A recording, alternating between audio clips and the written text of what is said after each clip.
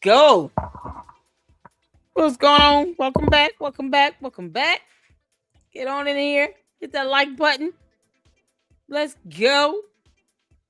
Thank y'all for tuning back in. Like I said, we had to split this up because I was having some lagging issues and all that good stuff. But now we back. We back. Y'all. So Milk Bar did 3 YouTube shorts, and then the body language guy did a video here. I have yet to see this. It's Candace Owens has become literally insane. Let me tell you something. Candace, you have people that study body language saying that you're insane. That's not a compliment for you, you dingus. That's a cause of concern. Someone should be dropping her off at a mental health facility. Candace should be 5150. Can't make this up. So we're gonna check that out as well as her last episode she did Friday, so that we can get all caught up. Because Candace, I said I'm keeping my foot on your neck, and I meant that. So here's what we got. Make sure you guys hit that like button coming in here. That like button coming in. Ready to get started on this. Thank you all so much for tuning in and hanging out with me, y'all. Listen, I'm still kind of high wired from being up for over 24 hours. Still kind of high wired on that, so might as well just keep the momentum going until I just burn myself out. Thank y'all so much for tuning in. I do plan on going live as well on my second channel, talking about a true crime case regarding Tyrone Davis Jr. So I do plan on going live. For those who can tune in later on, please do. It's kind of, on the second channel, more of the gossipy tea stuff. But with true crime, of course, you're always talking about somebody being hurt, harmed, or having their life taken, or anything like that is to be taken seriously. So, if you can tune in, please do. But in the meantime, you guys are going to get started. Thank y'all so much. Hit the like button, engage in the chat. I appreciate you all. We got this last episode. I heard this, Candace. You'll learn the hard way or the easy way. And it seems like it's going to be the hard way. So I'm here for it. But y'all, let's get to this. Thank y'all so much. Let's give some shout outs. S Files to my mods up in here. Thank you so much. Francisca, thank you so much for coming back and hanging out with me. Melinda wanted to mention Thursday's CO went collectively rage quit because that was her Yusef episode. Jay Witt was triggered and didn't want to participate. Candace Owens collectively rage quit? Am I reading that right? Jay Witt, he was like, I ain't read. Yeah, it's all about him. He'll just, say, hey, I'm not watching this before he'll watch it and let himself get upset about it. Like, and it's understandable. Candace is doing the most. Candace, you dumb demon. You're doing too much. You don't care. I wish she would keep that same energy when it comes to her getting hit with a lawsuit. Keep that same energy up. Let me see here. You said he rage quit on Thursday? Or Candace rage quit on Thursday? All right, it's about to say I haven't seen Friday yet. Jay Witt quit. Y'all see I got his channel up. He rage quit on Thursday?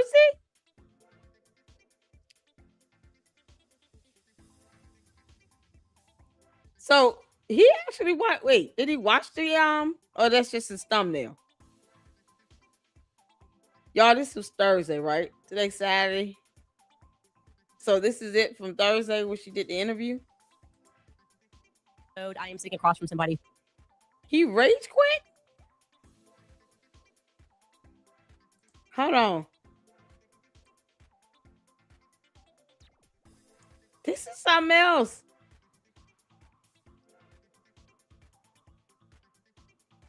I really had no intentions on listening to this episode, but I definitely This to hear that Jay went rage quit, y'all. Melinda really, how did I miss that? I have to go watch that. He didn't quit Fridays, but got very upset with the lady. Oh, wait a minute. So he got upset on Thursday, or was it Friday? Which one was it? That's the video I want to see. S5 said, Melinda, I saw the one where he invited the guy on who disagreed with him. What was that? Oh yeah, I did see that. I saw it on my other channel. Hold on. Y'all.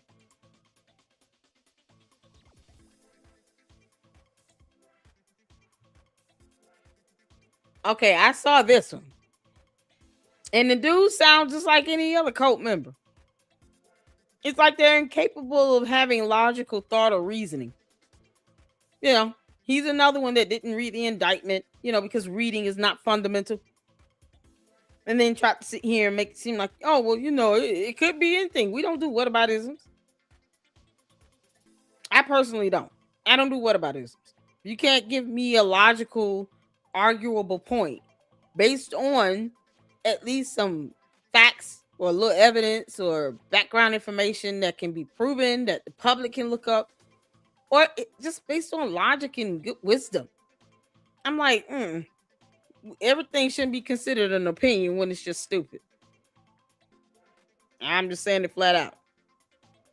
This was like an hour, 21 minutes, and this dude he interviewed proved nothing at all. But the hypocrisy of it all to say Candace Owens may have had something to do with Charlie Kirk's assassination and George Farmer. They get upset when you say that, but they okay with her accusing any and everybody. That's a cult. When you can't tell your cult leader that she's wrong, or you can't use discernment and be neutral, or at least vocalize when you disagree with her, you're in a cult. No one is mandated to believe somebody on everything. There's no way I would have the supporters that I have here in the LOC if I expected you all to believe everything I say and agree with everything I say all the time. I mean, hell no. No. I don't even want that. That's control. Like, no. I want people to be able to, come up with their own opinion.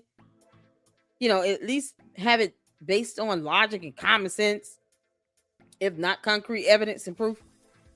But I still want people to have their own opinion and stuff. Now, when you get rude and disrespectful, you're just saying you know nothing, but yet you're telling me nothing about what you think you know. You're not producing any evidence. You're not producing any documentation. You're adding nothing to the conversation. To say you don't know what you're talking about. Anyone can say that. Bots say that all the time. We get these dumbass bots that repeat that same old stuff. They copy and paste the same comment. I mean, they're not even smart enough to upgrade a little bit what the bots are pushing out here, because they're pushing out the same dumb comments. That's why I don't pay that stuff anymore. But when you do stuff like this, you want to get up on somebody's platform, you better have some evidence, because Jay Witt don't play that. Yeah, he schooled that guy. He had to put him on mute a couple times because the dude kept over talking. Because he graduated from the school of University of Learning How to Debate Candace Owens style. He got his degree in horrible debating skills. She does the same thing. Let me overtalk, talk fast, talk loud, and then make sure you don't get in a word. While she still proves nothing. Doesn't even make a logical, arguable point. It's the same thing with this kid. He didn't say nothing of value. Chabu. He better than me. Okay, which one was it where he race quit? Which one was that? Yippee, I found you. I know, Angie. Welcome back. Why don't we gas? Shout out to my mods. Welcome back. Hit that like button coming in, y'all. Appreciate it. So I'm trying to find the regular line. Okay, cool. As long as you got it. They know about the churches being disrespected and that woman was purposefully being ignorant. Was that in the interview?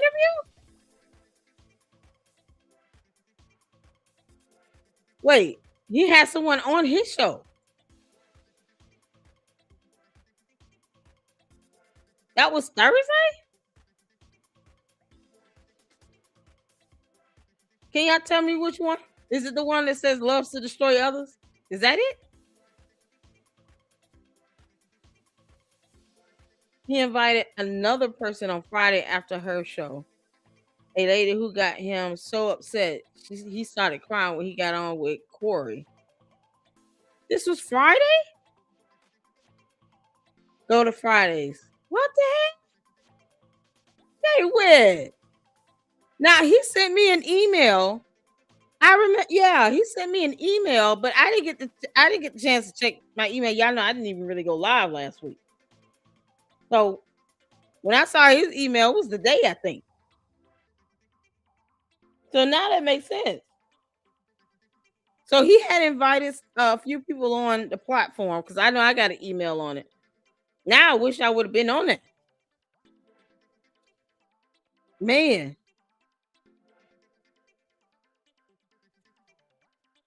you said it's 3 hours? I see one that's 4 hours. Let me see this one. You said on Friday, right?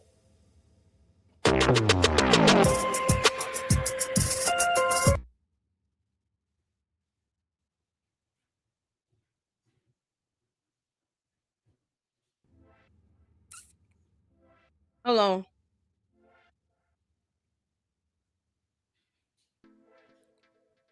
Okay. Is this the lady? I feel like they're my masters too, but no, Christ is my master. All right. Let's Wait, hold on. He was reading a comment. Yeah, I'm trying not to watch like the episode. I just so anyway, that's what we're gonna be welcoming on. Hopefully she'll be coming on shortly. And if not, it'll Oh, he read her comment. Okay, hold on. Y'all, this is something else. earlier today. It's my video on Don Lemon. Don Lemon is arrested. And in the comments, the young lady told me that I was wrong. And you can go check it out. I pinned it to the top. I just thought it was very insightful. Just lots of insight there. And she's been going kind of hard in the paint. And when I offer people, hey, you can come and share and we can talk just like I did with Peter yesterday. I got no problem with having a dialogue with people. I hope that people can see that. So this person, has been going pretty hard in the paint. Unbelievable and sickening. You are celebrating the arrest of two black people, two black journalists, please forgive me, that were doing their jobs, actually interviewing a pastor. He was previously exonerated by multiple courts, supporting more use of Trump's goon squad. You better stay in master's good grace. Shaking my head. And I said, well, how do I celebrate more? And he said, you can send Massa a thank you note for the continuous disregard for our constitutional and human rights. Okay. I said, girl, bye. The mocking will continue until morale improves. All right. Like I just so anyway, that's what we're going to be welcoming on. Hopefully she'll be coming on shortly. And if not, it'll be fine. We have a plan B. He better than me. I offered her, I said, why don't you shoot me an email? I'll finish reading this one too. It's good to know that you do not believe in the First Amendment and support constitutional rights for all races being stripped. It's sad to see our people of all people support this hypocrisy by the president. He is using the office to wage war on anyone he disagrees with. People are being hurt, terrorized, and losing their lives and freedom. All right. Well, thank you so much. Looking forward to this. Well, she shot me an email. So it wasn't just a troll. She shot me an email. So I figured she meant she was really, truly wanting to have a conversation. Want to have that good old dialogue. I'm always keen, always open to some dialogue. I like that. So that is it. I'll give her a few more minutes. And if not, we will transition. Okay, y'all make sure y'all hit that like button. Let's keep this video up in the algorithm. Subscribe to the Lady Luck Club if you have not. We're aiming to hit 50,000 supporters by March 31st, which is my birthday. So let's help me get a happy birthday, a blessed one, by seeing 50,000 supporters in the LLC. I'm going to be honest. I would love to migrate to doing this full time, especially with the second channel picking up some steam. So y'all make sure you guys are subscribed to both channels here in the LLC and the Lady Luck Club with Sweet Tea. Please make sure you subscribe there. And then, of course, engage in the chat if you can. Hype the videos up when they're done. That helps keep the videos up in the algorithm. Let's go. Let's get this going. on to another direction if we need to. All right. So that's what we're waiting for. And hopefully, I've been looking, I've not seen a Don Lemon. I haven't seen a Don Lemon mugshot, but if anybody does find one, dearwokec@gmail.com. All right. I appreciate it. Let me,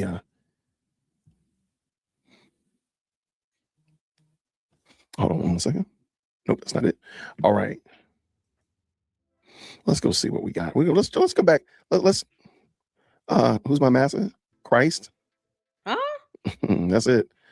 Sam.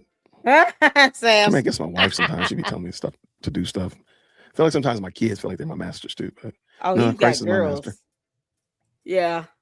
All right. Now those girls got him wrapped around. While we are waiting, this is a very interesting body cam. I don't know what happened. This is a very strange one. Guess what? Who's our guy there, Mr. Umar? Umar. Oh yeah. Yeah, he's a gift. Oh my goodness. Yeah, he's something else. But the thing is, while watching most of your video, sarcastic. And I was just taken aback because I just don't understand how it doesn't matter whether you like Don Lemon or don't like Don Lemon.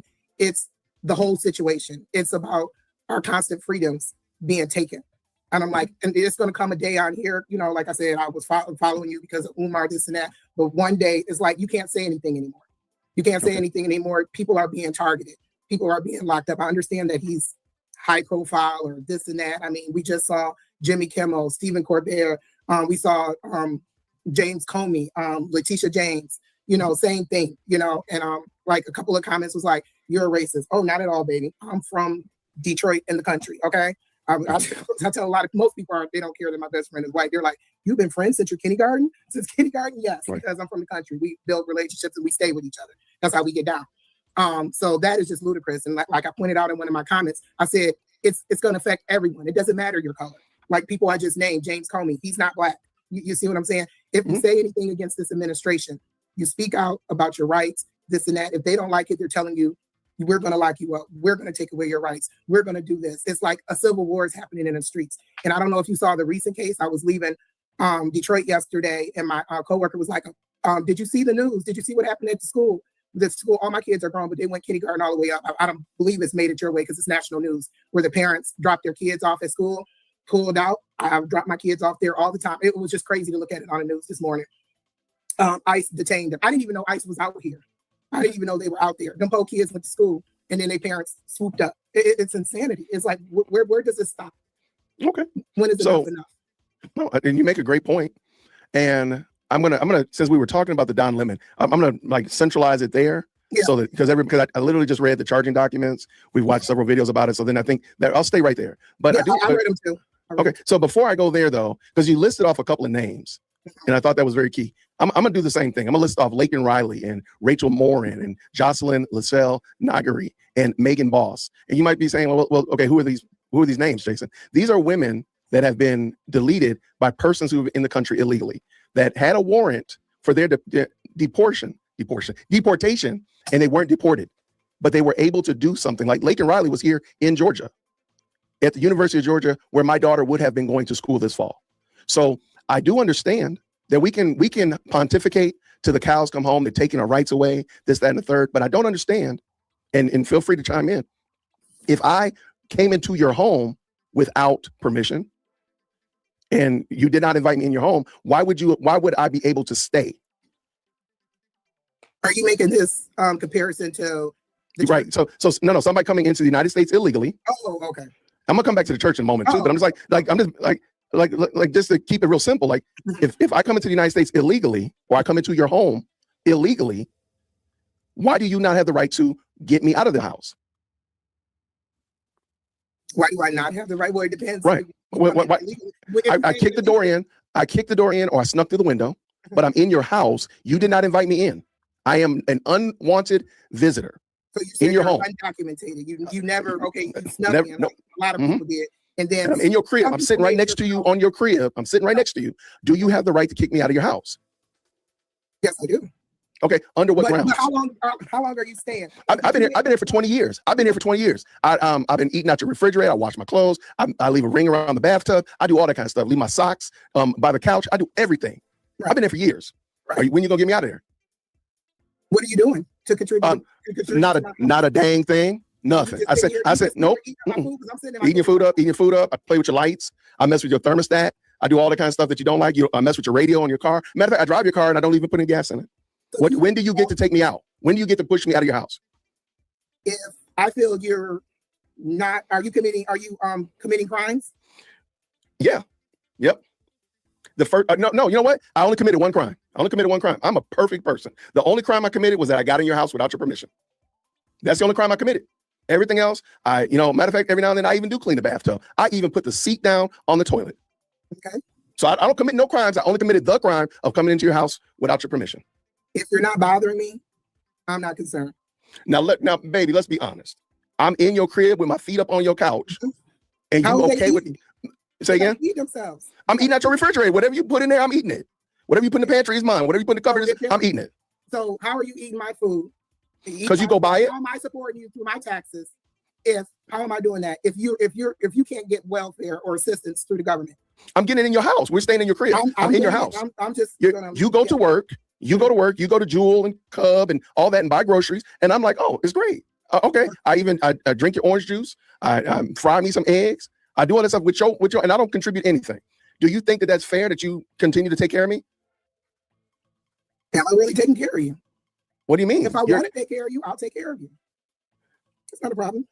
If you're not bothering me, if I want you there, you don't want. So you just, I told you I broke in.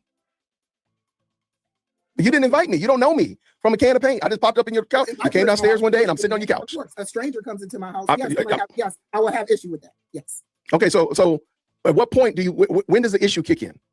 The issue's gonna kick in as soon as I see you. I got 2 pit bulls. Okay. Well, okay. So for whatever reason, you feel like it's okay if somebody's in your house that you jettison them out. Why do we not jettison people out of the United States the same way? No one came here. This who are we? No, we are talking about right now today. We can go theorizing. We can go back into history. But I'm saying like somebody who comes across the border and 4 years ago came across the border with the invitation from the former administration. Just come on up in here. And it's okay for them to be here? Yeah. Did they apply for their paperwork? Nope, they just roll up in here. Okay. I don't understand how they're going to get around this stuff with no documentation. But they've been doing it. That's the thing. You live in Detroit. You're not too far. I mean, you see them. Yeah. You see what's going on in Dearborn. You see what's going on in Minneapolis. You see, so you know that they're there, and you know they're doing it. So they're clearly doing it. They ain't bothering me. I'm 50 years old. They ain't bothering me. So let me because they're not bothering you, you're okay with them being in the United States illegally. I think that they should, like, what do you apply for? What do you call that? They haven't applied for anything. They haven't applied for anything. They're just there eating up your food, taking up your water. We got a lot of people that don't handle their business as deadbeats and this and that. Well, they should take care of their, get your paperwork in order. They should, but they don't. But they're not. But they're not. There's people that should be in rehab. There's crackheads walking around the place. So you should go get help. They don't.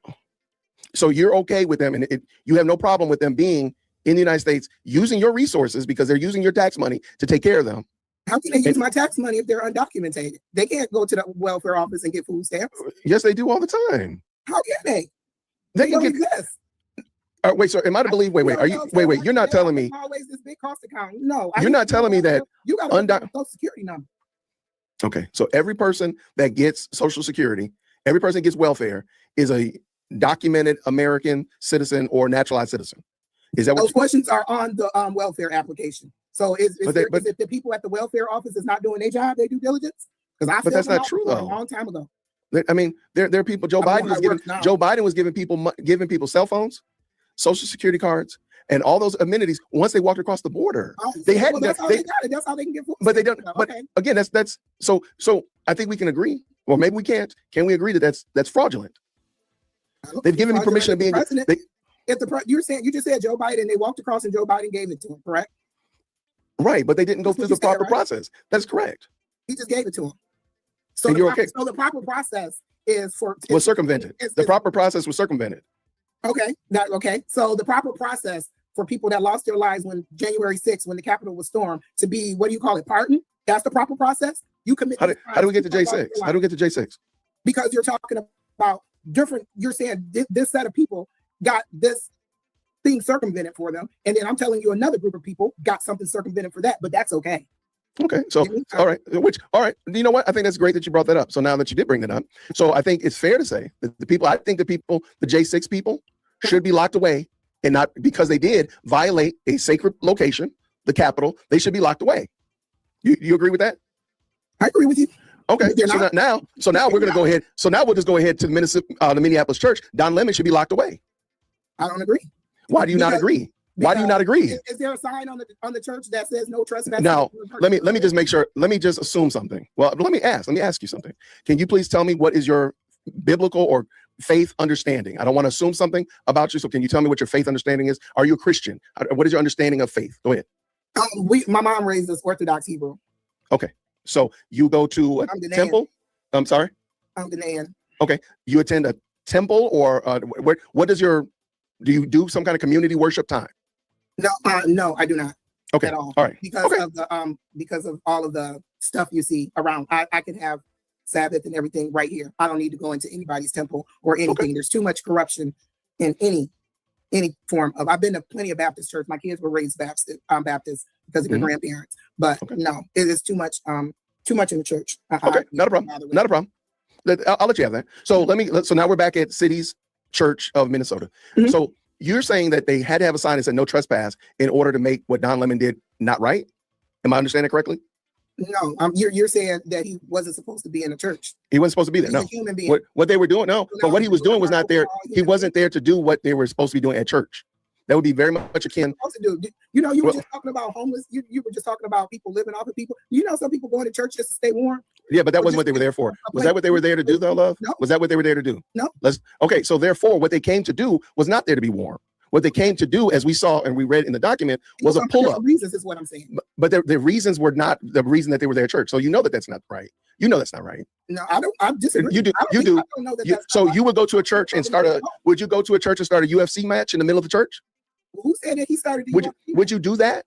No, but who said? Okay, why would you not do that? Is my question. Can I ask a question? Did you watch the video? Baby, I've watched 9 of them. I've ad nauseum. I've done more videos on this than probably most people. I know I've watched more than you did. Watch the video of, I watched Don Lemon's whole live stream. Okay. So back to my question. Back to my question. Would you go to a church and start a UFC match? No. Why not? I'm not going to church. Let's play along. Let's play along. Play along with me. Would you go to church and start a UFC match? No. Why not? I don't like to fight. I don't like drama. Would you go to church? Would you go to a church and expect? Would you go to a church and expect monster truck race at the church? No. Why not? Because it's normally a peaceful place. Okay, so when you bring people, and it's adorable that you said peaceful, because we're reading right here, these people meant it not to be peaceful. But you said they were there to do whatever that they were to do at the church. But the church you just said was peaceful. But what they're doing is not peaceful, akin to Monster Jam or UFC. So why is it okay that they did that? I would like to hear. So you're reading that, correct? Yeah, I read through the whole thing. I read through the whole document. You're reading what came out of Pam Bondi's office. We're not going to do that. We watched the video, though. Love. They wrote that up about them, too. Where is that? I watched the video. You believe what came out of that office is what you're telling me. You believe what's on that paper. No, I believe what I watched Don Lemon report. What you watched is on that paper. Hold on. Time out for a second. Okay. So are you trying to tell me that this is a lie? Yeah. Okay. But you watched the video. Am I correct? Yes, I did. Tell me what is on here that's not true. I think we have to go back up to 3. I don't know how to split screen. Okay, no. Tell me where.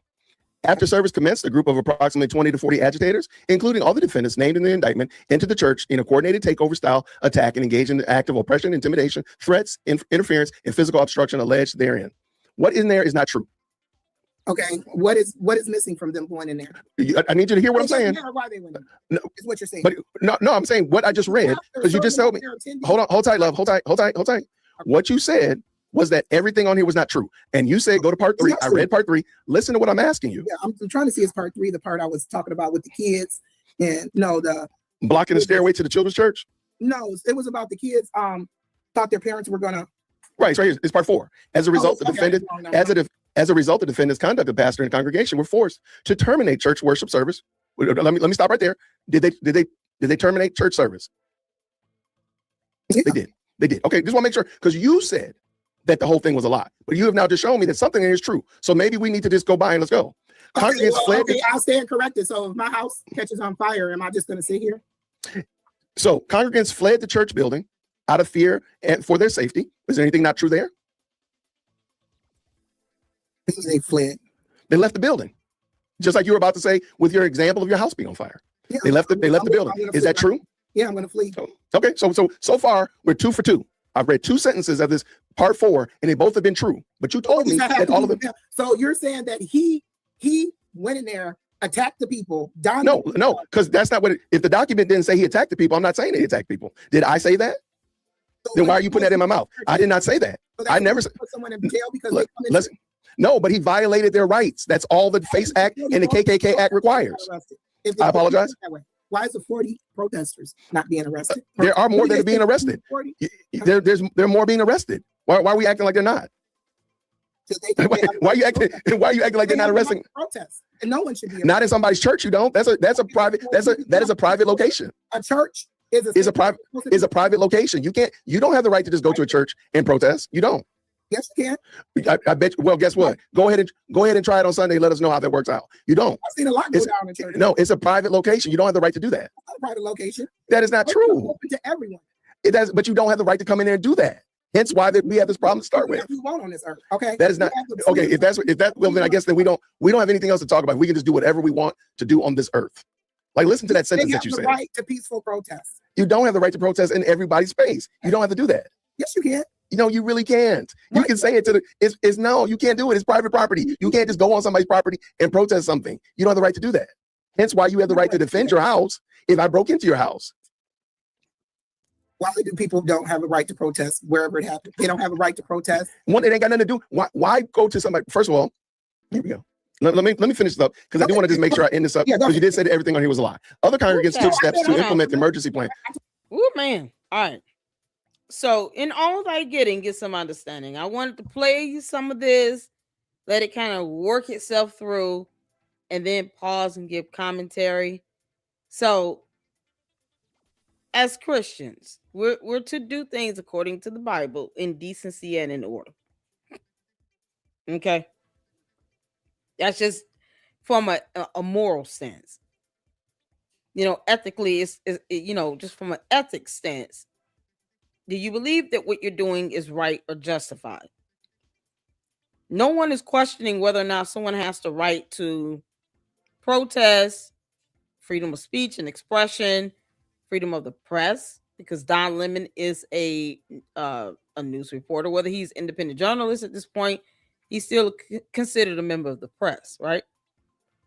But when you talk about legality, you talk about a legal right to protest inside of the church building itself. I mean, it was just a quick Google search. Can we bless God for Google? Put a 1 in the chat if you're happy for the ability to read and comprehend. Let's thank God for Google. Let's thank God for having the information we need to be able to find at our fingertips. Because sometimes it just simply helps to Google. Okay? So I simply typed in, do you have the legal right to protest in a church? And here you guys can see the legal right to protest in a church depends on several factors, including the location of the protest, whether permission is granted, whether permission is granted, whether permission is granted, and the nature of the protest. The nature of the protest. So what is the protest specifically about? And what style of protest are you referring to? Are we talking about just going in and sitting silently?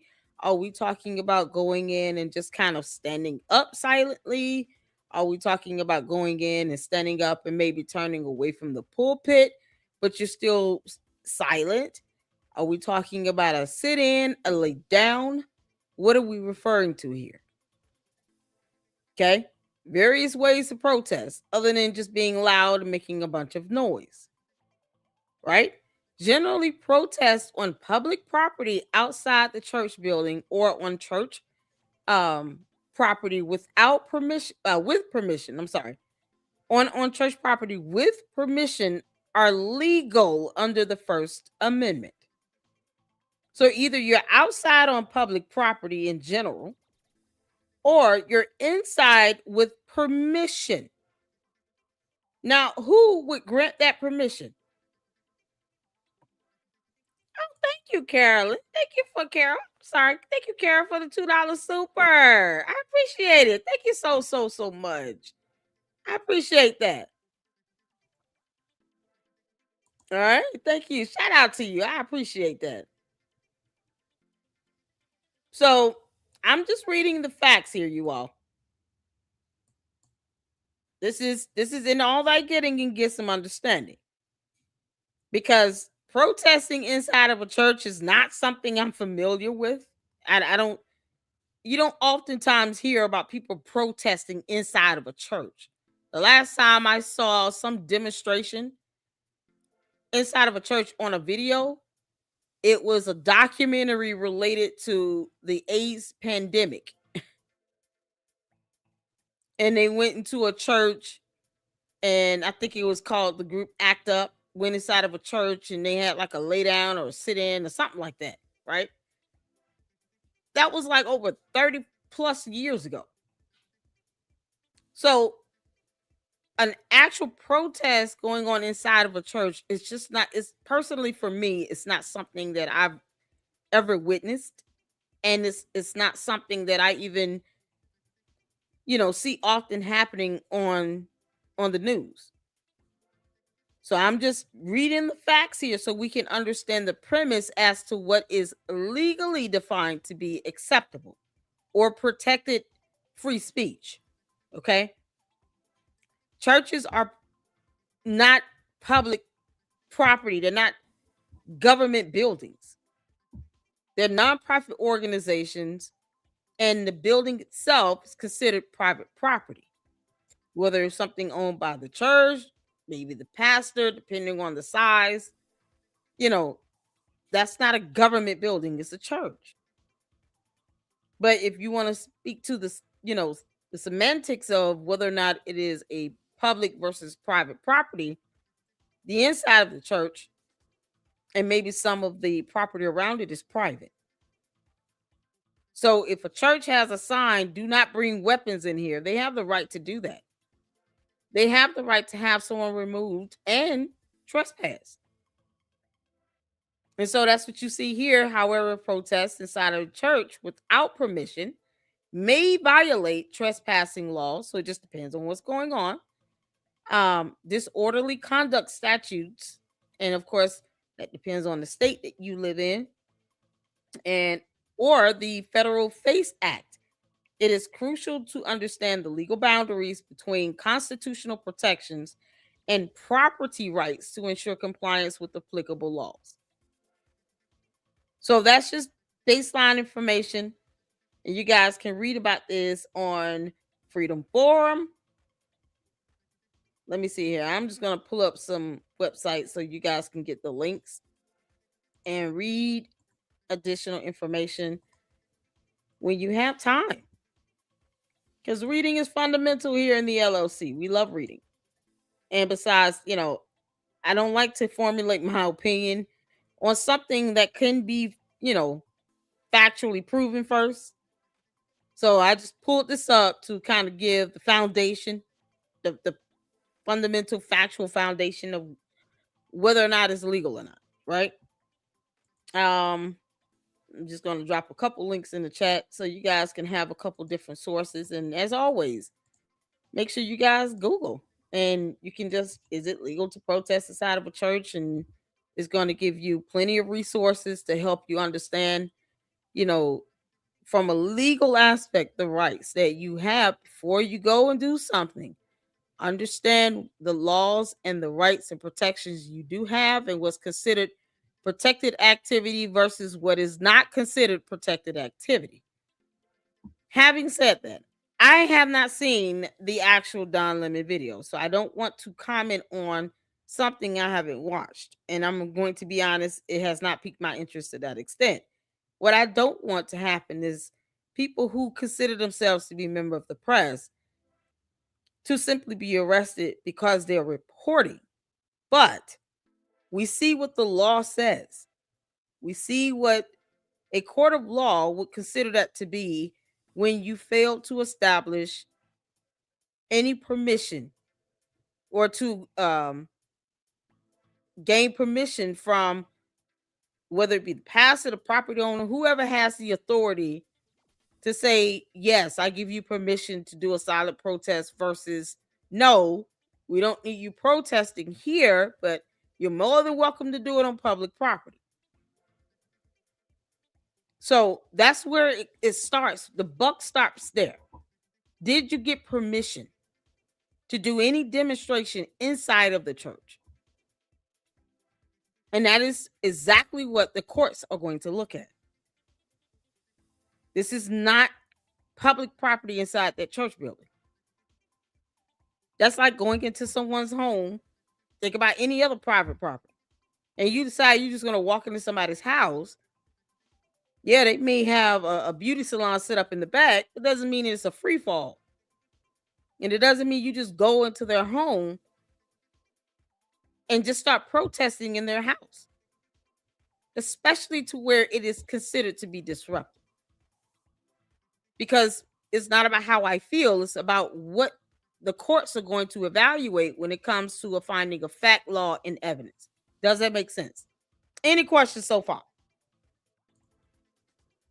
Any questions so far? And we got attorneys in here. Anyone that's, even more knowledgeable of laws and case law, please let me know. We all learn from each other.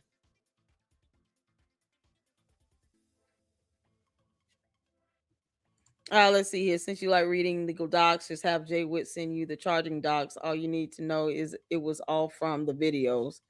Okay. I haven't seen them, and I didn't know that this was the topic of the debate. I thought he was bringing her up to talk about Candace, to be honest. I did not know this was based on his video about Don Lemon until we start playing it. Because Jay Witt is typically well composed. So for me to hear that he crashed out or something happened and, his emotions got a little high, that's unusual for me. So I just wanted to pull up the video to see what's going on. I hadn't even talked to him about this, so I didn't even know this happened. And I am going to reach out to him as well and make sure he's good. Let's see here. Poetry Princess said none of them had a right for their stupid protest and they should have kept that each somewhere else. C-Star said they interrupted the service. Oh, wow. So this was during service. It wasn't like in between service. So this was during the middle of service. Some more high Q groups. If you were going to protest, should have kept your butt on the sidewalk. Keep going because he gets so mad and raged on her. Oh, okay. You can't violate someone's civil rights to worship. Don Lemon was an activist and met with the protesters beforehand. He knew they were going to demonstrate in the church. Yeah, he should have kept it on the outside of the church. Yeah, they scared the children. I can imagine. So you guys see from the legal perspective, like the legal argument here and what, the prosecutor is going to bring forth to the court. I'm sure, of course, Don Lemon's attorneys are going to try to defend and argue that, he's a member of the press. He's a journalist. He went in, of course, they coordinated the actual demonstration. But my question would be, I'm sure Don Lemon has an attorney on retainment. Why didn't he just reach out to an attorney to say, okay, if we demonstrated inside the church, will we be good or should we just keep it on public property? Me personally, like I said, I wouldn't go into a church protest. I just wouldn't. I don't go to church to protest. You can protest outside on the street, outside of a McDonald's. I mean, you don't need to go inside of the house of God to protest. That's just how I feel based on my faith and my belief and respect for the house of God. For me, it's a matter of respect for sure. I'm not there to protest. I'm there to fellowship and to get, some sort of ministerial teachings from my pastor. A little bit of praise and worship, hear the choir sing, all that good stuff. Right? Not going to church to engage in or have to deal with protesting going on. You can deal with that on the street. And certain things are just sacred to me. So that is my belief and my opinion with that. Some may agree, some may disagree. Has nothing to do with politics. It's just about my faith and what I believe in and the purpose to which I go to church. All right. So that's my thing. That's my theory. Let's get back to this and see what happens. So you guys got the baseline information. Shout out to you. And I do have Jay Witt's shared his Google Drive, so I'm sure he's got the court documents there. So I will definitely go there and read after the live, because I'm just watching this truly to see what's going on. And yeah, this is new to me. I've never seen him get out of character like this. So let's get back to it. I told you I stand corrected. Okay, so I don't need to read this. I can go ahead and say that what you said was not right. Yeah, is that fair? That's fine. I stand corrected, and I used That's fine. the section wrong. I only read it over twice before. Okay, not a problem. As long as we know that, in fact, so my point here again, they violated the FACE Act. They violated the Conspiracy Act. So why should they not be in jail? Because people came running out of a church, is what you're saying? Pretty much. No, it's what the people did. No, it's what the people did. You can't be serious about this. No, it's what the people did. Question. I'm trying to make sure I understand you. Because people came running out of a church, people should go to jail. Let me, if you don't mind, tell me when I said because people ran out of a church, they should go to jail. Because if I'm not mistaken, the Jason that you just read, I didn't say that. Listen to what I said. I'll do it again. Okay. By the protesters entering the church and disrupting the worship service, they violated the FACE Act. They violated the conspiracy clause. Therefore, they need to go to jail. And we know that they hold tight to this because I said earlier, even as I said today, there are grandmothers who are in jail because they stood outside of murder mills praying, and they got hit with the FACE Act. Don Lemon cannot get past the FACE Act and the conspiracy clause. So now tell me why they don't get why he doesn't go to jail. I'm listening. He's not. A magistrate already they were running out of the church. Evidence. The Nexa court agreed with him. And now, like I said, once that typed up in your hand from Pam Bondi's Trump's office, this is federal now. The state has already the state of, I'm saying it right, Minnesota has already dealt with this. No. But Trump using his office, uses the office to attack people that he doesn't like. And it's not just brown people. So for the comments earlier, it was all about black people. No, I said all people. We've already named Jimmy Kimmel. We've named Stephen Colbert. We've named James Comey. Last I checked, they ain't black. Okay? You're not. You use the presidential office to take aim at who you want to. And that circles back to the January 6th people. All those people came running out of there. People were unalived in that. How many were unalived? How many? The number varies. Some got unalived, the officers, but then remember there was how many? One or two more. You may remember. Is it one or two more? They were so traumatized they committed suicide. Do you remember that? The January 6th officers? Look it up. Yeah, there was one or two that committed that unalived themselves. So I'm not trying to be coy about it. I'm not trying to be like flipping about it. But you said 2 to 3, if I understood your number correct, about 3. I listed 5 women that have been assaulted and unalived by illegal immigrants here in the United States, and you didn't bat an eye. You didn't even shed it.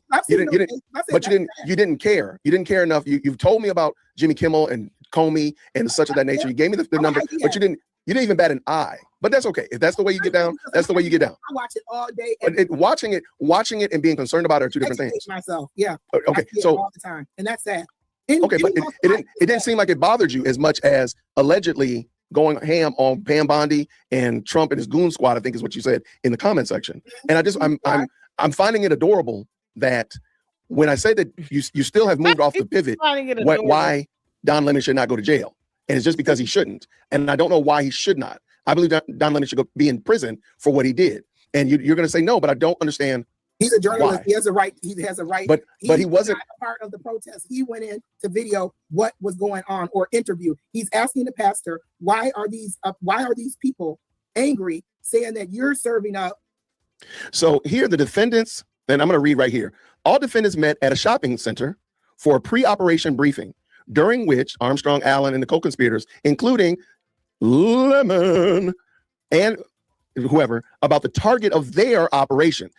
Thank you, Pat Brooks, for the 1999 super. Shout out to you. How you doing, honey? Hey, Lady Luck, the pastor asked them to leave also. The house of the Lord is nowhere to protest or show violence, in my opinion. Great catching another live. Thank you. Thank you so much. And I share those sentiments as a Christian and as someone who grew up in the church. I don't want to go to church to have to, be face to face with protesters that I haven't seen the video. Maybe I guess we should watch the video. We'll watch it after this because I need to see the video, I guess. Does he play it here? This is 3 hour, 10-minute mark. Does he play the video here?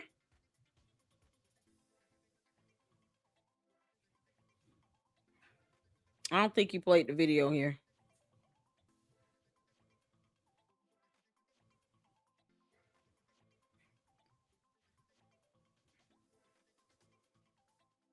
Hold on.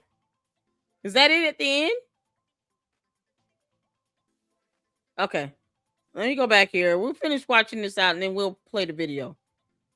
Because that'll help me just with context. But despite that, aside from that, spiritually and morally, I don't go to church to end up being forced to engage with protesters. I'm not there for that. So there's nothing wrong with protesting. I just wouldn't do it on private property. I wouldn't do it on private property because that is the risk you take when you're trying to demonstrate. I would have to ask, how would anyone feel? How would this lady feel? I don't know who this lady is.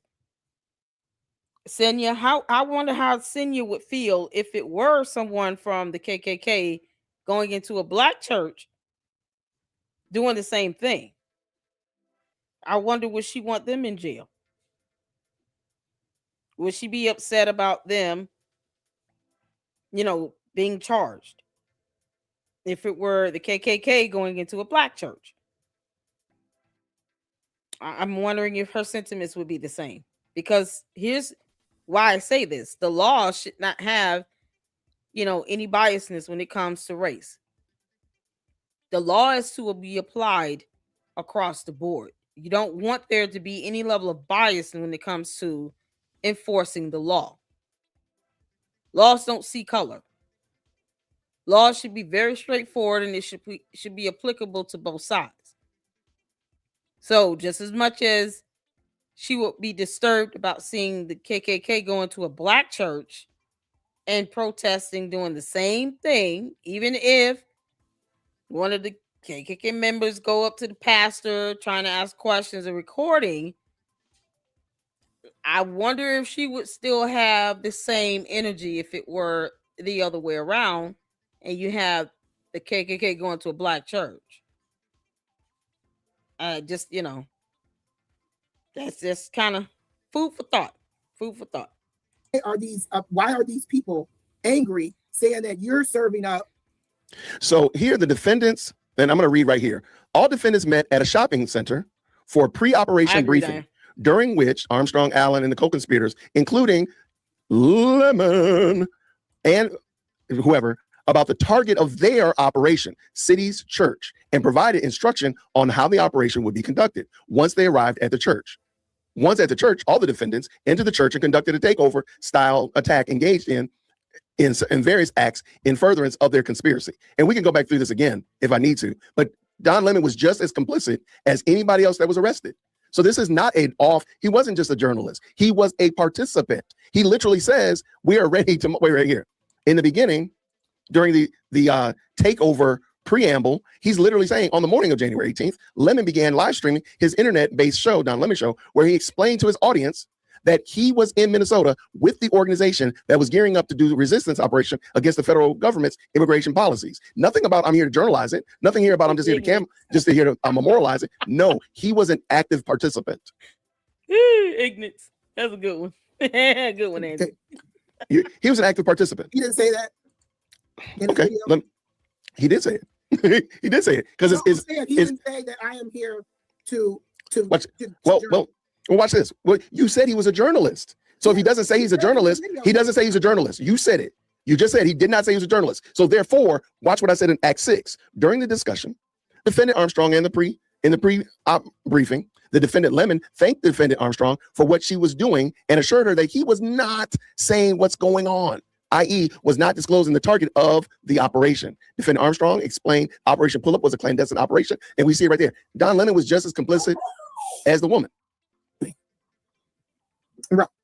So what's the purpose of the law? So he did not. Okay, go ahead. What's the purpose of the law if we're not going to hold to it? I don't know what you saw in the video.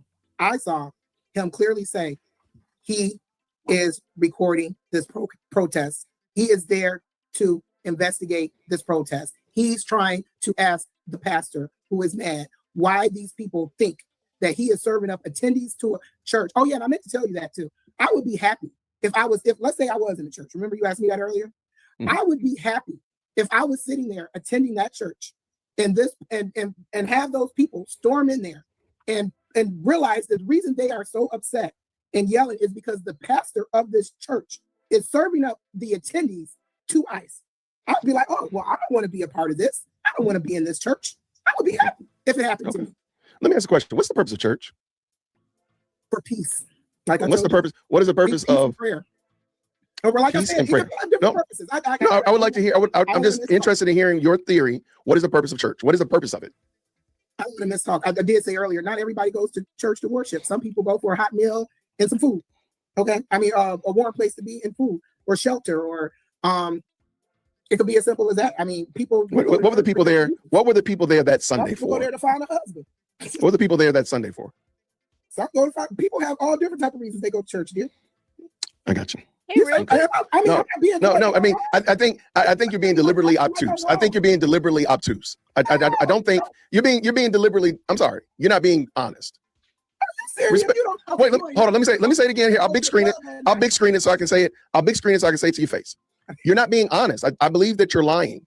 You know that the purpose of church is to gather to worship God. Whether you participate in it is not the argument that I'm making. You know good and well, because you already said that your children were raised Baptist by their grandparents. So you know more about church than you're letting on. And I do believe that you're being dishonest about it. And it's okay if you want to go ahead and move in that direction, then you're doing that. You're not being genuine. I know a lot about church, and I told it to you, and you was like, I agree with you. You're giving me this social contract. Oh, they're there for a hot meal and a warm biscuit, and they're there to find a love interest. You know good and well that's not, because my question was, what is the purpose of church? God, wait a minute, y'all. Yeah, a hot meal and a warm biscuit. That southern accent came straight on through, Deacon. I'm sorry, y'all. I'm trying to lighten the mood because I just saw y'all comments saying, here's where it goes downhill. I guess I'm just trying to lighten the mood before we get full-fledged into that downhill moment. Oh, my God. Well, that southern accent came straight through here. Them grits and the cheese and the butter grits, salmon, shrimp cats, and all that. All right, let's go. Not what are people using church for? Because you can say the same thing about LA Fitness, what you just said. You can say the exact same thing about Cub Foods. So stop it. Yep, some people go to the gym to find them a man. And that's my point, but that's not the purpose of the gym. And you know that. I'm sorry. Okay. I'm sorry. Respectfully, you know that that's not true. You know that. But people look at her video. Do you hear what I am saying? So you want to know the definition? No, I just want you to be honest and say, yeah, people go to, all you gotta do is say people go to church to hear, people go to church to pray and hear God's word preached. That was been fair. Answer the Webster's definition. What is the church? Okay, go ahead, do that then. But I know the foolishness that came out your mouth wasn't necessary. No, what you said was silly. You know that was silly. You just said your kids went to the Baptist church with their grandparents. You know, but you know more than what you said. Well, watch this. Let me ask you this question. Did your kids go to church? I see. Did your kids go to church for a warm meal and to find their husbands? No. then stop acting ridiculous. Because the fact that you are okay with Don Lemon and that cadre of fools to bust up in somebody's church, and you go sit there and tell me something about Pam Bondi and Trump and all this other foolishness, you're smarter than that. I don't know you from a can of paint, but I know you're smarter than that. And you're just being silly. You're being silly. And you're too grown to be acting like this. I'm sorry. There's no other way I'm going to say it. I apologize if that hurts somebody's feelings, but you're a whole grown woman. You grown. And you're acting like this. Sit there and say, oh, it's fine. And they came up in the church and blah, blah, blah. I'd be happy if they did that. You would not. You're a liar and the truth is not in you. You're lying. And you need to stop. Just stop it. Say that Don Lemon is wrong. The other co-conspirators are wrong. And we good to go. You don't have to come up in here saying all that dumb stuff about, I don't even know what the dumb stuff you were saying because it was so doggone stupid. I'm very disappointed that you came in here saying that stuff. You could do better than that. You are better than that. I'm so sorry. And if you don't think you're better than that, then I think more highly of you than you do. Sit there and tell me what the Webster definition of the Bible of church is. And you sitting here living in Detroit. Y'all got a church on every corner. Y'all got 4 churches stacked on top of each other. And you know what a church is. I'll be ashamed of yourself coming here telling me that foolishness. Deacon. That's a sin and a shame that you would even say that stuff. You ought to be ashamed of yourself. But you know what? I still believe better for you. I still believe better for you. You just don't want to be honest. You don't want to be honest. And I'm sorry. Just go on somewhere, kick rocks. I'm sorry. And if you want to stay in the green room, I'm gonna finish ranting.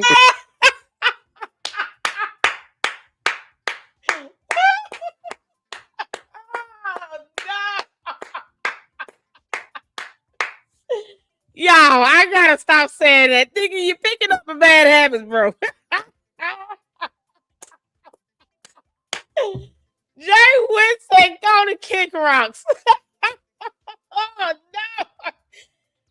Oh, whether you agree with him or not, you gotta admit that was funny.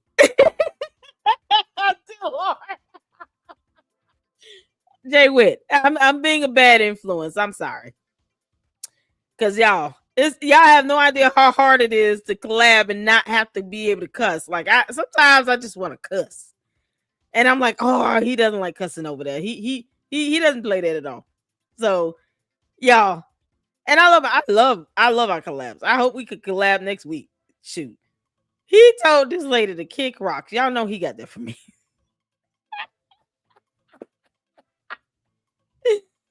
Oh, if he say kiss my ass, that's it. I'm gonna have to make some changes in life. If Jay Witt says kiss my ass, I have to make some changes in life. Okay, I just want y'all to know that. And then I'll bring you back. If you don't want to stay, I am not mad at you. You got my email. Hit me up on the email. I'll give you all the details. Don't sit there and waste my time telling me that stupid stuff. You sat there and watched them desecrate somebody's church, and you're like, oh, it's okay because they did it nice. But if they had done it to a black church, you'd be out there rioting and acting a fool. Oh man, this is epic. No sense. Yeah, I see. No. I'm sorry, y'all. That don't make no sense. Come on, Deacon. Y'all, green hearts in the chat for Jay Witt. So because mad. I expressed to you what I've seen around the church. Some people go in there to pray. Some people do. Some people catch the Holy Ghost. All of that. You're right. I've seen it all. I've seen them go to the club, come out. I'm telling you what I've seen, and you even know it's to be true. So why are you attacking me? Because what I know, people do different stuff at the church. Can I answer that? Because you're a whole liar. You know good and well the primary purpose of church is not for people to go up in there because they went to the club yesterday. You know that. You can. Then why didn't you say it then? You didn't say it. That's the part. No, I know people that don't drive safely. That's not the purpose of a car. I know people that put sugar on grits. That is not the purpose of grits. Okay? So stop acting like that. It's infuriating to watch a whole grown, beautiful black woman act like a total retard. You know good and well that man was wrong. And if you got a problem with him, my name is Jason. You know he's wrong. And you got the I've never seen this side of him. I have never seen this. Have y'all ever seen him go off like this?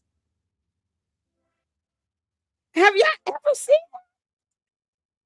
Yo, when I tell y'all, me and him are like brother, sister, I got his number and we talk often, and I have never seen this. At all. Wow. Wow. Yo, when I tell you he keep me on the straight and narrow. When I tell you, I mean, I'm serious. He does not allow profanity a little bit. You think my comments, listen, the candy ass cult members, y'all think it's something over here. You go over there, you can't take that foolishness over there. You can't take that foolishness over there. You go over there to his chat with all that nonsense half of y'all be saying, he will boot you out. You can't make this up. He is mad. I have never seen this side of him. I have to admit, it's quite refreshing to see his passion. Because I wish he would have said this to that other dude. He should have said it to that little clown that was sitting here talking about Candace Owens said this and that. Like that's a fact. Don't give a damn what she say. What did she prove? Nothing. You can't make this up. Man, oh boy, this is something else. All right, Deacon. All right. Oh, y'all get ready to pass the collection plate. Close the doors. Close the doors. I said close the door. I just had to put that out there. Audacity to sit here. I don't care if you don't go to church. If you're not a Christian, that's okay. As Paul said, I want you to be like me. But what I don't want is you to sit here and lie and pretend like, I don't know what the purpose of church is. I don't know what this cup is. Do I hit it on my head? I don't know what to do. You're smarter than that. I know people go to church for different reasons. I don't give a doggone. You know that's not what the purpose of church is. I know people that drive their car too fast. I know people that wreck their cars. I know people that don't do things right with their cars. You know, just like I know that's not the purpose of the car, which was my question to you. What is the purpose of church? That's all I ask. And I don't care. In Detroit, in Atlanta, I'm sorry. Church is church. People gather to worship and hear God's word. And you know that. That's the part that is infuriating. Because you know that part. And so you would rather shook and jive and dance around and make up all these other narratives instead of saying, yeah, they were wrong, because the people would gather in church to pray and hear God's word and sing. That's all you had to say. But you came up in here with a story that's infuriating. Okay, excuse me. How do you feel about, while we're on Detroit in churches, Pastor Winan? He's a fool. Marvin Wine is a fool. The lady came up there. What did she come up there? She was a dummy for participating in that dumb stuff. I know about perfecting church. Marvin Winans, Creflo Dollar, Ed Alone before he died, Joel Osteen, Kenneth Copeland, all the televangelists on TBN, fools. I said it. Every prosperity preacher, fools. I said it. I am the queen of YouTube. Come see about me.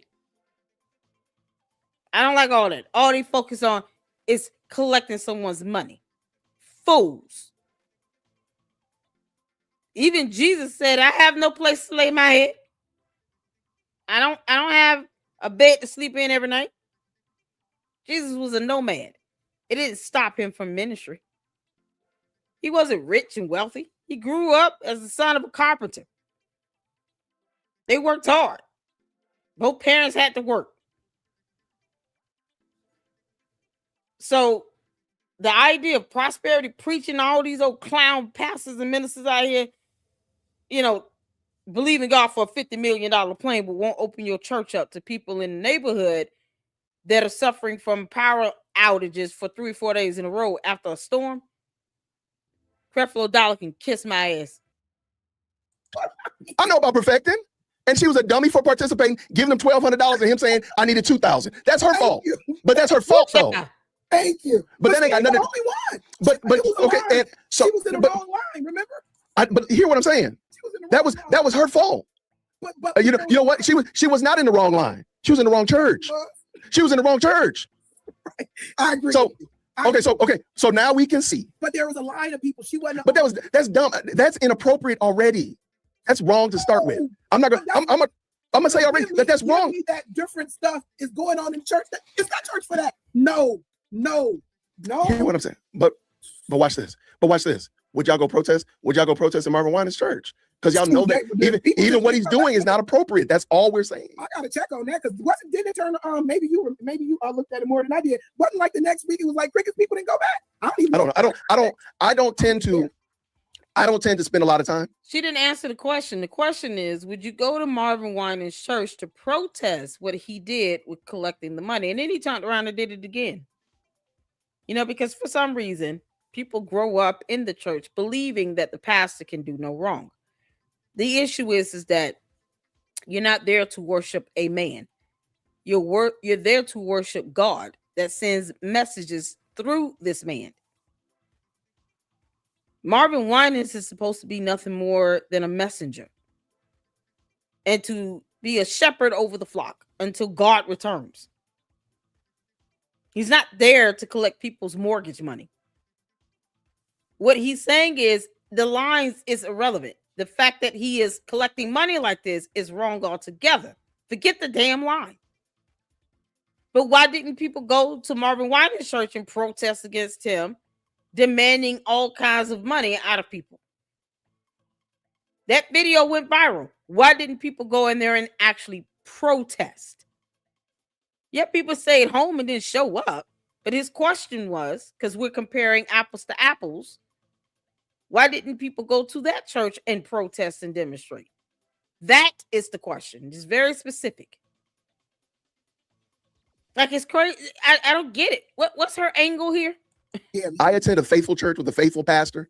I am a deacon there. I have a lot of responsibilities to concern myself with the congregation that God has saw fit for me to serve. So though I do pick with other churches and such of that nature, I don't have a lot of time to do this. I didn't go follow up with what happened the following week at Perfecting Church. I don't follow up with Marvin Sapp saying this dumb stuff or whatever like that. Even Jamal Bryant here in Atlanta, he's a pure fool. But my point is, because they do church wrong, that doesn't mean that what city's churches was doing wrong. And matter of fact, I don't really want people protesting at the churches that are wrong. I don't think it's appropriate if they did that at Marvin Winans' church, which I just said Marvin Winans is wrong. I would not support them rolling up on Marvin Winans' church, disrupting his service. You gotta be. That's inappropriate. They can stand outside. Now watch this. If they want to stand outside and hold signs, I think they should. There was a white pastor here in Atlanta who went to Jamal Bryant's church, Stillbirth, and he went into the lobby and he preached hellfire and brimstone. He preached extreme. He was very clear, very articulate that Jamal Bryant is out of order. I don't think he should have done that. As much as I thought he was on the nose, he was right. He was hit. I don't think he should have done that. Even though because he usually stands outside their church and protests, holds up signs and a megaphone. He should have done that. I think going into their church was inappropriate and it was trespassing. You don't have to have a sign that says, don't come up in here raising Cain. You don't have to say that because I mean it's private property. If they don't want you coming up in here doing a rock concert in their foyer, you can't do it. You can't just say it's private. I got freedom of expression. You can't do that. So back to my point. He's not welcome at the church. He's not allowed to walk through the church doors. And do what? Nope, that's not it. Nope. If he wants to come in if he wants to come in and be a participant, I'm sure they probably wouldn't have a problem with him. But he wasn't coming in to be a participant. He was coming in to, and again, I don't think that what he was doing was wrong. It depends on what his definition of participant is. If you feel this person is scamming these members or you're just out of order and you want to get up on stage and tell it to everybody, because like I said, I stand by what I said. If I was a church, I was a member of that church and I did not know, like you just said, you have a great relationship with your pastor. I mean, you know what type of ethical person that he is and this and that. Didn't you just say that? I did. I was going to this church and this is what I'm getting here. Correct me if I'm wrong. They find out that this pastor is serving up members to the church, and I stand by what I said. I'm like, oh my God, I didn't know that. I mean, you're more closer with your pastor. You know better. You're like, oh, this prosperity pimping. Of course, you're going to this church and you're saying what? You're giving these attendees to ICE. People are being people that don't even have, not even supposed to be with ICE or not a target of ICE are coming up unalive. There's two who's coming up, to be honest with you, in case you ask me. I have not watched the second shooting. I have PTSD from the first shooting of Renee Good. I have not watched the second. I can't bring myself to do it. I have PTSD. It is okay. I don't think we should normalize death. I don't believe we should normalize death at all. I don't think we should make it something that we just go watch. Oh yeah, let me go watch it. No, I watched it only because I did commentary on it. But let me talk about the thing that you're discussing. Why is because a pastor in the church was a director at ICE, he can't worship God freely with his congregation. I don't know where you're getting the idea that they're serving up members to ICE, but I don't know that story. And maybe somebody in the chat or somebody can help me out later on. I don't know. Like he's like, I know Jim Bob is illegal, so I'm calling, hey guys, come pick up Jim Bob. I know where he is. Like I don't think that happened, but if it did, then that's kind of grimy. But it is what it is. But why can't somebody not have a job? Because it don't look like the congregation was that big, so they're probably not paying them that much. When I looked at it, I think they have 3 pastors and 4 elders. They're not making a whole lot. I'm pretty sure of it if I'm looking at the size of their congregation. So the man does have to have another job. He has to be bivocational. So he has a job. ICE. Yeah, is that bad to work for ICE? You said you work in accounting for the city of Detroit. If I think the city of Detroit is bad, does that mean that I can ransack and harass you because you work for the city of Detroit? No, I work as a developer, dear. I don't work for the city of Detroit. I work in buildings. I'm on that team. Wait, I'm sorry. I'm sorry. Say it again, and I apologize. Say it again. I'm a cost accountant in development. I work for the biggest developer in Detroit. Got it. Okay. All right. So if I think that the biggest developer in Detroit is bad, they're low down, they're taking people's houses, they're doing eminent domain and all this kind of stuff like that. Is it okay for me to harass you because you work for them? No, the answer is no. not mine. Well, no. I mean, like target Maybe you. should look up whoever the billionaire. But no. But hey, a director of ICE. I mean, he's not the highest man on the totem pole. So I'm gonna just say, like, would that be okay? And this is like a yes or no. Of organization. Because the organization is bad. These people have been unalived by this organization. Do you want to? Ain't that what you're asking me? No, I'm not saying no, anybody. No, he's not. Let's say I did. I work for a slumlord. I work for a slumlord. Let's go. Oh, child, no, girl. I don't have the temperament or the patience for stuff like this. I really don't. He asked you if the company you work for, let's say they're corrupt and they're doing horrible things, and you work there, and they were discovered that they were messing up and taking money, whatever, blah, blah, blah. Right? Just throw all the charges in there. Would you want someone to come for you directly because you work there? That's the question. Did she not understand, or is she just gonna keep every time he asks a question, is she gonna just pretend like he didn't ask? How dumb is this going to get? God, it's the hypocrisy for me. Okay. Which I don't. It's just. I'm sure they're probably good people. That's fine. I'm just doing it as an example. I just want to make sure I understand it. But that's what I'm saying. These people, ICE, we have seen what has occurred over all of these months. We have seen the terror, the dismay, the kids, the one. Oh God, I think one of the worst ones is that 5-year-old. You did the 5-year-old. You did the 5. Oh, honey, I had to watch this video. They told me you went off. I heard you tell that woman kick rocks. Jay Witt. Y'all, shout out to my brother in Christ, Jay Witt. What's going on, honey? Y'all, and Francisco said, Don Lemon, I have not seen the video. So we'll check that one out right after this. Because I haven't seen the video at all. I have no idea. When I say I've been buried in work, Jay Witt, and I saw your email today, so I apologize. It was late.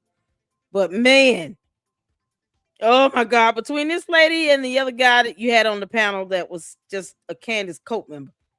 Ooh, I don't know how you do it. You got the patience of a turtle dove, honey. This is madness. She's dodging every single question. It may not be, but you human. Listen, I told the Luxters, I said, listen, if he says kiss my ass, I know I'm gonna have to make some changes because that's rubbing off on you. You got that for me. It's how you can blame it on me. Y'all, I said kick rocks because Lady Luck Club says it, and it just rubbed off. Yeah, wait. Because I told him, I said, I can't even cuss over there. Chapu. I have never, oh my God. I was like, this, I understand because I just got through yelling a little bit. Because I'm like, what is she not understanding here? Why is she intentionally dodging questions and shifting around with the topic? It's hard to even follow the conversation with her because she's just switching up gears every 3 minutes. Every time you ask a question, she dodges and deflects from it and then talks about something else. It's like, girl, watch out. I don't know how you did this. Oh, yeah, Jay Witt on the he on the vertical stream. You can click on the normal one, bud. Yeah, okay, let's get back to this. And we'll watch the because I know you said Marianne Lawrence live. We'll catch it after we finish this one up, and then we'll go over there and pull that video because I want to see it. 5-year-old. The woman that was disabled and was trying, they told her to move her car. She tried to get into her doctor's appointment. I forgot what that woman had. I don't know. I don't know why that would tear me up so bad. She was like, I think it was something bad. And she had to get into the doctor's office. And they dragged that woman. That woman is disabled. And would I be a part of something that's doing that to these people? Hell no. I will go out and sell, you know what, on the streets before I work for somebody like that. Got you. No way. Got you. And then you're going to stand in front of the church. No. Okay. No, I appreciate the passion. And my mother is a polio survivor, and she still drives.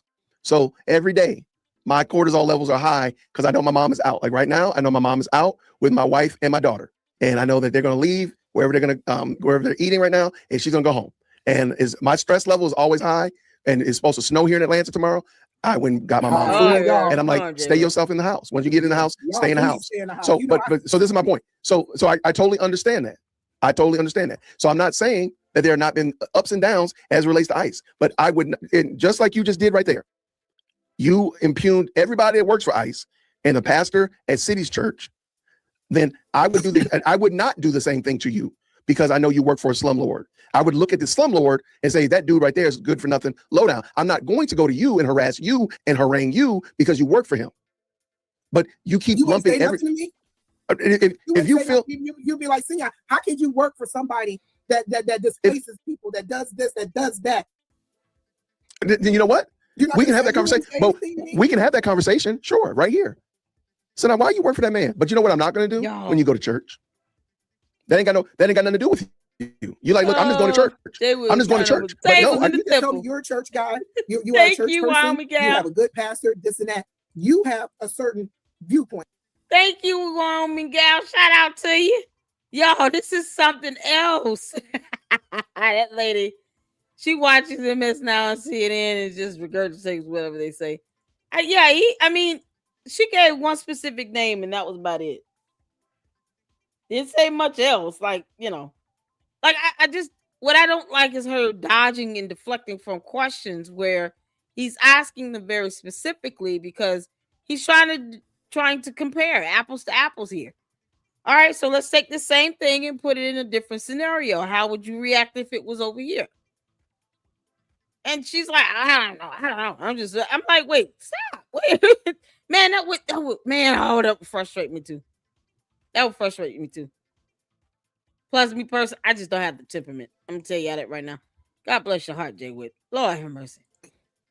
Of this, where you was like, oh, I'm not gonna cross that line. I'm not gonna cross that line.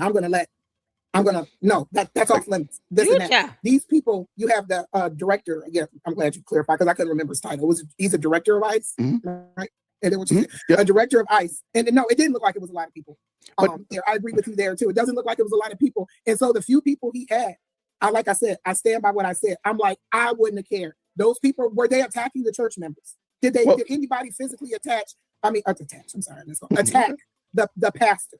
Do they have to physically attack him? Or is it, I'm just wondering, I just want to make sure I got it right. Do they have to physically attack them or them yelling in the faces of children that your parents are Yahtzees? Which one is that bad enough to yell in the faces of children? No, I watched that white man that look all scraggly, look like the Lorax. He's yelling in the faces of children. Your parents are Yahtzees. How does it feel that your parents are Yahtzees? I don't think you need to put your hands on a child to hurt a child like that. I'm saying Yahtzee because you're not supposed to say Nazi on YouTube. Okay. I'm just. So now you got me. Thank you. Now you got to send me cash up because you got me. You didn't tank my whole channel. You didn't tank my whole channel because of it. Thanks, friend. I just didn't understand. I don't want. No. I'm gonna read it here. I don't know. Okay, I got you. So, but he's yelling. Okay, here it is. So again, you say that it's okay to do this. This is not. This ain't God's house. This is the house of the devil. Here it is right here. This is the guy, the Kelly guy. He disrupted the service by chanting, "This ain't God's house. This is the devil. This is the house of the devil." Approached one female congregant who was with 2 young children and demanded to know in a hostile manner why she was not involved in the supportive of the takeover operation, and screamed Yahtzee in the congregant's face and asked the child, "Congregants, do you know that your parents are Yahtzees? They are going to burn in hell." So this is stating what protesters said. This is Kelly. This is that wild white guy. If I need to, he was the one with the. Yeah, but no, he was at Wild One. He was. I can find a video of it if we need to watch the video. But I mean, I think you know what I'm talking about. His hair was kind of long. Yeah, I mean, he's the only white guy that got arrested. Yeah, I think I know what you're talking about. Mm-hmm. So okay, so my question then again is that appropriate? Again, why can't the people not go to church, worship God, and then we'll go back outside on the street and we'll duke it out on the street? Like, why is the church not okay for them to say, you know what, this is the time for them to gather? Maybe they'll hear God's word and feel convicted. Maybe the people that are immigrants, that are illegal immigrants, will feel convicted and say, you know what, I need to leave. Whatever. But why is it not okay for them to just go to church? I just want to know that. It is okay for them to go to church. And so you're saying Don Lemon and all the rest of the people at the top of the page there. And I forgot. Oh my God, what is the other journalist name? The black lady. She's not a journalist. She's a lawyer. Lawyer. Armstrong. Yes, I'm sorry. Thank you. Yes. Her last name's Armstrong. Yes, lawyer. Yeah. So it's yours. So this context that's being said is that they assembled this mob. Lennon, the people at the top of the page there, everyone listed, they assembled the mob, stormed the church, is what you're saying. Mm-hmm. And they made these people, gathered up these people to go yell these things at these kids and parents and whatnot. Yeah. Let me. So it's not just me saying it. Let me just go ahead. Let's let them say it, and then we can see if you feel like this is the right behavior if somebody disagrees with where you work, the ideology and the philosophy of your employer. Okay.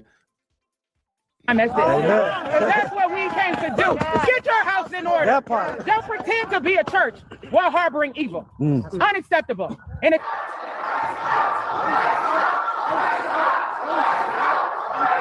we played here. This is what community looks like. Tell me what community looks like. What community looks like. What community looks like. What community looks like. This is what community. I mean, this is ridiculous. If God support ISIS, if Jesus support ISIS, and we don't either. But this is our gospel, Lord. We're trying to come here and praise in His name and worship. We should go up there and tell them we should go up there. And that's the guy. He's holding the camera, so we're hearing him say these things. What are you saying? Hold on. I understand that what is happening is wrong, and I agree with that, but this can't happen. This is the house of the Lord. To do this is unjust.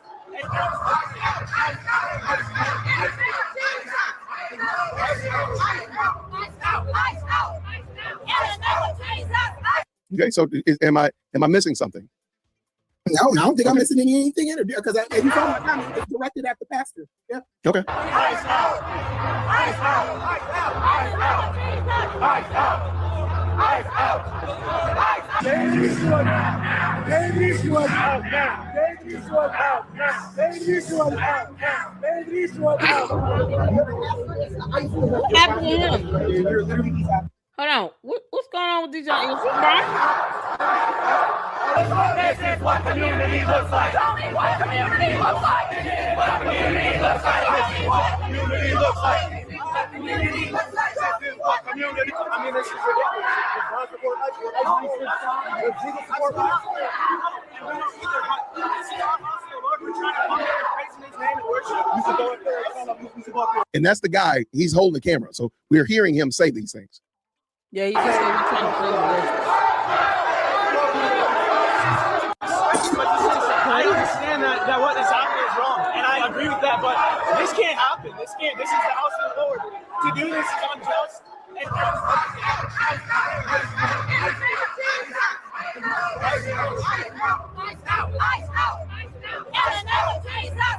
Okay, so am I missing something? No, I don't think I'm missing anything in it because if you saw my comment, it's directed at the pastor. Yeah. Okay. Ice out. Ice out. Ice out. Ice out. Ice out.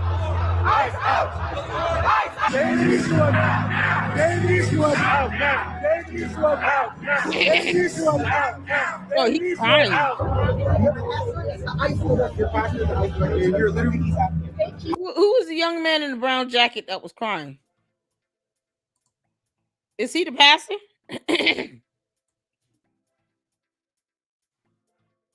Which one was the pastor? Is this the pastor here that's standing there with the young lady? Who is that? Yeah, this is so crazy. They went and did. Oh, he's just a member. Okay. Who was the pastor? Y'all let me know what the pastor was wearing. Secret.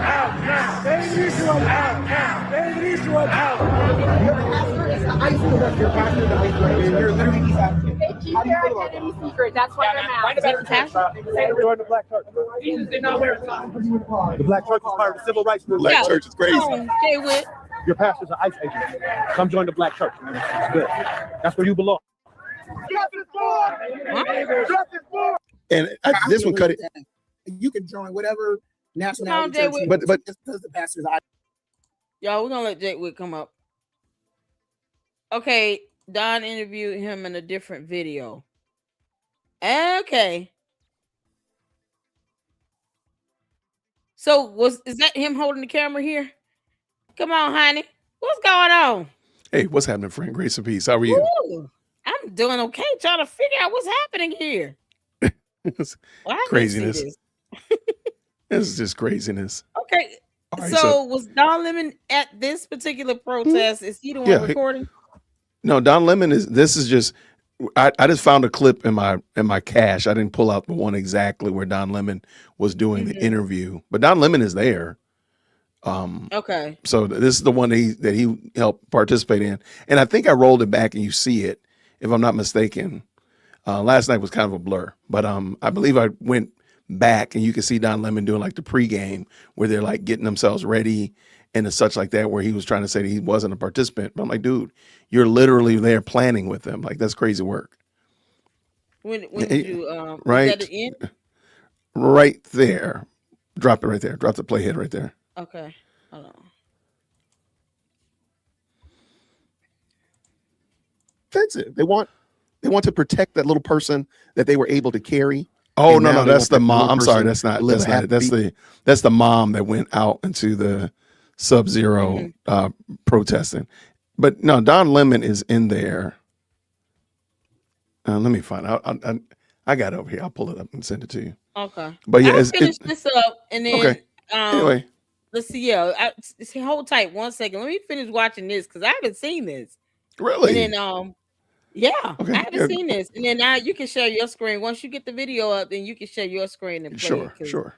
Yeah. All right, let me finish this one up right quick. Good. That's where you belong.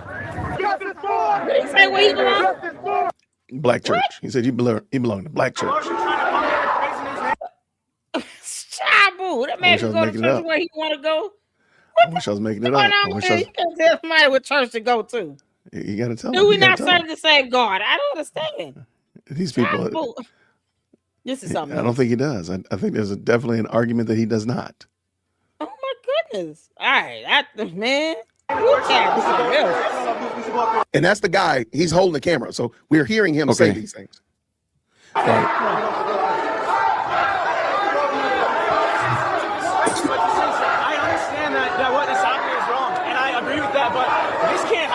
This is the house of the Lord. To do this is unjust.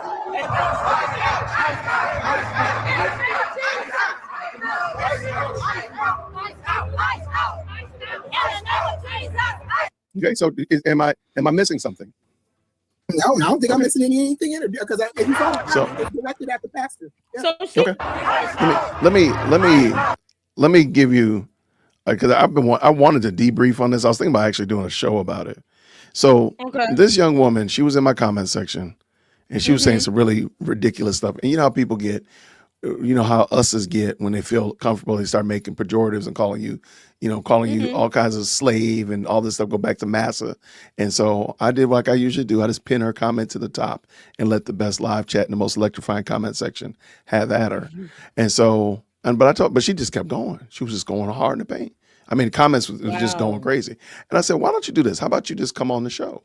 I'll shoot you an email. Shoot me an email and I'll send you a link. And she sent me an email. I said, okay, say less. Then we're going to do that. But one of the things I'm noticing about, and the reason I did that, I think it's sobering to see these people really don't have an argument. If you're standing on firm, solid arguments, they really don't have anything. They really don't. And so this young lady, I don't know if you began watching the beginning, she didn't know what church was about. She was just saying some of the most mentally deficient things I could imagine. I'm like, I could get somebody from the other side of Pluto who knows what church is about. Whether they go or they don't, that's not the point. And so Right. I really feel like, and like I told her, I said, she's just being dishonest. You're lying. You're just not being honest. So all of this right here, she knows good and well.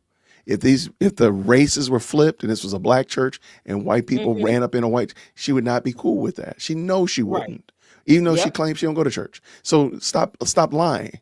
You can say that these people are wrong, and you can still support the argument that you have, even though I still think the protesting of ICE is ignorant. But we can have that. We can argue that out.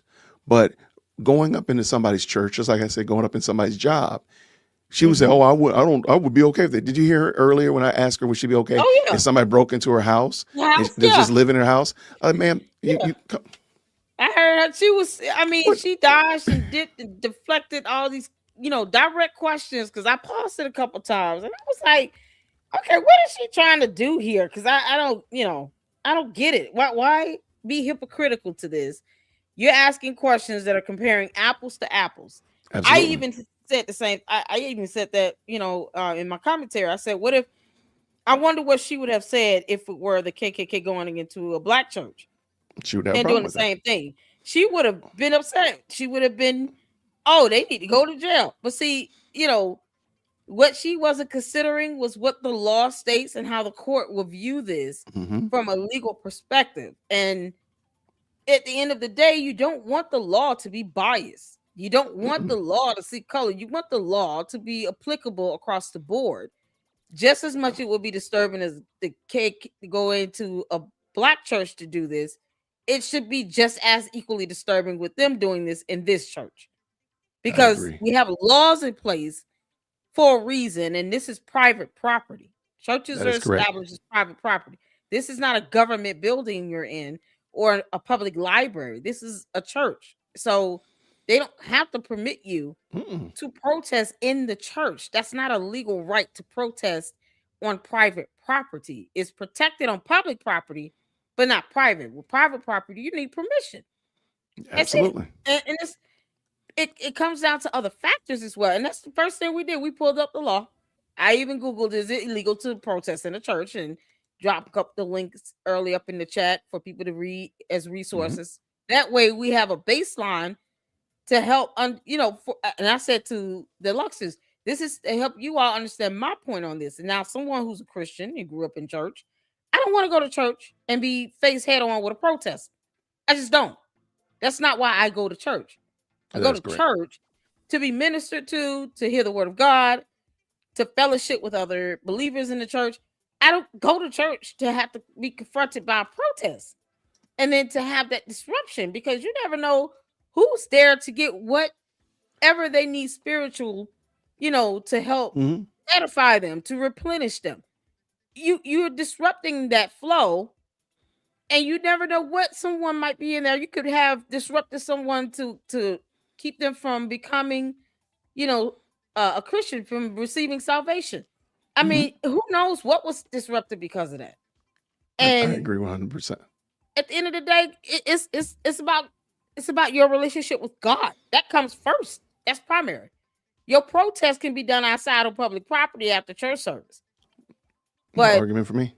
Yeah, it's like, why override what's supposed to be happening in the house of God? It's a place where we're supposed to still have some level of reverence and respect for. And it just seems to get lost in translation. And we wouldn't like it if anybody came into an all black, predominantly black church, seeing that she was a black woman, and then, they go in and protest, and then they're the Klan or something like that. She wouldn't have liked that at all. So, oh no, it's the hypocrisy for me, honey. I don't know. That is. No, go ahead and finish it up. Go ahead and finish it up. Let's finish this out. Did you want to see the one with Don Lemon or no? Yes, I do. Okay, let me switch. A few more minutes. Go ahead. Right no. quick, and then I'll switch it out. You can have the control. Ice out! Ice out! Ice out! Ladies one out! Ladies one out now! Ladies one out now! Ladies one out now! Ladies one out! They keep their identity secret. That's why they're mad. Find a better church, bro. Join the black church. Jesus did not wear a tie. The black church is part of the civil rights movement. Black church is crazy. Your pastor's an ICE agent. Come join the black church. Good. Wow. That's where you belong. And this one cut it. You can join whatever nationality church you But want. Just because the pastor's Ice Age, and I don't agree. And let's be clear about that. I don't know if you can go join whatever you want. Okay, Jay. So Jay, what you want to take controls? Yeah. Let me just share this real quick, and then. All right. So this is the video I did when I was looking at Legal Mindset, great content creator who discussed this topic. And this is just a clip of it. It's not the full thing, of course. But can you share my screen?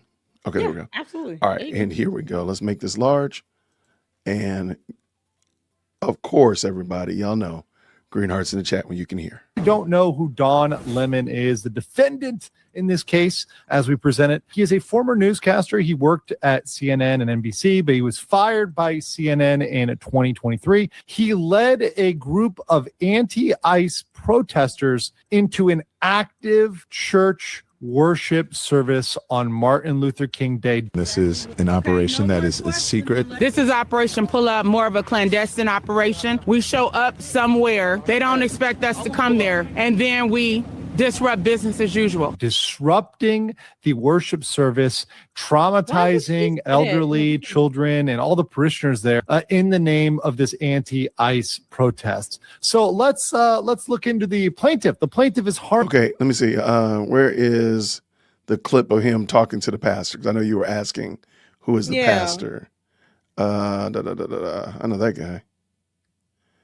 I didn't have it. I mean, come on, it's Jason. wild that they would say that in the video, and they know that's going to be used against them. Like, why would you say that? Here it is right here. Okay.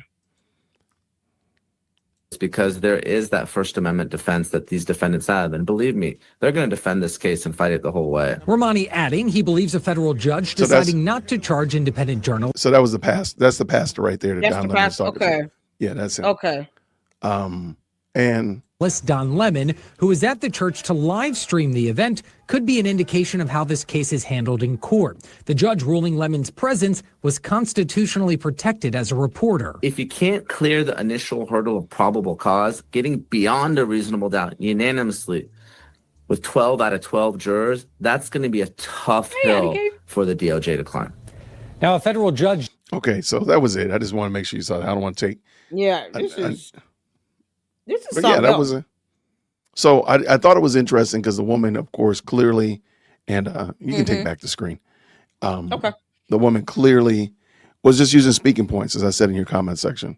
She was just using speaking points and platitudes, no evidence, nothing of concrete. And of course, everything was duck and cover, deflect, run in a different direction. And I'm like we're playing pinball. Like, I want to ask you about a specific instance. Would you be okay with that? And again, as I said before, she was just being really dishonest. You would be okay with somebody breaking into your house and staying in your house? She's like, well, what are they contributing? Nothing. Well, yeah, I'd be okay with that. Man, get out of here. You lying. You lying and the truth ain't in you. Stop it. Exactly. Just let it go. Exactly. That was something else. I was like, I've never seen Jay with go in on this. I wish you would. No, you good. I wish you did that same thing to the other dude you had on your panel that was talking about Candace. So okay, which is a good point. So, and maybe I'll just do maybe I'll take those videos apart because Paul, and for the most part, Peter, I'm sorry, his name's Peter. Peter, for the most part, was just ill-informed and didn't know anything. When you pushed on him, he didn't push back. He's like, oh, I don't know that. And that's when I said, like, well, can you at least do your homework before you come over here, and so on and so forth. I hate to say it like this, but he was aware of the fact that he didn't know anything. Right. When I asked him about the planes, when I asked him about various and sundry, he didn't know. I could have made up something he wouldn't have known, right? So at least he was humble in that regard. Sanai, on the other hand, she was not only loud but wrong. She wasn't just wrong; she was loud and wrong. And she was willing to just crash out, hence why I crashed out with her. Like, oh, we're going to crash out together. Get your helmet on. Put on your seatbelt. We're going to crash out together. But I think it's primarily the fact that Peter at least was willing to admit, like, I don't know something. She was just making up stuff. Like, would you be okay with somebody breaking into your house? Yeah. Like, no, you would not be okay with it. I don't know what church is about. Come on. You don't know what church is about? Come I on. mean, literally, there's a church on every corner in Detroit. Shut up. Like that's just dumb. So hence the only reason. But again, I thought Peter was more genuine than her.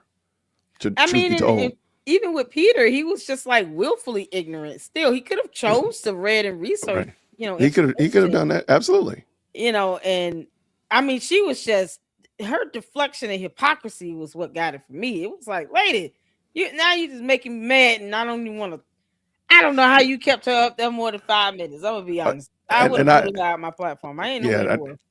Well, okay. When I put her in the back, I actually was thinking about just going ahead and dropping her, but I really wanted people to see that. Okay, because first of all, I was like, okay, Jason, you don't went too far. Jason, you got to repair this, bro. So that was me telling myself, like, bro, you got to fix this. So that being the case, I said that I at least need to bring her back on and end it in a civil manner. That was my only thing. And we just went longer. And again, I wanted, I just wanted people to be able to see and say, oh, I can actually push back on these really silly things. Yeah. Again, like, and you don't have to be an expert, as I always tell people. If you don't know the answer, then ask the questions, and just be able to say, okay, let me ask questions about why is it okay for Don Lemon rolling up in a church, but it's somebody wearing a sheet and a pointy hat? If they did it, you'd have a problem with it. Why is that? Why is there a difference? Okay, so then now we got a problem. Or asking about the sovereignty of your home. And you being able to have your home intact, but not having somebody come in. Why can the country not do that? Like you're not being honest. So that was the only reason. That was the only reason she stayed that long. And I'll be honest, that was it. But so. I said, man, when they told me you raised out, I was like, oh, I said that is new to me. But it was completely, it was justified. I mean, it's one thing for us to sit and do commentary on videos, but I think, part of that independent journalism and just in the spirit of reporting and debate, you got to be able to engage. And I think what your reaction was natural. I would have been worse. So you still can. You got the pages of a turtle dove. There's nowhere in the world. I mean, I don't know if you plan on watching. Chance to come back. I was gonna. Go ahead. I said, I don't know if you plan on watching the whole thing, but I watch Corey Minor comes on and we have a conversation about it. Because Corey's like, bro, I ain't never seen you do that before. And me and Corey have talked on the phone a lot. Talking about is that biblical? What's his name? Biblical Smart Christian Channel. Smart Christian Channel. Yes. So he comes on later. He's like, bro, he's texting me like, man, if you don't send me that link, he's like, I don't know what I just saw, but I need you to send me that link. So I sent it. So he comes on later on, and we have a good conversation. But again, and I might do this more often. I might challenge you, Lady Luck. Maybe have somebody on there that you disagree with, and have a conversation with them, and just see, like, you know what? I really, all you gotta do is just give them time to talk, and let them dig their own hole. Every time I invite somebody to come up when I'm talking about Umar and they didn't agree, I was like, here's the link. Come on up. Put your camera on and introduce yourself backstage, and then you want to cut your camera back off. That's cool, but come on up. They wouldn't do it. I did that at least 2 or 3 times. We're still waiting on James Miller to come through. James Miller. I don't think I know him. He's a troll. Well, no. I mean, just and maybe you need to talk. Maybe it'd be another topic. Maybe again, just invite somebody that you disagree with, and it wasn't that bad. I mean, it wasn't bad. Or maybe plan it out ahead of time. Like, hey, this is what we're gonna talk about. You can shoot me an email. We can plan it out ahead of time. Like with Peter, we went back and forth in email for a good little minute before we nailed everything down. Because I told him exactly what I wanted to talk about. I'm not talking about Israel. That's not. I don't care. Right. I really don't. Right. I got a patch of grass in my front yard that I got to deal with. Deal with that. And so I don't care about Israel like that. And every sentence can't be punctuated with Israel. That's just because you're not using good common sense. And you're trying to deflect off of your own. You're deflecting off your own accountability and being responsible for yourself. If everything is Lady Luck's fault, it's Lady Luck's fault that I got the patch of grass in my front yard. It's Lady Luck's fault that I ain't got no gas in my car. I gotta get gas before I go to church. It's Lady Luck's fault. No, it's not. It's mine. Stop blaming it on other people and being an adult. Exactly. And if I we're got America something for first, you. you know, because her fan base, they love, honey, the cult members love to see him talk about, well, we're America first. No, you're not. You talk about every other country except America. So if you say, here's one, this will be fun.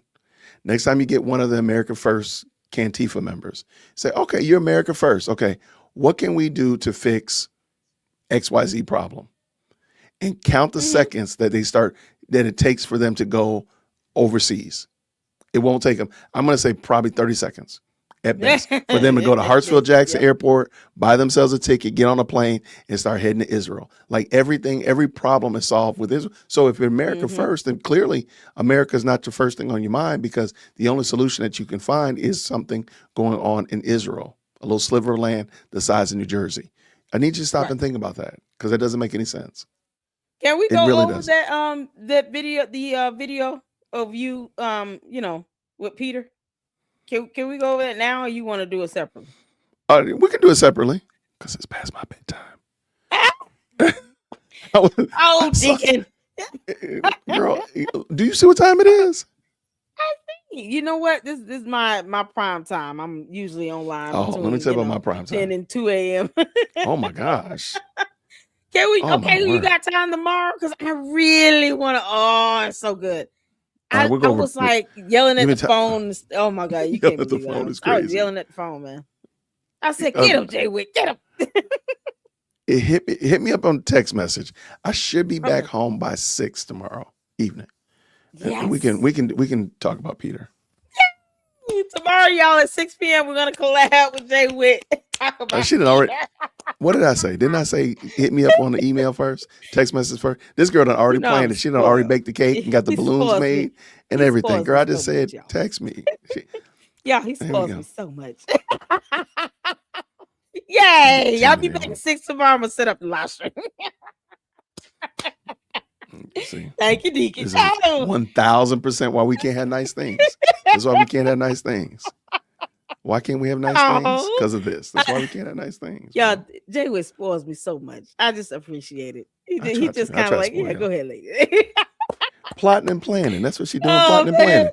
It's so good. It was like, oh, this is the type of video you want to do a good breakdown on, because it goes to show you how the effect of this crap that Candace is pushing out has on others, the actual influence in real time, where they're repeating her talking points. It's apples to apples. They don't even try to research and read in between.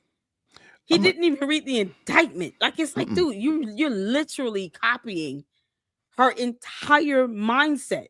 You're choosing to not read or be informed, and you're repeating the things that she says, and then everything's so suspicious.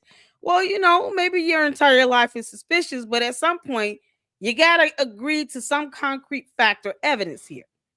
We can't live our lives on theories alone. Okay. So in order for something to be normal, it has to be something that's repeatable. Like, we know what normal wear and tear on a 2017 Chevy Escalade, a Chevy Yukon is like, because there's multiple of those cars and they can see like the wear and tear on those tires after so many thousands of miles. That's a normal experience, right? We also know what the normal experience of a 7-year-old drinking apple juice every day, what happens to their teeth. We can see that because we got 7-year-olds. We got quite a few of them here in the world, right? So we can see that on a regular basis. How many, I asked this question the other day, how many women have had the dubious, dreadful, morbid honor of watching their husband get assassinated on screen in front of everybody in the world? How many women have that experience? Sad to say. I'm sad to say. So if I've had anybody else with that. What is the normal response then? I mean, you the can't. normal response. You can't. You can't put that into words. You can't come up with a normal response. Would be different, exactly. There we go. Because we don't have anything. There's nothing. What's the baseline?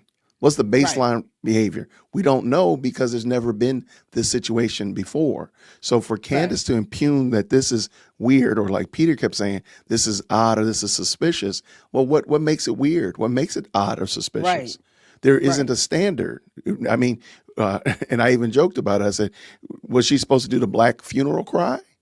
Falling all out on the ground? Was she supposed to do that? Was she supposed to do the stoic woman? Which one was she supposed to do?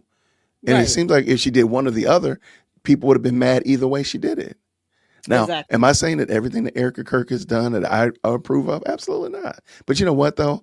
I am in no position to tell a woman how does she, or man, how they should respond in the event of what we saw right here.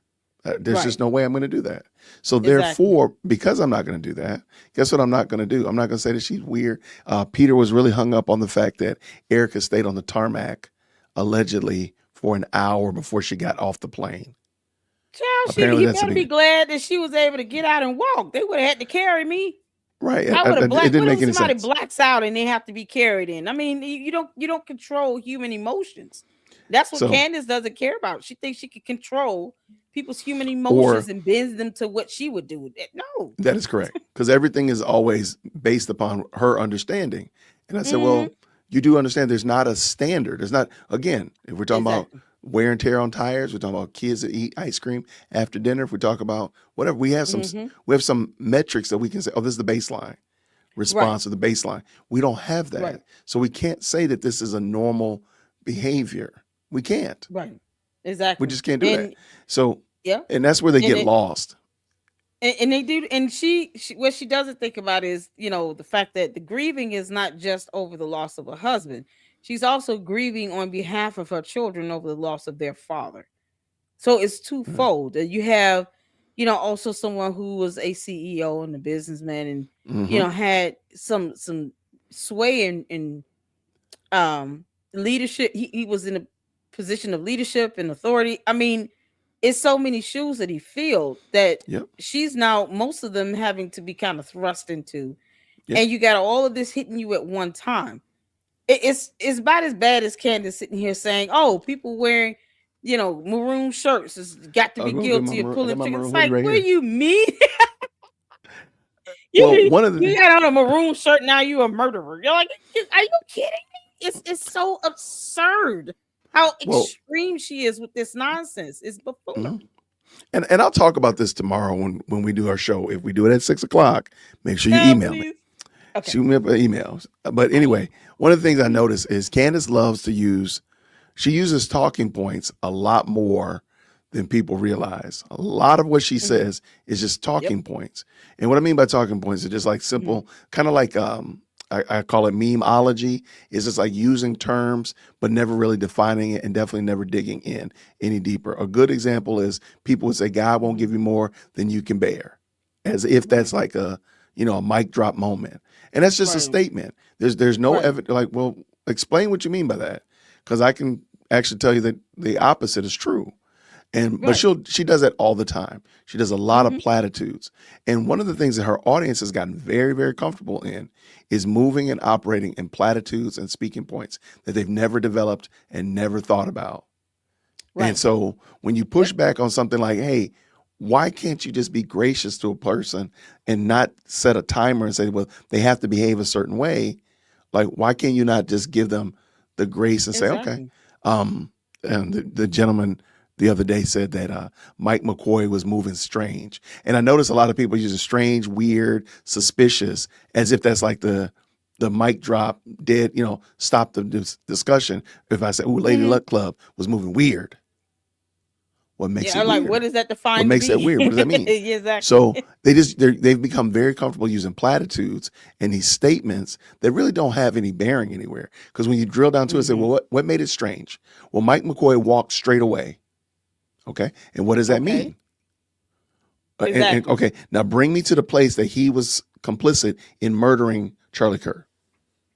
Right. Exactly. How does this have to do anything with criminality here? Right. And I said, because think about it. If he was aware that Charlie Kirk was going to be killed, why would he need to be there to do it?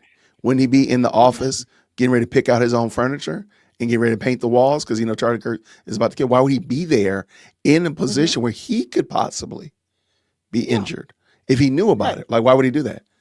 Like, what? Make that make sense. I'll listen. Exactly. And I there we always go. flip it when I see the comments. I flip it right back and say, okay, well, then I believe that Candace and George Farmer has something to do with, Charlie Kirk's death. We can all go there. I can list a laundry list of reasons as to why. I literally said that earlier in my previous live. I was like, yeah, I do believe that she had a hand in it. And then until she dropped some alibis and evidence to prove me wrong, we can all make these assumptions here. I mean, is it justified? No, may not be, but it's the aspect of this is exactly what she's doing. And it's not until it hits them directly or they're impacted directly does certain things resonate. Sometimes it's just if we can't be empathetic and put ourselves in someone else's shoes, then it's like she's very cold and callous and calculated from this, because she doesn't have to tell her 4 kids, your dad's never coming home again. That's correct. She doesn't have to tell that to her children. And hopefully she doesn't have to do that. I don't wish that, because I want them to have both parents, but she doesn't have to tell her 4 children that. Erika Kirk has to tell her 2 kids that, though. Absolutely. And let me also point out, it's not because Candace likes to use the grieving widow defense as if somebody's using that as a defense. No, it's not a grieving widow. It's the fact that you are impugning a widow with no evidence. Exactly. You're impugning. It's not saying, well, you can't attack Lady Luck Club because of XYZ ABC. No, I'm just making something up. Right. Like, you have no evidence for that. So the reason why Mike McCoy, the reason why Erika Kirk and all these other people are getting drugged through social media is because of your allegations that you made that have had no bearing. So we have to be honest and say, no, it's not, it's not the grieving widow, because she likes to use that because she wants to poo-poo that away. But no, it's not that. It's the fact that you are accusing somebody with no evidence at all. You're accusing somebody with no proof. You're just literally dragging her. We're going to do a 2-part series on Erika Kirk, so you know the background. Man, maybe we should look into your background. Exactly. That's what I said. Maybe we need to pull the curtain from behind your own background. And this is the very last thing, and I'm going to shut this off. One of the things I've noticed about Candace is that when she's pushed back on, when she reaches resistance in something about her background or whatever like that, let's use Mitch Snow as an example. Instead of going in and actually addressing the issues, she'll slander Gary, call Gary, this obscure YouTuber, and never really address what came out and say that, he's got baby mama drama just like everybody else got baby mama drama. I don't got baby mama drama. Okay, look, no one wants that. Right. But she doesn't address actually what came out of it. She doesn't address the issues and the problems with what he said. So she doesn't address those. So, and she'll just try to let it sit. That's why you don't hear anything about Mitch Snow or Fort Hakachua or even Plains. You don't hear anything about the Plains anymore, or even Delaware. All that stuff was just really to keep you coming back next week. Stay tuned for the next episode. That's all that was. So it's full of fluff. It's full of fluff. So I said that earlier. I was like, as long as she's sitting here going on, the edge, and her whole reasoning for trying to say, we can't question a grieving widow, how dare they? No, that's her way of trying to remove the humanity aspect from the equation. Yeah. Because she doesn't want the feeling and the emotion and the empathy involved in it. She wants to be cold and calculated about it just so she could try to say, well, I'm just trying to be, more factually based, or I'm just trying to come from a realistic stance. And that's not how reality works either. Reality is you don't control another human's emotions. You don't control another human being. She has to grieve the way she does, and the moves that she makes, her decisions in this. She just hopped into this role of having to be the CEO 4 months ago under the most unusual circumstances. It's traumatizing. Candace never wanted to give her grace.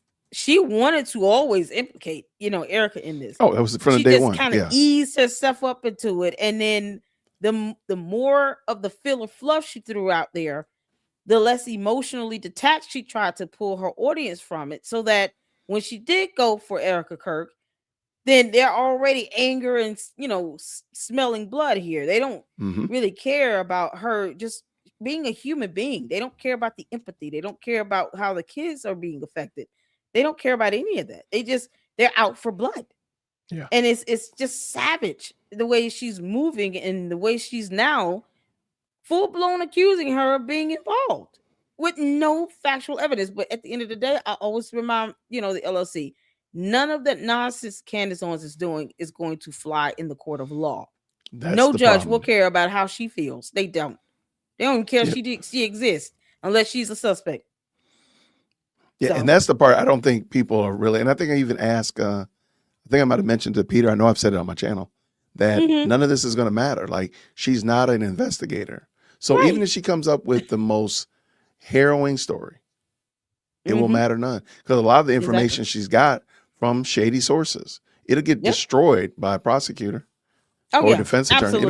It'll get eviscerated. I mean, a lot of it, look, I would go on a limb and say I could take apart a lot of her, a lot of her stuff, but I'm not even a lawyer. And I have. Right?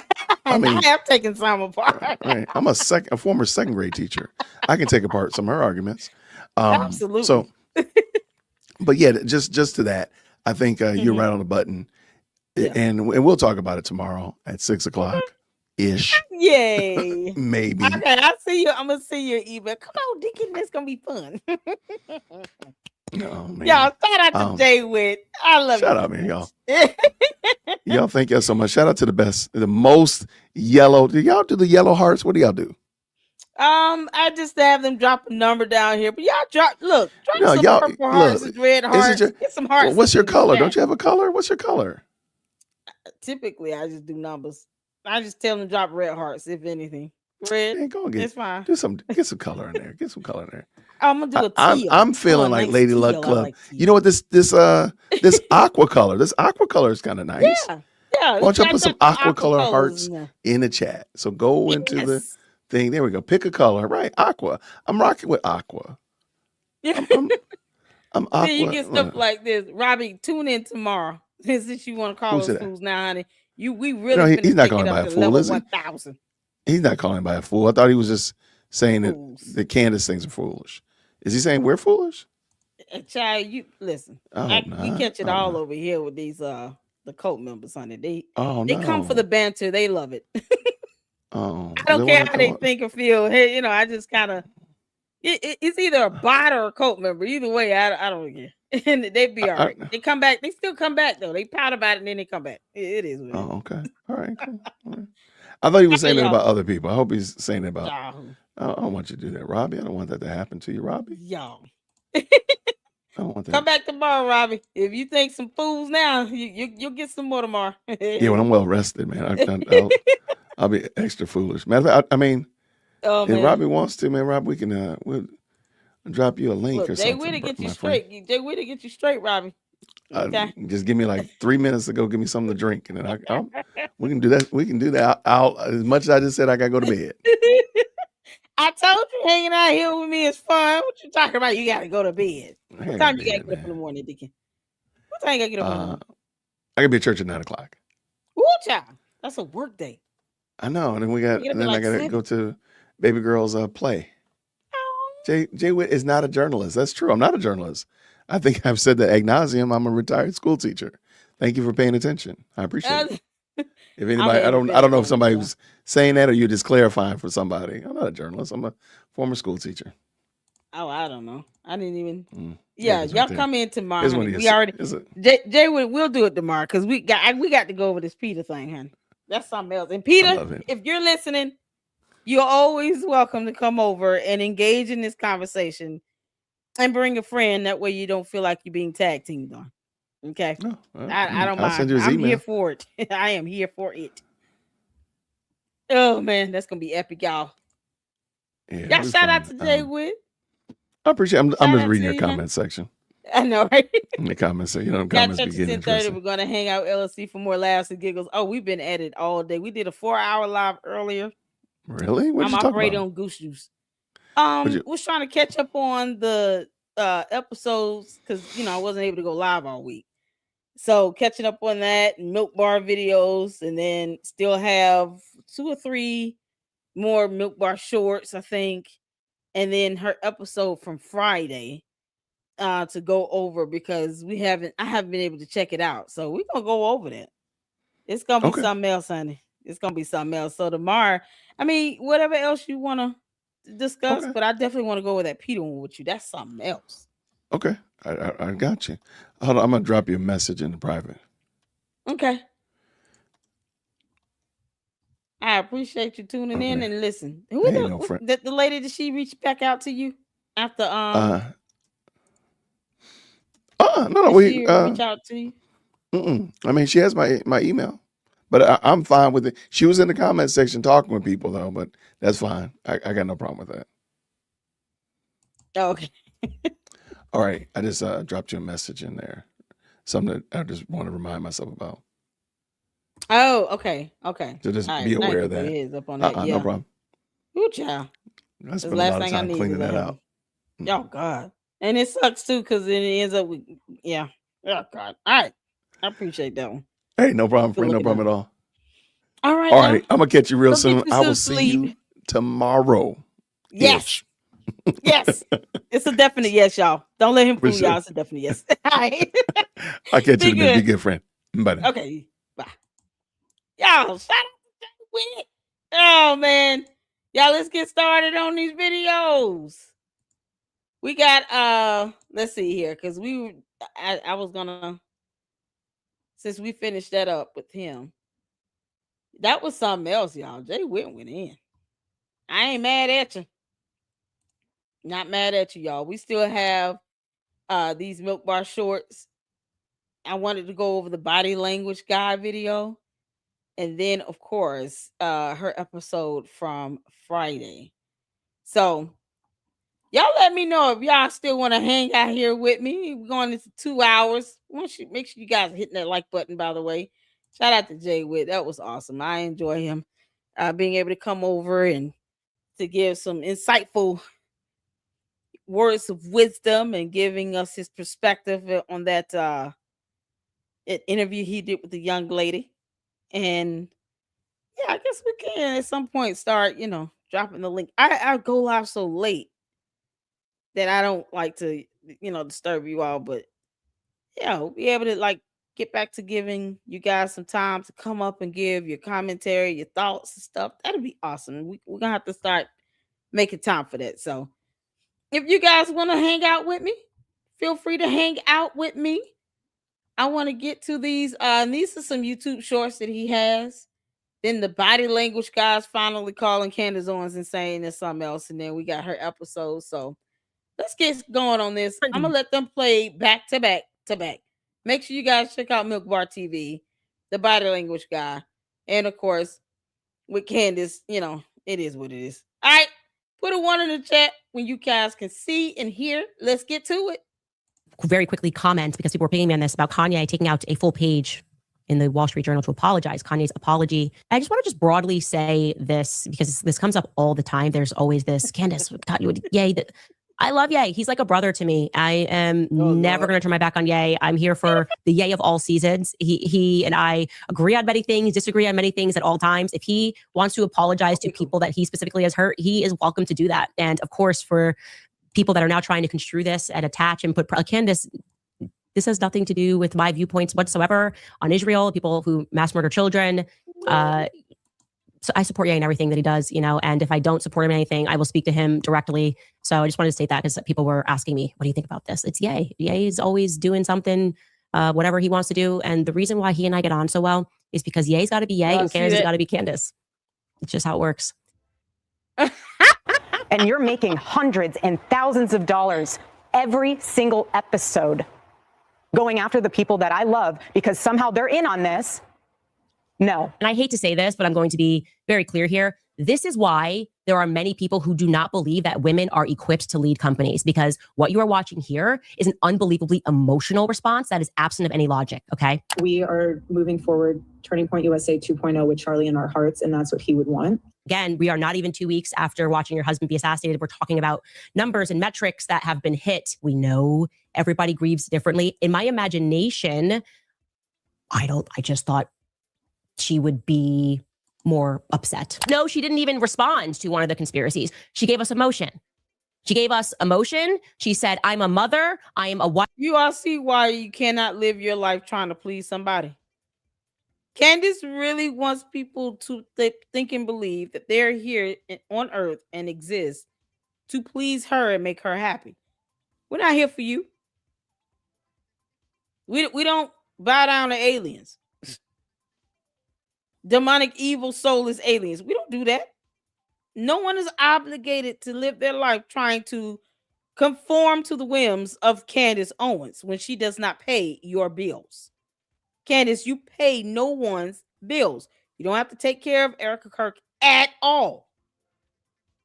She doesn't owe you a set of emotions or responses. She owe you and your coat nothing.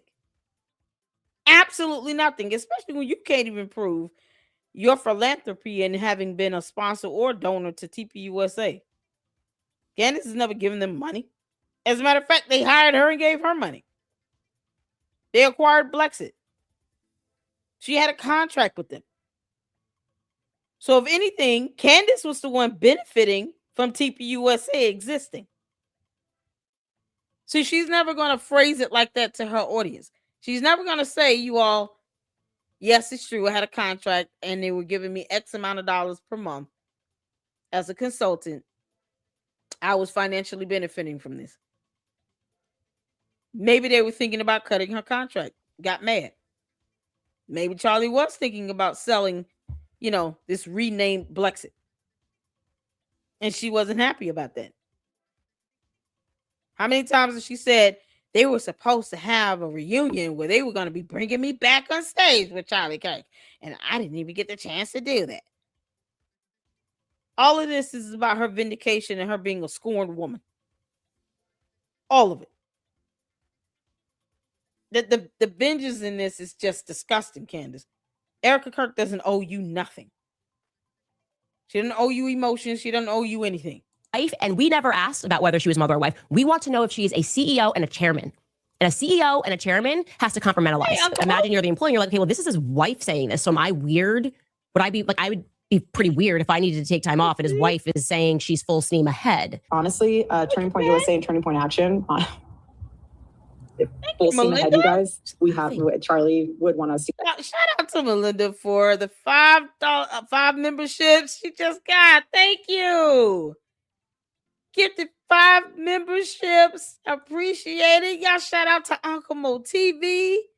Thank you all so much. Can I get one of the mods to drop his YouTube channel link in the chat?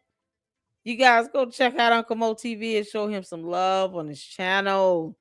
And make sure you guys are hitting that like button here and subscribe to the Lady Luck Club as well as my second channel, Lady Luck Club with Sweet Tea.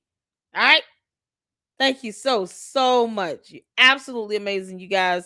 Make sure you thank Melinda for those 5 memberships. Thank you so much for the support. I appreciate it. Shout out to you. Shout out to you. All right, y'all, let's get back to it. Get back to work, and that's what we're doing. Well, now you're going to have to prove that you have the ability to be a CEO and a chairman and not just a wife who we expect emotion from. And you're rightful in that capacity. You are rightful to have emotion. You are rightful to be the aggrieved widow, but you don't get to just be widowed into the position of chairman and CEO. People who did not know Charlie could not stop crying and were sending me emails, who've never met Charlie, who didn't even know what Turning Point USA was because they watched his assassination, could not stop crying and pull themselves together. That is not the emotion that we're getting there. Like I said, the entire call is upbeat. Go find your commentator who's going to tell you everybody grieves differently. Nope, that is less than 2 weeks after Charlie was publicly assassinated. That doesn't feel right to me. That, well, now the widow has spoken. We're not dealing with the widow. We want the CEO and the chairman of Turning Point USA to answer. Okay? If you can't compartmentalize, then I don't see how you're going to be able to lead this organization in the future. The now fired employees are telling me, no, it was quite the opposite. She was in the office every day with Stacey Sheridan, running around with Stacey Sheridan, taking phone calls with Stacey Sheridan. That's like the head of the fundraising for Turning Point USA. So what I had imagined in my head was happening simply was not so. I'm sorry, but that whole thing right there is frustrating. Something is not right. Her Jolly Valley girl tone, excited to be discussing business numbers and goals, is super cringe and weird. This is beyond grieving differently behavior. We all have common human instinct to sense these things. And that I agree with you that they're trying to pervert. Like there is no commonality. And I'm going to say that as a rule, it takes longer than less than 2 weeks to get out of bed, to do the thing. I don't know. Charlie Kirk, my friend, is dead. First, this is fantastic that Preborn is doing this. To remind you guys about Pure Talk. Also remind you guys about American Financing. Also remind you guys about GNO Land. Also telling you guys about Just Thrive. Like, what am I doing wrong here that I have to go away? You're a hypocrite. That's what you're doing wrong, Candace. You're literally making mad money off of Charlie Kirk's death. You're weaponizing death and then monetizing it. And you're a hypocrite. And you're trying to tell his wife that he chose over your ass. That she cannot grieve at all unless she's doing it a certain way to appease you and your cult. You realize Erika Kirk didn't even say your name for at least 3 months. Erika Kirk never even responded to Candace and never said her name. How many of you all remember me saying that Erika Kirk is the one Candace wants? She wants Erika Kirk to respond to her. She wants Erika Kirk to go back and forth with her. Every time she took a hit towards TPUSA, she wanted Erika Kirk. She was baiting her for months to respond. And Erika Kirk refused to do it.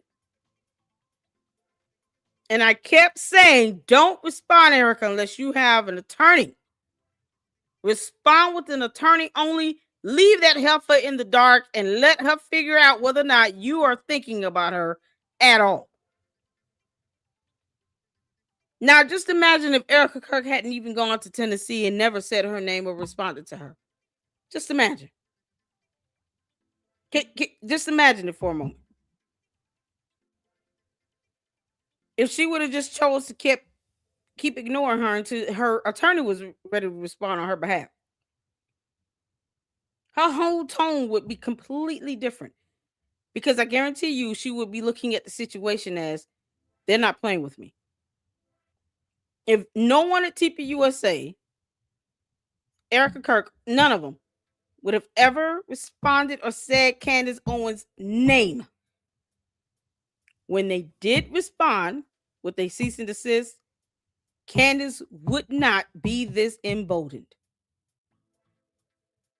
Because she would know they're not playing around. They haven't said anything at all. They've never responded to me. They've never said my name. And now they hit me with a cease and desist letter. She would have learned her lesson in the hard way. So there you go.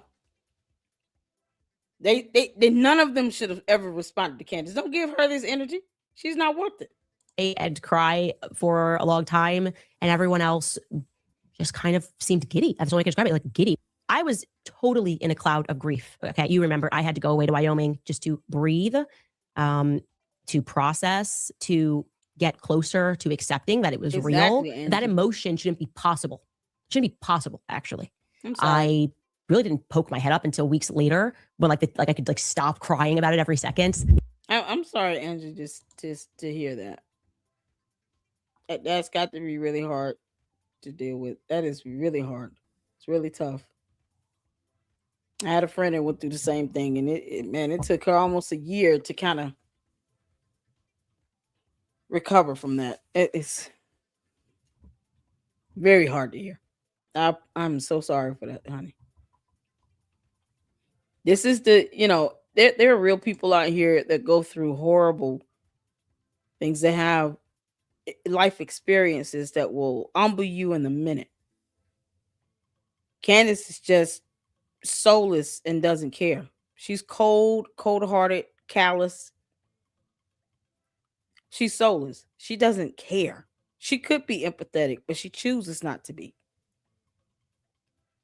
She is grieving, Candace, and you don't get to dictate how Erika Kirk grieves. You don't get to dictate that at all. Can you imagine trying to grieve the loss of someone you love, your husband, the father of your kids, and you got to turn around and deal with a Candace Owens legally? kind of nonsense is that? Breathe, to process, to This is get Wyoming, closer to accepting 2025. that it was real. That emotion shouldn't be possible. Shouldn't be possible, actually. I really didn't poke my head up until Yeah, weeks she was later smiling. when I could stop crying about it every second. You head over to our website, CandaceOwens.com. You can sign up, buy yourself a hat. Child. That the topic of Candace Owens attacking Erika. All right, y'all remember Jesus Enrique Rosas, the body language guy? Shout out to him. He's finally saying what I've been waiting for him to say. I'm gonna be honest. Oh, Candace is insane, and she's an idiot. All right, let's get to it. Kirk has been hot, more and more hot, or hotter and hotter, basically every weekend. At this point, we know that that was Candace's plan all along. Yes, that was her and Now, I'm Wyoming. going to mention the work of Nathan Livingstone, the Millbark TV, with his videos, his compilations, and we're going to say that Candace turns out to be some kind of, how do I say this, the arbiter or the referee or the one who is going to judge how somebody is going to react to what Erika Kirk had to go through. Let's watch this, because I haven't watched this in a clip. I'm going to watch it with you. This is 5.5 days after her husband was publicly assassinated. And yes, in the background, that is Terrell Farnsworth, the guy who took down the cameras. Yeah, but we are going to see some grief. So I'm going to allow you guys to watch this for 5 minutes. Had private conversations with him.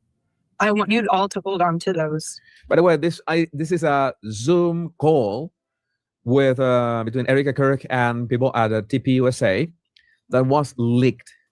All right, and one thing is for certain: if there were people betraying people, TPUSA was whoever leaked this private conversation. I hope they have been already fired, because this is in really bad taste, because of course this was not meant to the public. I don't know what is Candace's point of making this public. I don't know if she wants to own Erika Kirk in some way, I guess. And I want you all to remember those. So, Did you guys have the beginning of this? The pause for, Oh, okay. I wanted the whole beginning, but it's okay. We can go back to it because I wanted the beginning, because she starts by laughing. But we'll play this and we can post that later if you guys can. Yeah, how can somebody be laughing in the situation? And so many deranged people say that no, you can't possibly be laughing until we say so. I want the full 5 minutes ending at 5:17 so that we don't cut it. But we can play this to start. Okay. And we're going to make sure that we honor my husband so well, that this whole world knows what his vision was and will be. And it's just, I feel so blessed and honored. Blessed and honored. That is crazy work as adjectives. I don't know. That's crazy work. That is like, I couldn't, blessed and honored to be the CEO and to be telling you guys that you're a family. And I want you to see this because haven't you been to LinkedIn, Candace? I mean, you could go on LinkedIn and realize that every single company out there, not even doesn't have the CEO have to be assassinated or anything. Every single company out there considers themselves a family. It's something that is basically it's normal to say that. It's a bit creepy, of course, sometimes, but it's something that is normal speak in these circumstances. I don't know, and especially when people are so rattled precisely because Charlie Kirk was assassinated like 1 week ago. So I don't know what if Candace has a point on this, or wants to have some kind of point, or wants to own Erika Kirk in some way. But again, she's have this opinion, and there's no receipts to back, because you can have a receipt for how somebody reacts in this situation. As we've spoken about this, the Moonies cult, and these people that are leaving are like, it was just like a cult. Like, basically, she's saying this, she's calling you a family. She promises them. That's why it's important. You have to hold this to the fire. You're not a CEO. You promise these kids that if they are going to work harder, you're in this family, your jobs are safe. Actually, that's what makes her cry. Saying your jobs are, that's when she breaks, right? When she says, it's so important to know your jobs are good. Like, I feel emotionally attached to you guys working for me. And no, you are just putting those words in her mouth, but okay, I guess. And guys, we're going to bring in the beginning too, because I want you to watch the beginning of this so you can see the full thing of it, because we don't need to strip anything. Because she starts by laughing, which I find to be interesting. Yeah, there you go. Oh, look at all the thumbs up. Look how cute that is. Sorry, it's just a little bit more informal than probably Charlie would be reacting. How sweet. Okay, that means that Erika was it. Erika killed Charlie Kirk. That's it. That seals the deal. That seals the deal, I guess. She was smiling at the start of the Zoom call. We don't need any more Egyptian planes. We don't need any bees. We don't need I don't know what else. I don't know. I have no idea, but it seals the deal for some reason. I didn't know they could do that. I hate Zoom. I never like Zoom. Sorry, you guys. I just wanted to say first and foremost. Oh, that was interesting that she was smiling and laughing, I guess.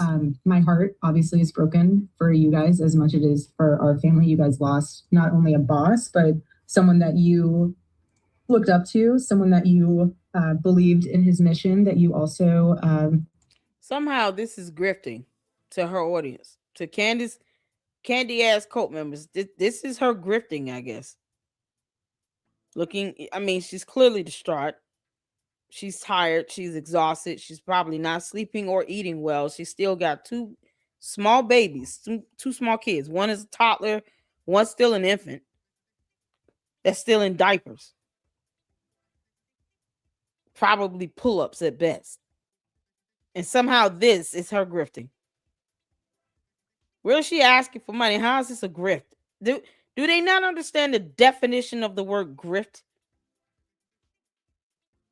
But Candace Owens is not grifting when she's making more money off of his death than anyone else. What you don't get to do is dictate or control someone else's feelings or emotions. You just don't. And unless you're paying her mortgage, she could care less about what you think about her emotions. But I'm just curious, how is this grifting? Define the word grifting and then explain to me exactly how this fits the definition of the word grifting. I'll wait. Dictionary.com is the best place to start. Define the word grifting. Send it to me and tell me exactly what grifting means and how she's grifting. Her eyes are puffy. She's tired. She's exhausted. She's been crying. Sometimes you just kind of feel a little numb to everything around you because of the trauma. Your mind is trying to process the loss of life, especially where it was taken in the most heinous of ways on national television in front of thousands of people. Define the word grifting for the candy ass cult members. Put the definition of the word grifting in the chat and then explain to me how this is grifting. Because we're just going on what the words actually mean. Something that Candace does not do. See, they're not used to being educationally challenged over there on Candace Owens' YouTube channel. They're not used to that. Candace doesn't break down definitions of terms. Of course not. She's an idiot. She could barely pronunciate her words correctly. She can barely pronounce the terms correctly, let alone define them. Might not even be able to spell them correctly. Drop the definition of the word grifting in the chat to the candy ass cult members and explain to me how she is grifting right here in this video. Because you don't get to control how she feels. I will not give you that leverage. I wouldn't even ask the cult members, why do you think she's not grieving here? They don't get to dictate how she feels at all. They don't control her. But explain to me how this is grifting based on the definition of the word. I could care less about what your dumb cult leader tells you. Read and Google things for yourself. If you're a bot, at least scan the dictionary. You can't make this up. That you loved. You loved listening to his show. You loved define the word grifting. His wisdom on things. I'm sure some of you have also had very personal moments of where you sat down and. I mean, I'm expecting for some kind of gotcha moment. Okay, I am not seeing it. So that's the beginning, just so you have that in its full context. Now, like I said, this is something. It's definitely something. It feels to me a bit like a psychological phenomenon known as trauma bonding, right? They had just suffered a very real trauma. That's not a trauma that most people go through in their entire lives. You sign up for a company. Charlie Kirk is leader of that company. You sign up, majority of these people, to work for this organization because they believe. I'm asking of you, Tripper, because you're asking, are you wrong? I can tell the difference between, if you're asking a question genuinely, that's one thing. I see a lot of the dumb bots in here. It is what it is. They just copy and paste the same old comments over and over again. And their whole goal is to just deflect away from it. But you're asking here, you're saying she's taking what opportunity is because she was married to him, right? You didn't see or hear from her like that in the spotlight when he was alive and they were married. I can believe that she was not one where she wanted to be a CEO, especially under these circumstances. So just help me understand, why do you think she's taking advantage of an opportunity? What opportunity? You think she would just willingly give up her husband's company? If he left it in the will and he desired for his wife to inherit his company, then why is it his wish is not being upheld? Why is it bad to uphold his wish? Why is that a bad thing? Because that's what has to be rectified first. She's not just snatching an opportunity. This is something that was inherited to her. This is something her husband left behind. This was his last wish. This is what he wanted. He had a living will and testament. Why is it a problem to honor his last wish and testament? If people care about him, then why not care about his last will and testament? His last wishes. Why not care about that? All of that, you can't separate that. You can't say, I cared about him. He seems like a guy, this, that, and third, but not, nope, we're going to dismiss his last will and testament. We don't care what he wanted after death. Hell no. Why? If he left her this company, why is it why is it too difficult to digest that this is what he wanted? Did he say no? Were you talking about something that none of us know anything about? Did he pass his anointing? What do you mean? An anointing that comes from the Holy Spirit? We're not the Holy Spirit. Who are we to say whether someone is anointed or not? That would be more of a discernment. But you're saying she's taking advantage of an opportunity. I'm trying to figure out exactly how. If she was left the company in his will, how was she taking advantage of an opportunity? He thrust her into this role by naming her in his last will and testament. So why should his last will and testament, his wishes, be overwritten for someone's feelings about something, about her taking an opportunity? Why should his last will and testament be pushed to the side? If you care about him, you care about his wife. You care about the people that he loved. He loved his wife. He loved his children. He loved his parents. He could have willed his company to his mother. He could have willed it to the next person in line. Whatever the hierarchy is at TPUSA, let's say Mikey McCoy would have been the next person in line. He could have just simply said, you know what, my predecessor gets it after me. He gave it to his wife. So why is that being ignored? If you care about him and respect him, then why not respect his last wishes? Help me understand that. Why not respect his last wishes? No, I don't care about the pyrotechnics. I'm asking you, why is it so difficult to respect his last wishes? Do you have any respect for Charlie Kirk? Let's start with that. Because apparently I got to break these questions out. Do you have any respect for Charlie Kirk? Do you have any respect for his legacy? Did you ever respect him as an individual? Did you? I'm not going to ask if you support him, but it's just asked from a matter of respect. Did you respect him as a person? Did you respect his legacy, his company? Did you respect the decision that he made? Even if you didn't like him, did you respect him? I'm asking Trippier. Oh, this is Brian. Where's Trippier music?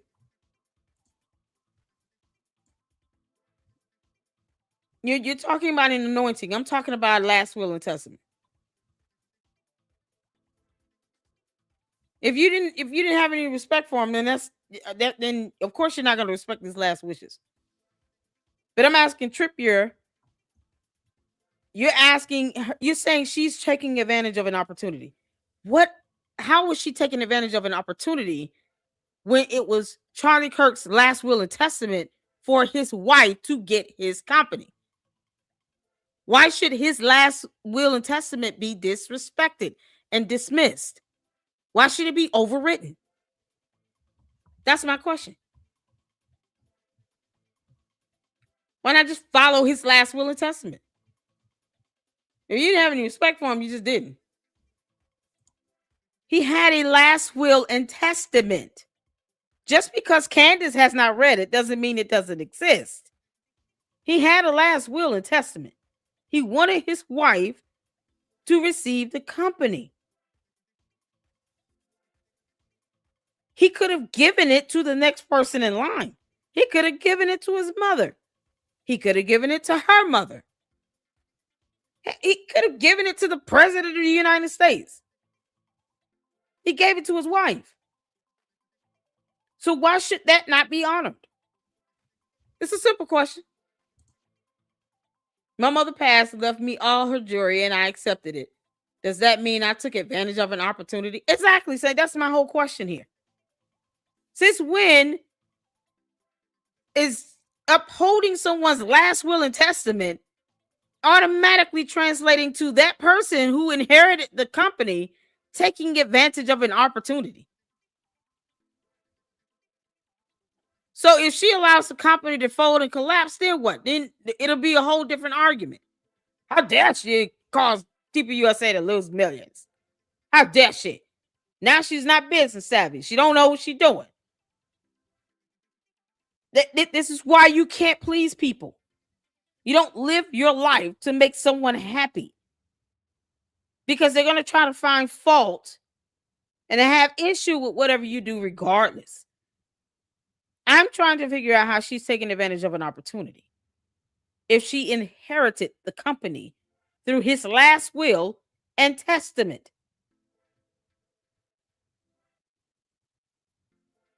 You're not going to always be privileged to see, but if she says that there was a last will, Candace knows there was a last will. She's just not privileged to read it.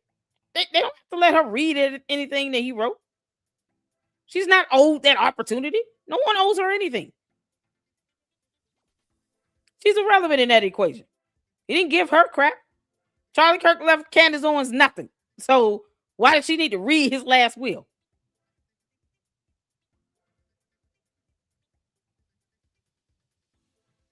Yeah, it's crazy. Let's honor his wishes. If his wife was the one that inherited the company, it is what it is. I'm trying to figure out how is that her taking advantage of something.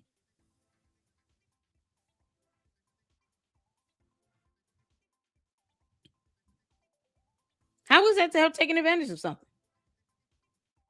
I may call her. It was funny.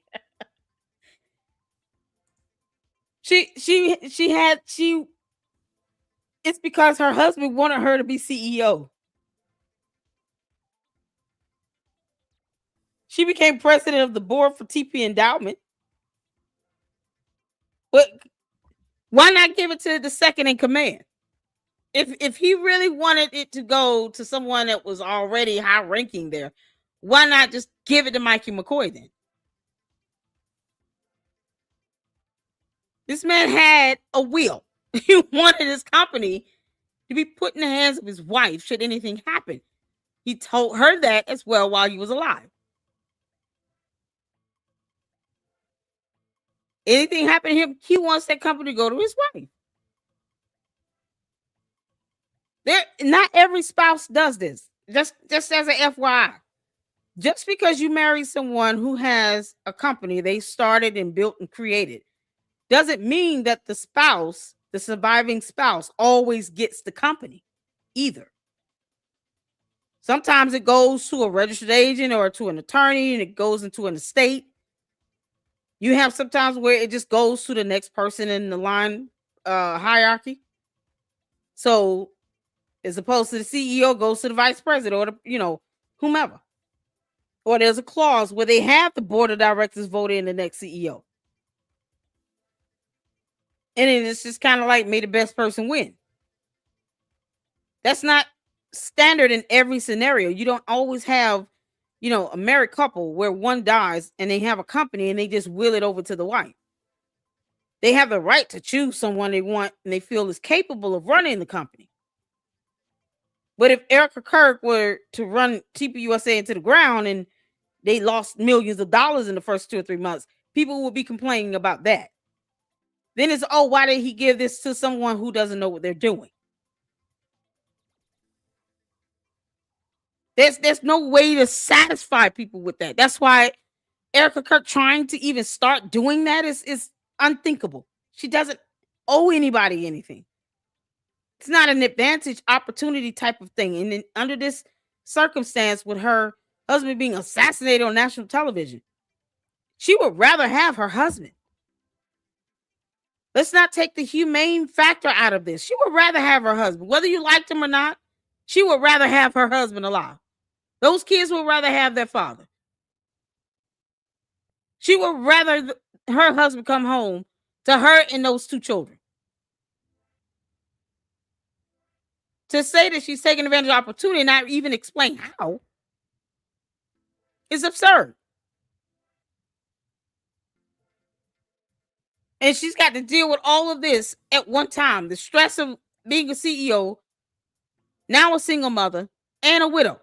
All at the same time. Plus grieving the loss of her husband. And then grieving for her kids at the loss of their father. Because that's twofold.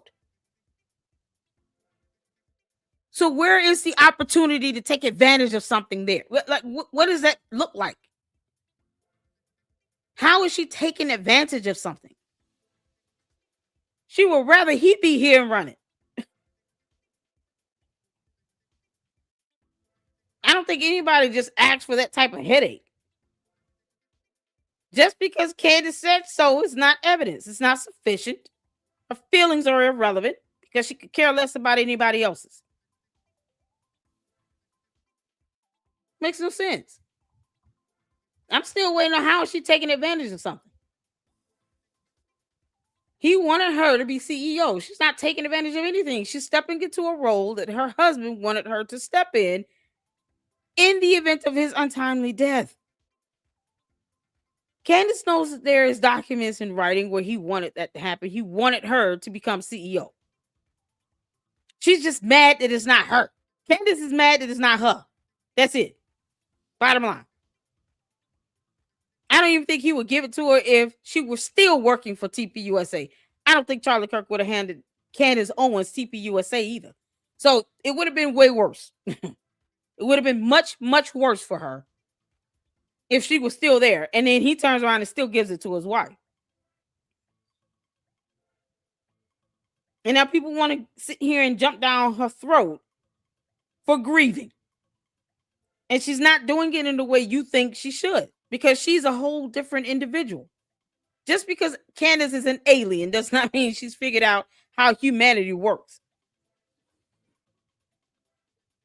She's going to grieve in her own way. And she should not have to explain herself along the way. Makes no sense. It's stressful enough that her husband is gone. And the father, her kids are gone. And it's just completely disingenuous to say she's taking advantage of something. You can't say how.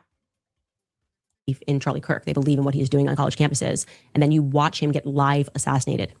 And now management is going to try to establish your loyalty using all sorts of tactics. But essentially what they're creating here is an emotional... No, wait a second. Wait a minute. Oh, you are... Candace is just implying No, this is phenomenal. This is phenomenal. Candace is implying that after Charlie Kirk was assassinated, was this kind of cult-like mentality that took over Turning Point, who was going to a family or something like that. She's implying that while Charlie Kirk was alive, he was not treating Turning Point as a family, as a close-knit community, as these people who, well, he was demanding loyalty from. I mean, if I had a company, if I had an organization, I would demand loyalty. I mean, I don't know why that is so hard for people to understand. Oh, you cannot demand loyalty, then you're fired. It's that simple. You just go away. I'm sure that I can. I'm sure that I can find somebody who is loyal and can do the job that you're doing. You're not loyal. Goodbye. It's that simple. Because it's much better to find loyal people because you can train the loyal people. That is so fundamental, and that tells me that Candace Owens knows absolutely zero, zilch, nada about companies. So no, it's not like Erika Kirk all of a sudden, oh, she began, this cult or family or mentality. No, I'm pretty sure that Charlie Kirk had that structure, not a cult, but a very tight organization, because that is the only way to run an organization. Oh, you're going to demand loyalty, blind loyalty from anybody? Yes, that is the only way a private company can function. Welcome to the club. It's like, I know that is a rude awakening. I didn't want to sound rude, but yes, that's how this rolls. This is not like fairy tale that, oh yeah, no. You need loyal people, because you need people working their asses off. And there has been since the... And here's the thing. The company has the right to, operate in good faith, in their good name. Defaming the company that you're working for does not benefit you at all. Why work for the organization if you're out defaming and attacking it every other 20 minutes on X.com? Why work there? Candace Owens wanted them to put her on their payroll for PR. And she said it at least twice. But you would think that she wouldn't even think about something like that. Either she was saying that because she didn't want the shock of her having a contract still with TPUSA to deter her cult, or she deep down wanted them to put her on their payroll. They didn't owe her that. Now let's go with what we're seeing in the comment here. Let's say it was by a vote with the board. They could have voted for someone else. They didn't. If they went to her and they agreed and they voted her in, that's not her just saying, I'm going to be CEO and I don't care what any of you think. They could have voted for someone. They could have put in the second in command. You're still not saying exactly how she's taking advantage of an opportunity. She's taking advantage of it. So if she runs it in the ground and causes TPUSA to lose millions of dollars, would that satisfy you? Would you be good hearing that? Or would that just create a whole new line of complaints? So it's a damn if you do, damn if you don't situation. So Erika Kirk is still stuck between a rock and a hard place when it comes to Candace and her candy-ass cult members. Either way, she didn't bogart her way in there. She could have said no, and they could have also voted for someone else.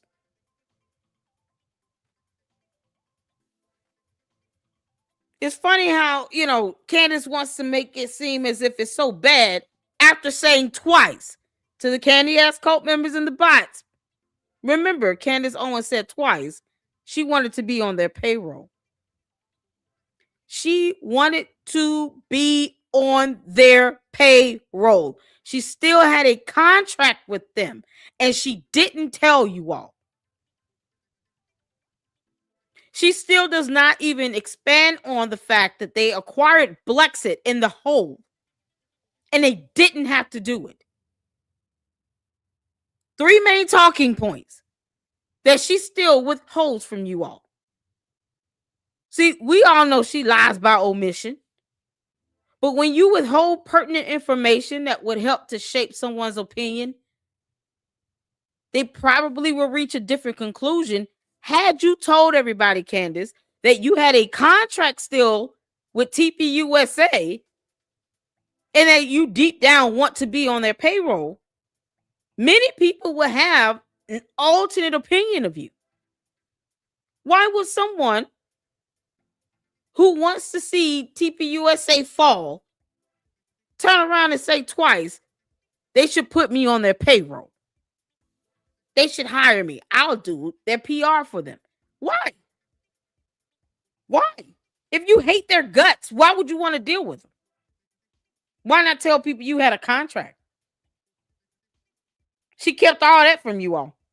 And the cult members don't even ask her about it. Y'all don't even ask her these questions in her live stream on X in the comment section. Why don't you ask her these questions? Why don't you all challenge her on this stuff? Why in the hell would you even infer that you want to be on their payroll? Why don't you all ask her that? Confront her with it and see what she says. That's all I'm saying. Why would you want to do business with the enemy? Many of her followers think that TPUSA is the enemy. Why not ask her why she's sitting here talking about put me on their payroll? Don't be coward about it. Ask her that. Let's see what she says about it. I would love to know why she wants to be on their payroll. The dawn of humanity.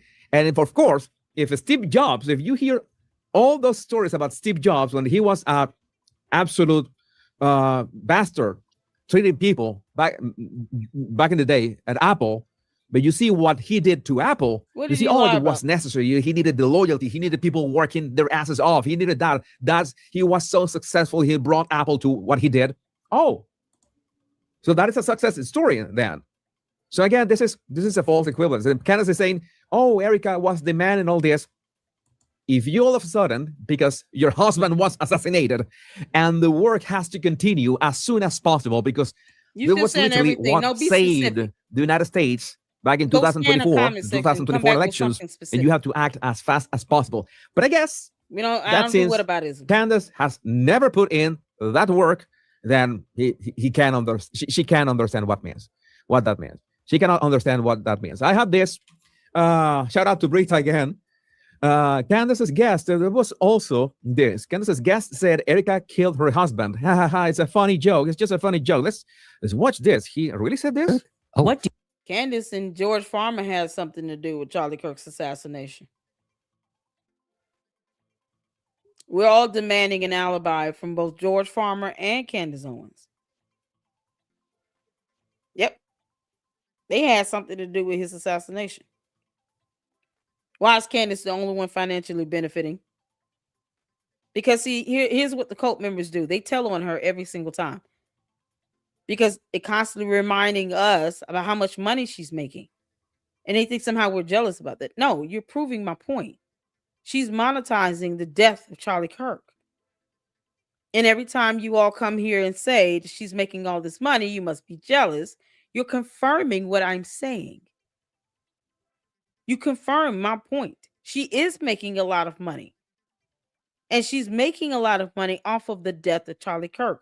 See, numbers are numbers. It's not going to change. If you look at her YouTube analytics, she didn't have views like this even for the Brigitte Macron videos like she has with Charlie Kirk's death.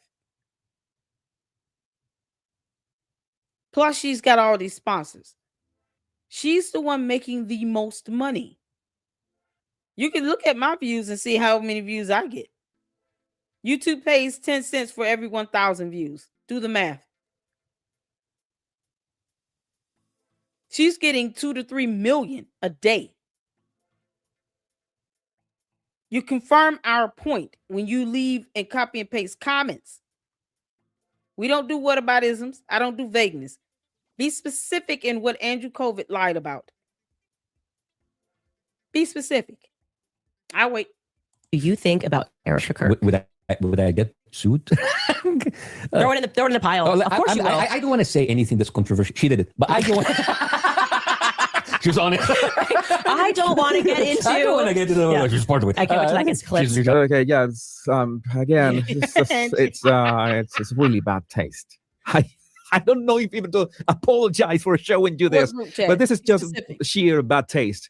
Also, Candace, Erika smiled when she was supposed to be grieving. Also, Candace, what is this? Okay, you remember I had to go away to Wyoming just to breathe, to process, to get. Yeah, big ass smile on her face. October 2025 out there fishing in Wyoming. But she couldn't go to UVU, to the campus, to follow the footsteps, the trail of Tyler Robinson. She refuses to go to UVU to ask questions and to find out what happened. Boots on the ground. Candace is not interested in doing any hardcore research at all regarding this situation, because wouldn't a good journalist go to UVU itself, to the campus themselves, and go see for themselves whatever theories would be plausible or not? Wouldn't a good journalist that have $244 million between her and George go to UVU? Why didn't she do that? Why doesn't the cult make her do that? Why don't you all encourage her? Hey, why don't you go out to UVU and go live there?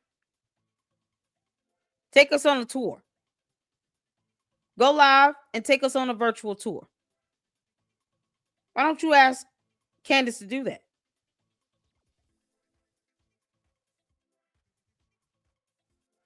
I'm just saying. Just ask her to do that. If she cares so much, why doesn't she go and visit UVU? Closer to accepting that it was real. All right, and okay, she was smiling. Yeah. No big deal, right? hypocrisy, I guess that rules don't apply to Candace. Natalie Denise, Candace brings on her comic guest who admits to not have like Charlie and posthumously revises Charlie Kirk's belief. Let's watch this. Let's see if we can watch this. He kind of falsely claimed that if you're a Jew going to like an Arab neighborhood in Jerusalem, you're going to stab. And now I understand that this is what was told to you. Oh, they take you on a tour. On a tour, and they brainwash you. Yeah. But the other two things that I again, he's now between the hands of his creator. But when he said close to his death, well, Muslims, like they throw gay people out of high buildings. Now there's no high buildings in Gaza anymore, for, like stupid Muslims, and that hurt a lot of Muslims seeing that clip. I don't know. That was why. a very, it's a very, very, very Yeah, who is this guy here? Anybody know what's his name? Both sides. We watched the video earlier where he said his name. I can remember how he pronounced his name. Anybody know this guy's name here? Can you drop it in the chat? I didn't watch that episode. I refuse to do it because I'm not that interested in it. Hey, you can't just put his name in the chat for me. The guy here, whoever this guy is, she's interviewing. terrible because it's like, yeah, like, you have no buildings now to throw gay people out from above it, stupid Muslims. And then the day before he died, he tweeted saying that Islam is the sword the left is using to slit America's throat. So he was not wrong. He wasn't liking us more. And I understand that because maybe he would be on his own path if he was given the time. Charlie didn't run his Twitter feed. Andrew Colbert did. So I just want to say that. Okay, Charlie was not in charge of his own Twitter. Okay. How does Candace know that? I don't get it. He gave it up. But that is interesting. I don't remember him tweeting that, but he did think that the threat of Islam, he totally believed that. And he spoke about that several times. And so his... But at a certain point, you also had very negative ideas about this. Yeah. I remember you saying it's a part of the package. So it's like when you go, like I was saying on this tour to Israel, it's so weird to revisit it because I don't think I'm an idiot, but apparently Okay, I'm gonna leave that. I don't want to correct Candace on that one, but I'm gonna jump to the next clip because his name is Bassem Youssef. Because I'm getting bored of this too. Bassem Youssef, thanks A.L. Jacobi for sharing this clip. Bassem Youssef goes on Piers Morgan's show. This is the same guest that was on Candace, and admits that he lied that Netanyahu killed Charlie Kirk for the sole goal of trying to convince the right that Israel was behind it. That absolutely sounds like what Candace has been doing for so long. The Jews. It was the Jews. It's never enough for you. You see, it doesn't matter how critical journalists are about Israel. It will never be enough for you because you want the right. You want the right to suggest that Charlie Kirk was the subject of a hit job by Israel. You want the world to think that. That's why you said what you said, and that's why when I asked you, Netanyahu says it wasn't him. By the way, I'm not even the only one. People are actually, here's the thing. If you continue lying to your people, right? I'll tell you what, let's call me a conspiracy theorist, right? Yeah. Call me someone who is illogical. Call me whatever you want. If your government continues to lie to you if you lying that bad. consistently, this is where conspiracy theorists thrive. If you're not transparent, Why do you want to? Okay, so you blaming it on the government that you choose to lie like hell? Is that what we do? I thought we were grown-ass adults. If you're going to lie this bad, at least stand on it. Why sit here and blame someone else for you lying? Like they act like they have no souls. How they sleeping at night? You can't be sleeping peacefully. This might be why Candace is being allegedly haunted by dead people. Because she lies so much during the day, it's kind of like a punishment to her. You're not going to get any peaceful rest and sleep until you stop lying, Candace. Stand on it. I thought you were 36 years old in human years. If you're going to lie like hell, why are you going to blame the government? No, just blame yourself. Say, you know what? Yeah, I came up with that dumbass lie. And I kept repeating it. Yep. I lied. That's it. The end. Stand on it. What you blaming somebody else for? Be grown-ass adults and stand on your lies. If you're going to lie, stand on that. Own it. Don't cower it out now. Don't sit here and blame, the government lies to us. But that doesn't make it right for you to lie. Two wrongs don't make it right. And then they talk about Christ is king when the Bible clearly says, thou shalt not lie. Thou shalt not bear false witnesses. Lying like hell lands you in hell. My grandmama said that. That's my grandmama. Lying like hell lands you in hell. Lying will carry you to hell. You can't get into heaven lying. Judgment Day is going to be a rude awakening for you if you think that you'll be able to go to heaven lying. Good luck to that. Be one of them. If you want to cover, no. I'm not saying I'm one. Why float a mad conspiracy theory about Israel? Because it's the internet, and I'm a comedian. It's the internet, now he's and I'm a comedian. Yeah, it's like this guy. my What is God. his name? I'm going to mention him. Comic Dave Smith. He called What a himself a coward. comedian, and he has also one of the worst takes that I heard in politics. But again, I think it's some sort of defense, right? If like you labeled yourself as a comedian, if you say something, I was just joking. Why are you taking me so seriously? I'm a comedian. I do stand up. Why? These people are just despicable. These people are just despicable. They have no honor. They lack absolute honor. Thought it was very funny. A lot of people thought it was very funny. Yeah, but I don't know No one thought it was funny except Candace Owens and her coat and the bots. Because they get paid to copy and paste. No one thought that was funny. For her to sit here and talk about America first, boy, she sure does focus on other countries that she refuses to move her ass to. Candace, why don't you just go move to Gaza? Just go on out there and just go buy some land and go move to Gaza. I don't understand this. She already said she wants to be Russian. She'd rather be Russian. Bye, Felicia. Take your coat with you. Tell all the candy asses, y'all need to pack up and get ready to go to Russia. We do not mind shipping you all off. Yeah. Put a one in the chat if you want to get the candy ass cult members deported to Russia. One in the chat if you're ready for Candace and her cult members to go to Russia. We will ship you all there. We'll help you pack. One in the chat if you're ready for them to go to Russia. Candace, you said you wanted to go to Russia. You would rather be Russian. Fine. I mean, I don't get it. You already telling people to not join the military to go AWOL, which is illegal, but whatever. Go on to Russia, girl. Take your coat with you. Don't leave none of them. Y'all get ready to pack up and go to Russia. Think you're going to pull all this nonsense over there. Good luck to that. I don't know. Again, I don't know if it would be Y'all okay tell to play KDS this. cult members, get ready. Candace likens the 9/11 psychological operation and accuses Erika Kirk, a grieving widow, of running her own psychological op on TPUSA staff days after her husband's murder. Read that again. She equates national trauma, fear conditioning, and manipulation with a widow trying to keep traumatized employees together after an assassination. Then she mocks Erika's composure, her faith, her grief, calling it ChatGPT Christianity and trauma bonding, while she herself spins conspiracies, suspends rationality, and invites her audience to do the same. I'm not going to play this. But I do have a last clip here from Cinema Shogun. Candace Owens had a guest on her show today that said ICE is trained by the IDF to kill Americans. This is important. This one is important.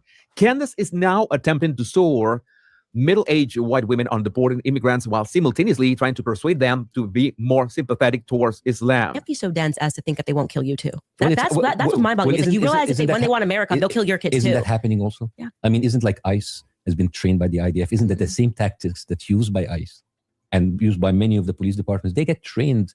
They're actually one of the ICE offices when they did like locations, like kind of, they funded the location. I apologize. I apologize. I have to say that I have to confess that I had watched these clips trending on X. You know that what my show is about. I talk about what's trending on X.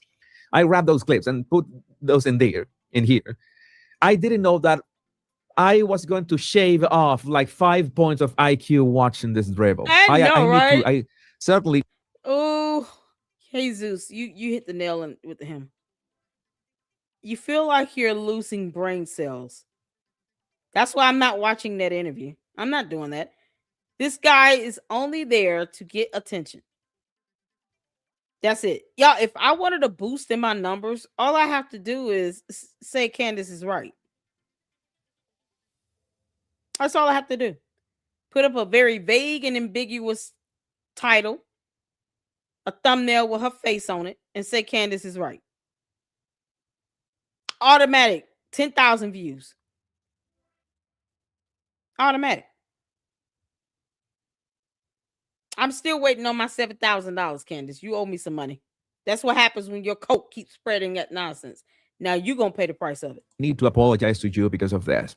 And because I understand now the IQ of the retards who fall for this shit. Monchi, this is the average Candace Owens fan. She has a hypnotic power over certain middle to late age white women. It's really weird. And there's this kind of things. I've been quiet on how I felt about Erika since Charlie was assassinated until now. I'd rather have one Candace Owens in my corner. You can tell the bots, they don't spell check a damn thing. How do you all spell quiet? Put it in the chat. How do you spell quiet? Because the bots, they don't really spell check. They don't scan the dictionary. Spell quiet for me in the chat. I want y'all to look at that post. Quiet. Dave Rubin interviewed Brigitte Gabriel. She explains the Muslim Brotherhood tactics and plans in the U.S. West to take over. Bassem Youssef is probably involved with their plan. Probably. Daisy, there you go, Daisy. Danny, there you go. Is spell check automatic? Nope. No. It's not automatic. So when you have, look at this post up here. Why, whoever this everything nostalgia, y'all, how do you spell nostalgia?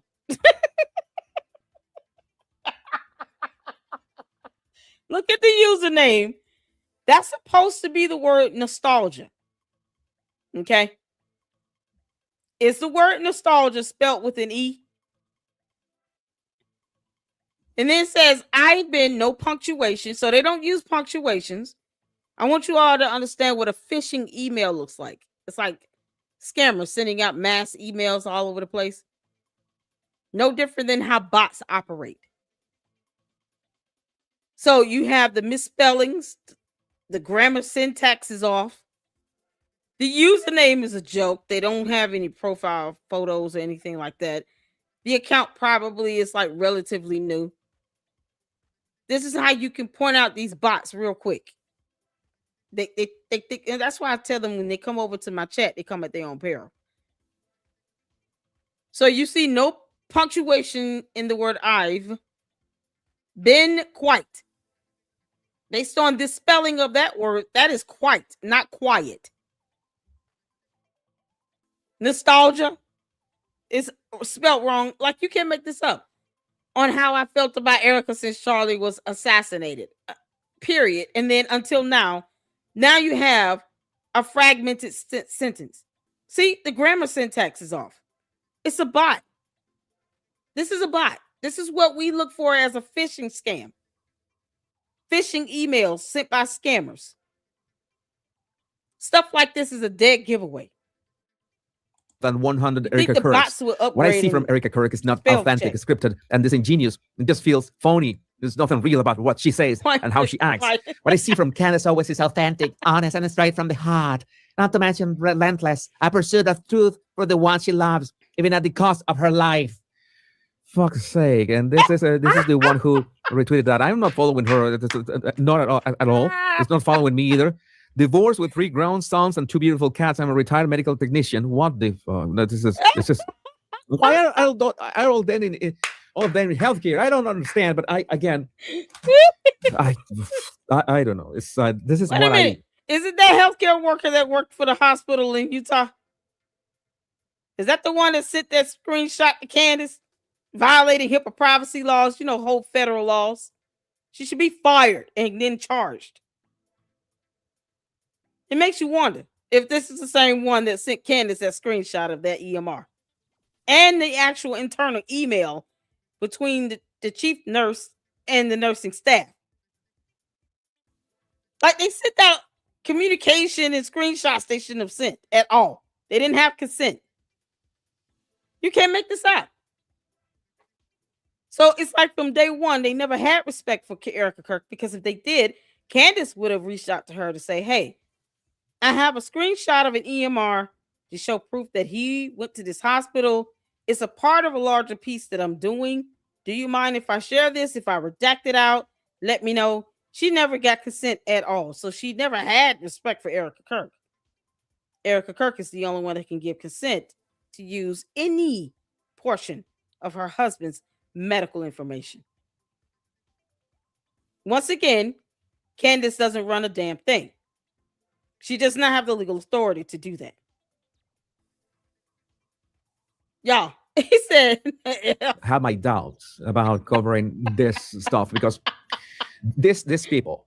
I mean, Candace, one thing I should do is to cover also the interview of Constantine Kissin, this is too funny. of Jeremy Boring, and trigonometry, when he says that hiring Candace Owens was the biggest mistake of his career. And he says that Candace can be very effective. And I say that Candace has been very effective at, let's say, addressing the absolute bottom of the barrel audience. And if you somehow feel offended by my words, I couldn't care less. I don't give a damn. Just unsubscribe. Go away. If you are offended, if by this point, you remember a few months ago, I was still giving people the benefit of the doubt. Child, I never did. I just say Jesus loves the trolls as well. Y'all, the candy ass cult members in the box come in here for the banter. They don't come here to believe nothing I say. And I don't expect them to. As long as we have a mutual understanding that neither of us are to expect a damn thing from each other, it's all good. I don't really care. They'll be all right. But by this point, if you still think, I'm still a fan of Candace, how can you? I don't care. Please unsubscribe. Nothing has made me happier every time I make a topic about Candace Owens. I make a video about her and I lose subscribers. That puts a smile on my face, because it's the sudden realization that I'm bleeding retards. And if I'm bleeding retards, every single one of us win. The retards go away. I have a higher quality audience, and we can focus on the important things. But this has become such an outrageous display of narcissism and manipulation that I simply couldn't just leave this like that. Oh yeah, let's just focus on other topics. No, because there are so many people falling for this, and I know that I can't save so many of them, because they are not going to understand any reasons, because they have been listening to Candace Owens in the first place and falling for the Kool-Aid in the first place. Yeah, I want y'all to make sure y'all drink all that Kool-Aid up right before y'all get on those planes to go to Russia, okay? If Candace Owens sends you a Kool-Aid kit with 2 cookies and a packet for punch, and it's red or grape Kool-Aid, go ahead and suck it up. Drink it all up.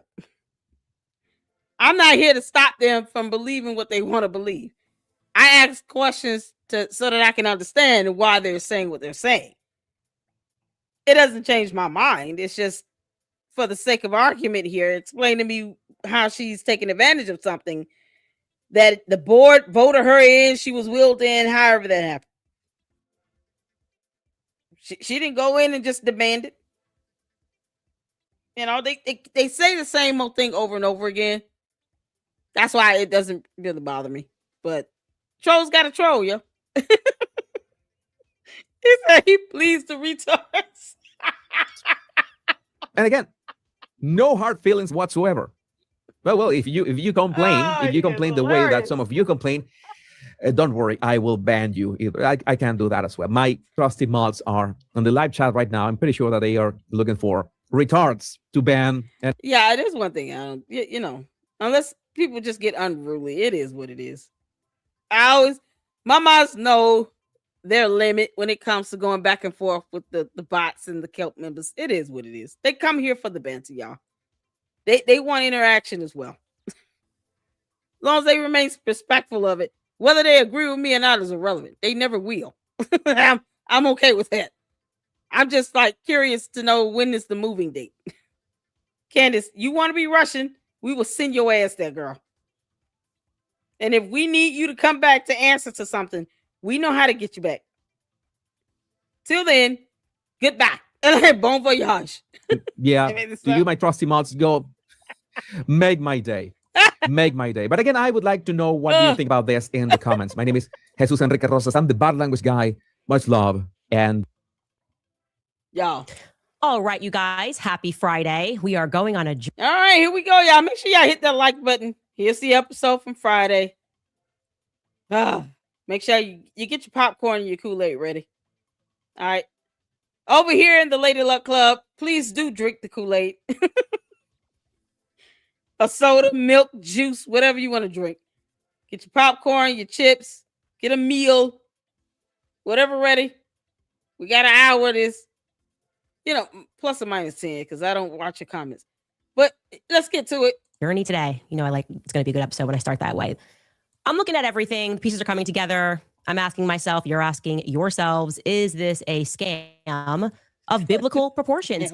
Emphasis on the biblical, because from the very beginning of this investigation, I always said there was something wrong with Turning Point Faith.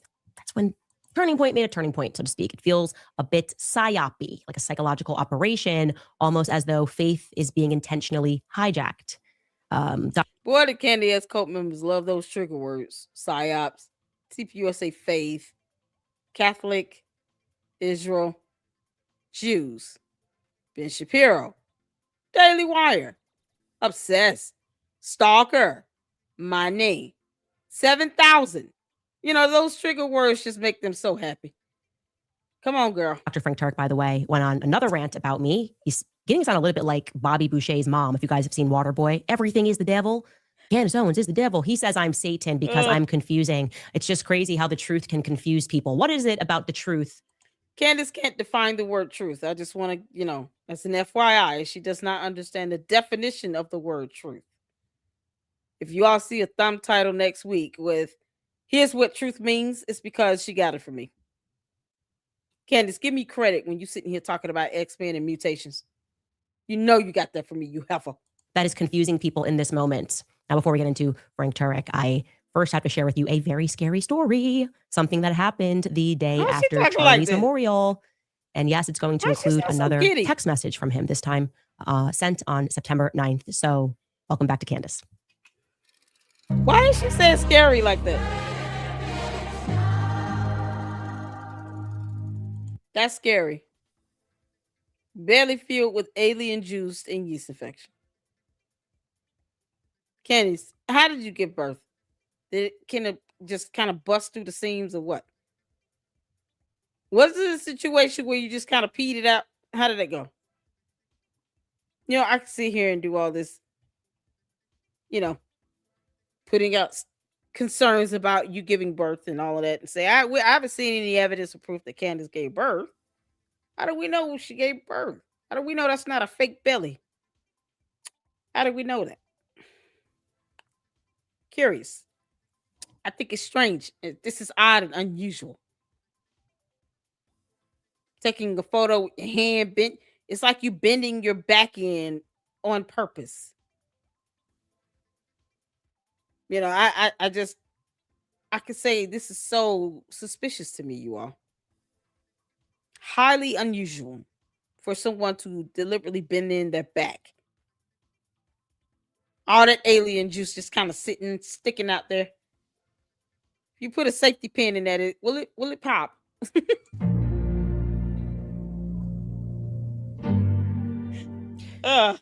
You know, Turning Point has a lot of money, enough money to have not just a PR person, but then to have an entire orbit of people who are being paid to push their talking points, like Paramount TPUSA. Tactical.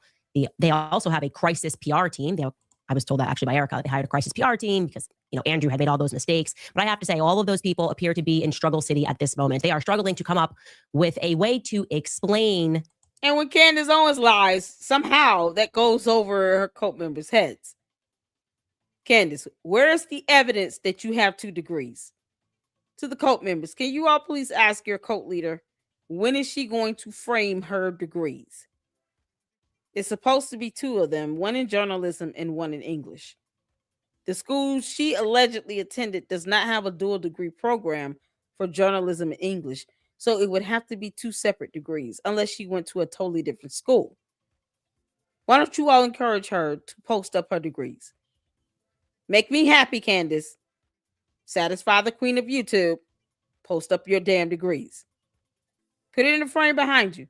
I'll notice if it's back there. She got photos up, by the way. Just want y'all to see that back there. She actually got pictures up now.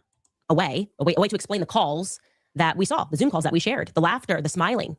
They're wondering how exactly they can go about gaslighting the public into believing that all of that is perfectly normal 5.5 days after your husband was publicly executed in front of the world, which is why I want to shout out the Daily Mail, okay? Because no one has been working harder than the Daily Mail to invert reality. And I got to tell you, this was a difficult one for them. It was not easy, but they did their best with this article. Check out this headline. The definitive truth about Erika Kirk's tears, the leather pants, and her new fortune as Candace Owens drops, quote unquote, giggling phone call in wake of Charlie's death. Well, I said it's the definitive truth. Look no further. Well, she's talking about they're doing their due diligence. They're just reporting on what you said. That doesn't make it concrete proof and evidence of something ill will. They're just repeating what you said. And they put it in writing. You know, because views and all. Yeah, let's not lie about this. They want views. I don't even care. Why parrot her talking points as opposed to actually producing evidence to prove something to be factually correct? Make that make sense? They're not doing any due diligence. They watched her episode and they did an article repeating what the hell she said. Nothing says I'm the truth. Quite like when a journalist comes out and says it, right? It could be nothing else. No way it's going to be a lie. So definitive, you don't have to look any further. Here's what the article says. This is amazing. This is funny. This will lighten your mood. Quote, the Daily Mail has spoken with several experts on grief and so-called grief policing about the recent obsession that many Americans have developed with Kirk's behavior as a new widow. Love that already. Love that we have a term, grief policing. I love that you can always rely on a new psychological phenomenon to be spun out by the media. This is the problem is actually you guys for noticing. And then it says, and as her critics will likely be disappointed to learn, those experts say judgments about Kirk reveal less about her true state of mind, and much more about the broader national discomfort with death, especially the kind of violent, widely broadcast killing that took her husband down. Quote, this is the quote from an expert, guys. It reflects our mourning avoidant, emotion-phobic culture. Wait a minute. Daily Wire is now an expert? I know damn well that's not what she said. Yeah. Candace, you're a dumb demon. You understand? Who is the daggone expert?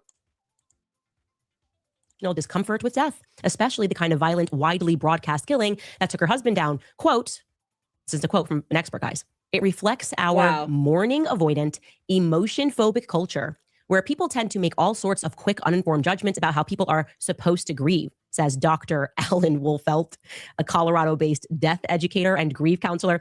Shout out to Dr. Alan, because this is a tough job. And he's saying a lot of words. He's doing what he's learned at school, is just say a bunch of words, call people a bunch of names. He's like, this is supercalifragilisticexpialidociousness.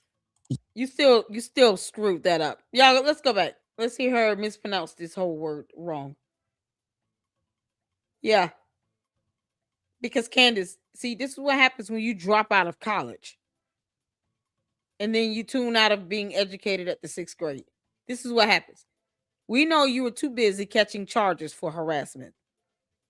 So you learned nothing in high school. Now I want to see her high school diploma for real.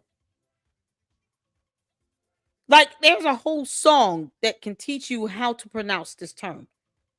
Repeat yourself again, you dumb alien. Learned at school is just say a bunch of words, call people a bunch of names. He's like, this is supercalifragilisticexpialidociousness. Expialidociousness.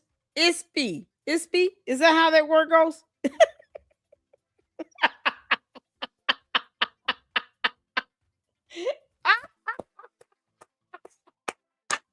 Can somebody post that word in the chat for me? Oh, man, this is priceless, Candace.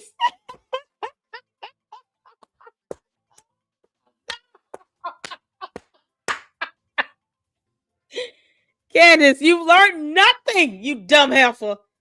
Are you serious? I hear this again. Oh, God. Oh, she can't stand educated people. Y'all know that, right? That's one of the things that she hates about Piers Morgan. He'll tell her in a hot minute, you're not an investigator. You can't even read these court documents with impartiality. You cannot be biased when you're reporting on information related to a lawsuit or these court filings. He's absolutely right. Now, come on, Candace, say that word again, girl. Learned at school is just say a bunch of words, call people a bunch of names. He's like, this is supercalifragilisticexpialidociousness. Yeah, the ism. Expialidociousness.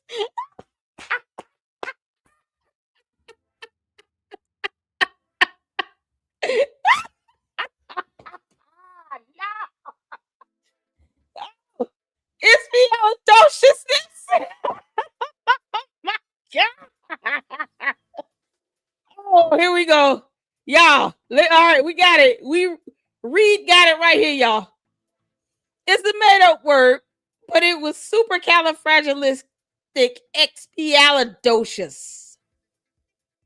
Supercalifragilisticexpialidocious. Candace, what? Wait a minute. We got to hear it one more time. One more time. Last time, I promise y'all. Last time. All right, y'all ready? Y'all ready? You got to hear it one more time. Califragilisticexpialidociousness. Yeah.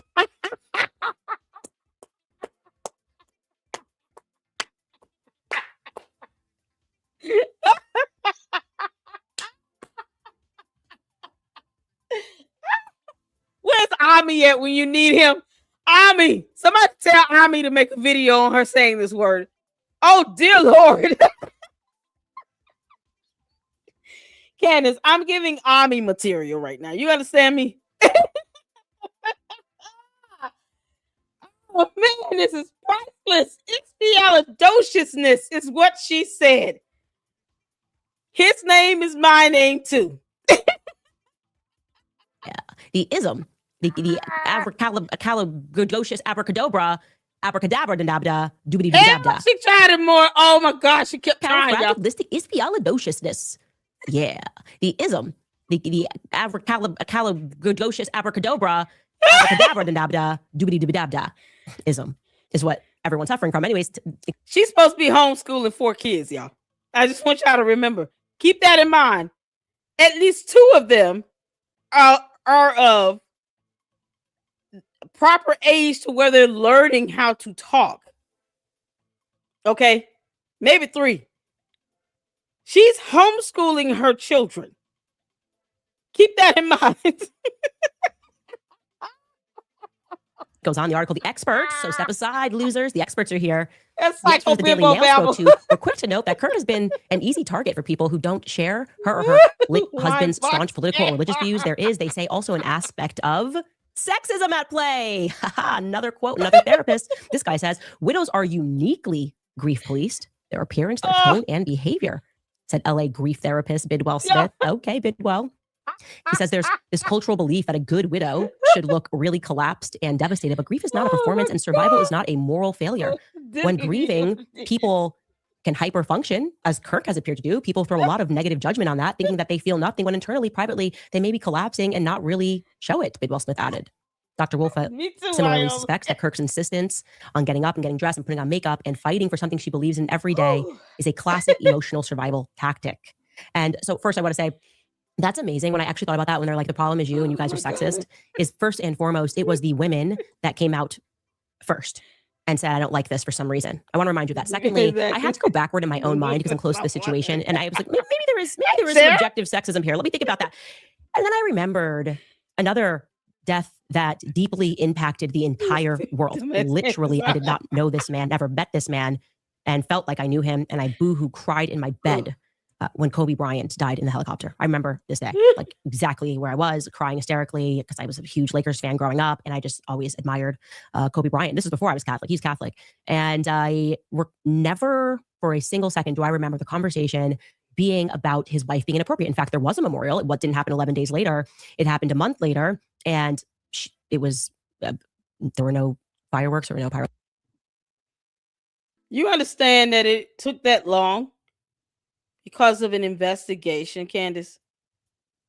Do you know a man also was charged with taking crime scene evidence away, and she had to sue because people were taking photos. See, Candace doesn't give you the entire, storyline. She's not going to give you all the facts to help you have more context as to why it took a month for her to have a memorial. We're talking about Kobe Bryant, right? I don't know how many people, attended Charlie Kirk's memorial, but I know there was well over 50,000 people that went out to the memorial for Kobe Bryant. You have two different widows grieving. They're two different people. You don't get to dictate anyone's emotions or how they feel. You do not control Erika Kirk. Under no circumstance do you get to dictate how she thinks, feels, or acts at all. She's not your child. She owes you nothing. And that's Candace and the cult members. And people said nasty things about Kobe Bryant's wife as well. You know how many times I've heard videos and read articles about Kobe Bryant's wife taking advantage of him, not looking as if she cared, looking as if she was fake crying. We heard the same crap. It just didn't come from Candace Owens. But she had just as many people, if not more, saying the same thing about her. When Kobe Bryant died, you had so many news outlets, so many people on YouTube, on social media talking about how they didn't think she was legitimately grieving. The same damn things have been said about Gigi Bryant, about Kobe Bryant's wife. The same thing. The only difference is it's not primarily coming from Candace Owens. And Candace, I dare you say something about Kobe Bryant's wife, about her being a widow and grieving. I dare you. Candace would get mollywopped all over social media. Do you understand? Because you're talking about a whole new level of protectors and defenders for Kobe Bryant's wife. A whole nother level. Candace would never go after Kobe Bryant's wife being a widow the way she goes after Erika Kirk. She would never conceive it. She goes after people she perceives to be weak. She knows that she does not want the backlash of going after Kobe Bryant's wife. She would not be able to handle that. Same way she can't handle the backlash of going after Kanye West for apologizing to a Jewish rabbi. Any other person that would have done that, she would have dragged them through the mud. She knows who to go after and who to target. She knows who to dog out. She knows damn well she can't go after Kobe Bryant's wife. She knows that. But the widow of Kobe Bryant was subjected to the same scrutiny. People were saying the same things about her. Oh, she's too fake. She's too whiny. She's too emotional. She's not crying enough. She's crying too hard. She's not shedding a tear. She's just making frowny faces. They said the same shit. So, Candace, you don't get to sit here and try to force Erika Kirk to behave like Kobe Bryant's wife when Kobe Bryant's widow went through the same nonsense and people said the same things about her. You just wasn't one of them. And your cowardly ass would never do that. Technics, there were, she was aggrieved. And I went back and I listened to this speech and I had to stop watching it because I almost cried again. It was a eulogy. It was parts of Kobe that no one could know other than his wife when she spoke about her daughter and what she would never get to experience no one has to dog because out a widow. her daughter was now gone. She spoke about not being able to be at her wedding. I mean, it's I can't even talk about it because it was, again, you should challenge yourself to go watch that speech. You should go watch Vanessa's speech at the memorial and see if you recognize some differences, because I realized that I was so traumatized by Charlie's, I actually wasn't being objective. I wasn't being objective. Exactly. And realizing these things early on that I think some of the public was recognizing right away. And something else that is interesting about Vanessa is she went through the anger period. Vanessa was suing everybody. She was suing people who released the photos. She was suing the helicopter company, even though the guy who ran the company was actually on flying the plane. He died. I actually remember thinking, wow, like I personally thought this is not going to bring him back, but I understood that phase of anger. She was angry at the sheriff's department. Like, you knew what time it was. Like, talk about an investigation. She was doing that. Nobody was invited into her home, least of all the New York Times. And when she gave her first interview, just so you know, that wasn't until 4 months later in April. And they were not invited into her home. And it was because she was accepting on behalf of Kobe, him being inducted into the Hall of Fame. So I just wanted to give you some compare and contrast, because the sexism thing is completely ridiculous. You could just completely sidestep that. And another thing that I wanted to point out as I was kind of examining that was I went back and I went, wow, this speech is so beautiful. And I'm learning so much about who Kobe was, because to me, he was a basketball player and he was a leader. And I love that he spoke different languages. And there were so many things I loved about Kobe. I thought he was, I just thought he was brilliant. Shelly Belly. But I didn't know him. And when she's giving all of these examples and the things that he would do around the house and who he was and who they were, by the end of that, felt like I knew Kobe behind the scenes. And then I sort of went back and I revisited and just read the transcript of Erika's speech. And I am actually, in retrospect, quite amazed by how much was really about Turning Point USA and what was going to happen going forward. And you don't actually, when you read the transcript, learn anything about Charlie other than Turning Point USA and what's going to happen going forward. Even in the first speech that she gave next to his chair, she talks about Turning Point USA and what we can do for the organization, right? As if comparing it, if Vanessa got up and said, here's what you can do for the Lakers organization today. Here is what the Lakers are going to do. Lakers 2.0. Here's the Lakers. This is what Kobe loved to play basketball. And here's what you can do for the sport of basketball. I think that is the reason people were immediately off put, because it wasn't a eulogy. It wasn't speaking about those parts and those pieces of him. Watching it in retrospect was something different. And I'm going to let you listen to, again, this piece about Turning Point USA. What was this, 36 hours after Charlie was assassinated? Maybe it was 48 hours after he was assassinated. Take a listen. My favorite too, but my husband's favorite word in the English language was earn. He would call all of you to be people of action who earn the future America deserves. So to all of the young people who felt inspired by my husband's faith and hard work, all of you already know what Charlie would want you to do. You know. If you're in high school or if you're in college, go find your local Turning Point USA chapter. Join it. Stay involved. He wants you to make a difference. And you can. You can. The movement's not going anywhere, and it will only grow stronger when you join it. If there isn't a chapter, you can't find one, then start one. There is no excuse. You can start one. And as my husband used to say in this room, every single day, if you want to get involved, the best way you can do that is going to TPUSA.com. That's what he would say every day from this chair. Every single day. I watched his show every day, and he would always say, if you want to get involved, go to TPUSA.com. If you're a pastor, join our movement at TPUSA Faith. And if you're a parent, I highly recommend that you come to America Fest in December. Sign up right now for that because we would love to see you. I would love to see you. Charlie would. He'll be there. He'll be there in spirit. That's 3 web addresses. Here's how you can sign up. Here's what you can do. And I now, in retrospect, I don't know. I'm at a loss for words. And then it's the same thing with the speech. It's a lot about Turning Point USA and Turning Point USA as if that's just who he was. Like there was no person other than a business. And I'm telling you that because I now want to pivot into telling you, I think, kind of a scary story heading into the weekend. A little terrifying story. Maybe because I'm a little biased here, okay, Catholic, and this just disturbs me a little bit more. I promise. I'm wearing this sweatshirt. I told the priest I would chill.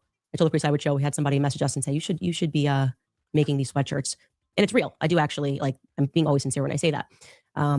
But this is a story that involves a priest, and I promise after this I'm going to chill for the weekend because I think this story is so crazy. I need time to process it because again, it involves Catholics, and we're up. Sorry guys, it brings me no pleasure to report. So Catholics, if you're watching, take a listen. I got an email from a woman, a Catholic woman, back in October. This is the thing. Why is she calling that a eulogy? That was oppressor. You know, you think someone who calls herself a journalist or a member of the free press would know what the hell oppressor is. Candace, you're bad at this. You don't know the difference between someone delivering a eulogy and a press conference? Is she for real? You can't make this stuff up. So you don't know the difference between a eulogy, Candace, and a press conference. Seriously? Like, seriously. Yeah, this is the absurdity of it all. But yet she claims, oh, I'm investigating something. No, you're impersonating something. You don't know the difference between a eulogy and a press conference? Girl, bye, Felicia. Bye, Felicia. And the email did not sit right with me spiritually. There's a lot going on, though. I was obviously in survival mode mentally. I flagged the email. I filed it away in this inbox that I need to address this later. It's important. And I then decided to revisit it and to respond to the woman and to process what it was that had initially disturbed me. Now I'm going to read you this email, and I am going to protect information of people today. I'm not going to be giving out any names because it doesn't actually change the story any. This person wrote, "Dear Candace, firstly, thank you and may God bless you and protect." No. The hypocrisy is staggering. You'll put up a photo of someone whom you're not even talking about. She posted up the photo of the wrong man that she was referring to. And that man was subjected to all that cyber harassment. She doxed a random man's photo. People found out who he was. And she had to learn the hard way that she put up a photo of the wrong person. And you won't tell us a username from this comment? So she can pick and choose when she wants to dox someone. So when it comes to her so-called giving a source out, oh, I'm going to keep it confidential. Why can't you keep that same energy up when it comes to anyone that you're trying to put out there on the forefront? Why are you putting up photos of people and you don't even vet them properly? Boy, when I say bullshittery,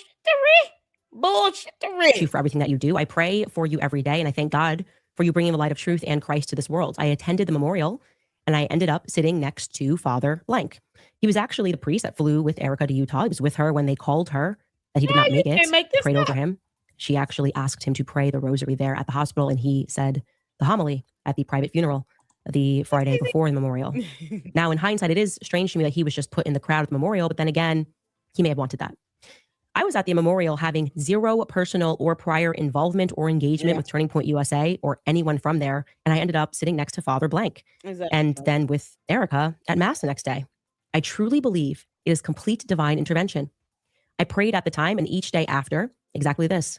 God, I see and feel you are leading me. I know there is a purpose. I don't know what it is or where you are taking me, but I'm following with complete surrender and faith to your holy will. I'll try to best email this with the relevant details, and I think that it may help. I was watching your podcast as I'm finishing up work, and I had to pause it when you played Alex Clark's interview because it honestly made my stomach hurt how untruthful what they were saying was. And I felt strong conviction to write you. I've never emailed a person I don't know in my life, but I'm following this conviction. I spent a good 8 hours sitting with Father Blank. I'm shy generally and was sitting with empty seats around me in the third row from the stage. So when I saw the priest walking by and looking like he didn't know where he was going, I said, "Hi, Father, I'm also Catholic. If you need a seat, this one's empty." Whether he wanted to or not, he sat down. He seemed like a holy priest, soft-spoken, but so sincere and genuine. He prayed in silence throughout and would smile and say, "Charlie wouldn't believe this," looking around the stadium. It was like he was going through a roller coaster of emotions right there. He shared stories of Charlie attending Mass and him spending a lot of time with Erika and Charlie. As Erika was talking on stage, Father held his hands towards her, was praying over her for protection and strength, tears going down his face from his stories and messages from Charlie that he showed me. It seemed like he was probably the closest person in that room to Charlie and to Erika, yet he was sitting with me like any other guest. Like I said, in hindsight, it just feels so off still. At some point during one of our conversations, we spoke about the daily Mass at his parish because I wanted to go on Monday before I flew back to Chicago. He said, yes, at 8:30 a.m. there would be Mass. To be honest, I wasn't sure if I was going to make it, but then I saw a text from him at 6:30 a.m. saying, "Hope to see you at Mass." I knew it was my sign to just make it work and go. There were about 6 people at the 8:30 a.m. Mass that Monday, the large church of blank. I sat in the first row and I felt God's presence so powerfully the entire Mass that I couldn't stop the tears from flowing. I didn't cry at the memorial, but I wept quietly the entire Mass. Afterward, I stayed to pray a while longer. Lights were starting to turn off and I looked back and I noticed a tall bodyguard in the back, along with Erika and a middle-aged woman that was sitting by her. At that moment, I went back to prayer and I said, "God, if you'd like for her and I to connect or speak, please bring us together. If not, I will pray for her and I'll head out." I did not want to disrupt her, but also I had an intense knowledge of how much God's hand was present throughout the last 2 days. A minute or two later, as I was still in prayer, I had a tap on my shoulder by a woman. I believe it was an assistant. I can't remember what it is she does. She said, "Would you like to join Erika?" Candace, at that moment, I thought, okay, God, I hear you. I've never had so much peace while blindly surrendering to God's will. Maybe I have, but I haven't ever seen it so clearly in action. I hugged Erika. I sat next. Now, y'all, listen. Does this sound familiar, this whole pattern with her? Didn't this whole thing with Mitch Snow start off this way? Where she read an email or something so powerful and blah, blah, blah. Right? And then next thing you know, she's talking with him, behind the scenes, trying to get his information. She would have had to have a conversation with him because he had sent her all these redacted ID cards that, I can just say they were fake. I'm saying they were fake. That's how I feel about it. These fake ID cards, because most of them were redacted. And it turns out he's a pathological liar anyway. Then it start off with some email like this. Some concocted story BS. Like she created this crap and then just got somebody that's willing to go along with it. This is how the whole Mitch Snow saga started. We're no closer to Candace telling us who she think pulled the trigger on the gun. And yet, her and George Farmer refuses to give us an alibi. I want evidence to see where they were when Charlie Kirk got shot. I meant that yesterday. I meant it. Where the hell were those two at? Who keeps doing this? Like, you have to be the worst narcissist on earth to keep creating these stupid ass stories, and then you're trying to bait people in that you don't vet and verify who they are before you pull them into it. We don't know who wrote this. She won't say a name. She hasn't posted this person's photo up. She could have literally just typed this up. This could be a part of her script. We don't have a reason to trust and believe a damn thing she says, especially when it comes to what comes from that tip line that most people are just trolling her at this point. If she's being trolled, guess what? It's her fault. Yet again, she doesn't vet her tip line. We don't know who wrote that message. We don't have a name. We don't have a photo of this person. Nothing. And it's not like she's brought them on her show and she's letting them speak for themselves. So we have no idea who this came from. So as far as I know, she made this whole BS up again. We're right back at square one. She's doing the same pattern of behavior she did with Mitch Snow. Y'all remember when she talked about that fort and the laundromat owners and all this other stuff? That whole storyline that went along with that. This couple that owned this laundromat, dry cleaning, whatever the hell. It was a whole storyline with that. She throws out so much crap. And her co-members, and they're just taking it all in. The bots start parroting her nonsense. As soon as her show was done premiering, they're all over social media pushing out her narrative. Oh, Project Constitution come and said it. Oh, she drops a new bomb today. With no facts or evidence to verify anything that she's saying. How do we know she's not just typing this shit up herself? This is despicable. We have been down this path before, and Candace is doing the same crap over and over and over and over again. Candace, you're bad at this. When I can nail your repetitious BS, your pattern of behavior, and how you're putting out these stupid storylines. You do the same thing over and over again. It all starts with some suspicious email or some fictitious tip from her tip line. Some mysterious post. Oh, I had a letter sent to me today in my mail. And then it just explodes from there into some BS and buffoonery. This is how it all starts. This right here. Why can't she give us a name and a photo of this person that sent this damn letter? It's just like how Mitch Snow started. And then she sat here talking about, oh, he's going to be getting interviews everywhere. I saw that comment. That was funny. Funny how no one else interviewed his ass. Funny to me. No one wants a pathological liar on their platform. Why? Of course, Candace doesn't care because she's a liar her damn self. How do we know that this letter came from an actual human being here on Earth? Candace, tell your Martian friends to stop sending stuff to you and giving you ideas. If you're not smart enough to just research and report on your research, don't get mad when people start calling your show a gossip column. It's got to be the worst version of soap operas I've ever witnessed in my entire life. I would rather watch General Hospital at this point. Y'all, she's doing the same thing again. You're doing it again, Candace.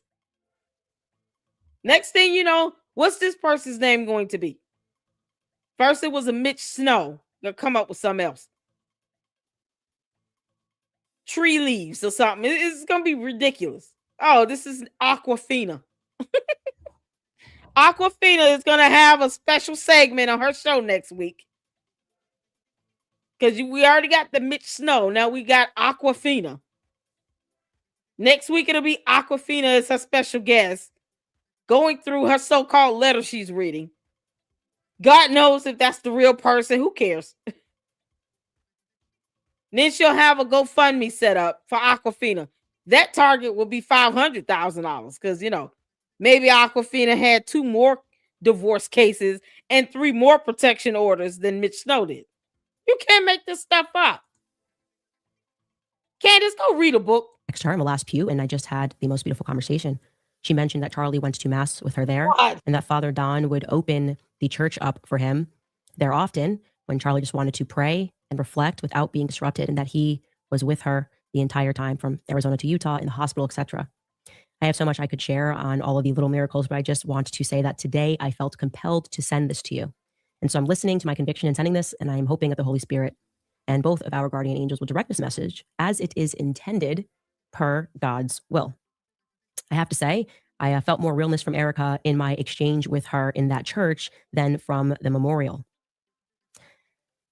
I saw her at Mass again on Tuesday. I ended up staying an extra day because I had relics from St. Paul II that my mom wanted to give Erika flown there. I coordinated someone to fly it to me, and then I gave it to her.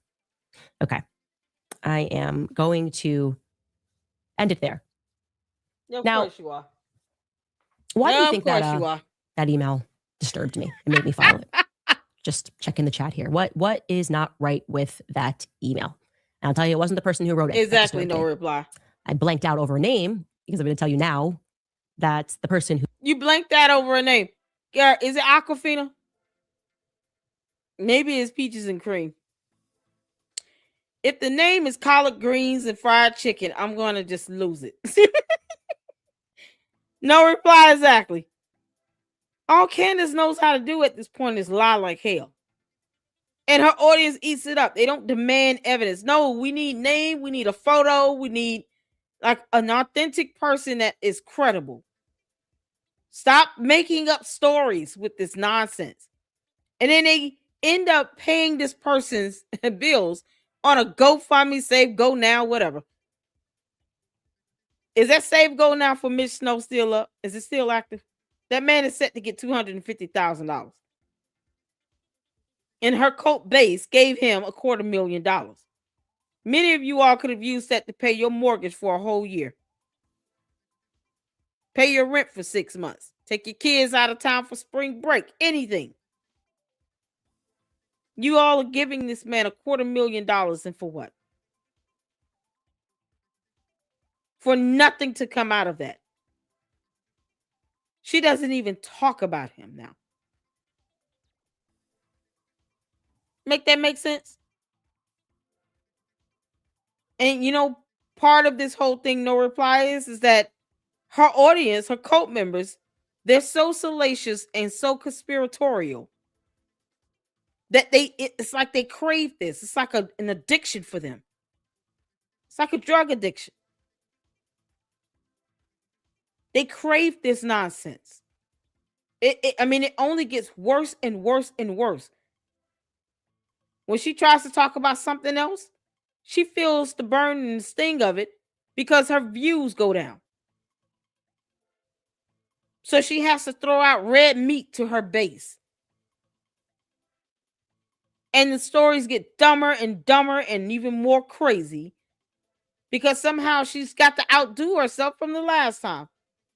Meanwhile, they will not demand evidence at all. They won't read, they won't research, they won't Google, they won't do any of that. They're too busy trying to control Erika Kirk, to which they cannot and will not do. This is insane. Insane. Who tapped on her shoulder, who she thought was an assistant, was Stacey Sheridan. That was what disturbed me about the email and made me file it right away because I knew exactly what happened and I did not have the heart What's the to other tell lady's her name? what had happened because I know who Stacey Sheridan is. I know I told Charlie about Stacey Sheridan. I've seen her work. I've been at events with her. Now she's gonna I text knew that Stacey Stacey Sheridan. would have only done that if the girl who was writing me this email had a boatload. Who is the girl that wrote the email? Name her. If we find out she has to say go find, we're gonna report this shit right now. I'm telling you that right now, Candace. Especially when you're not contributing to that. Did she ever give Miss Snow money herself?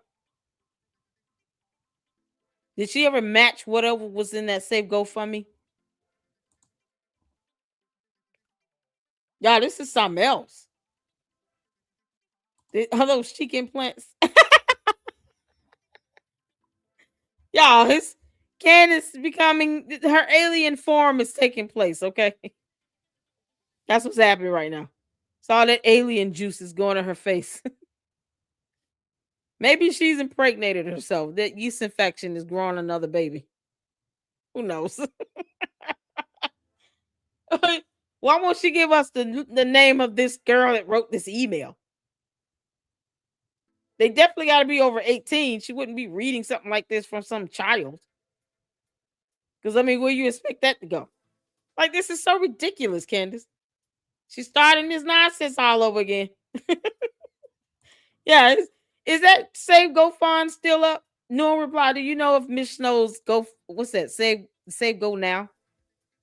Is that thing still open and active? Because y'all remember he said he was not gonna take the money. Let's keep that in mind. He said he was not going to take the money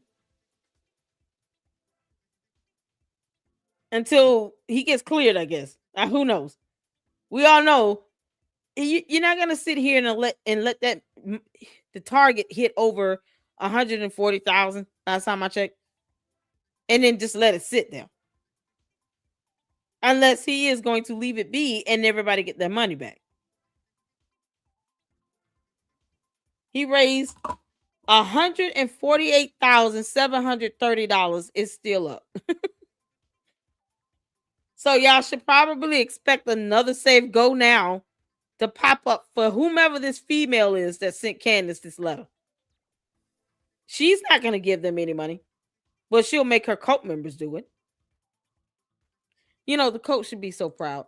They're funding every little thing going on with Candace Owens, probably neglecting their own bills.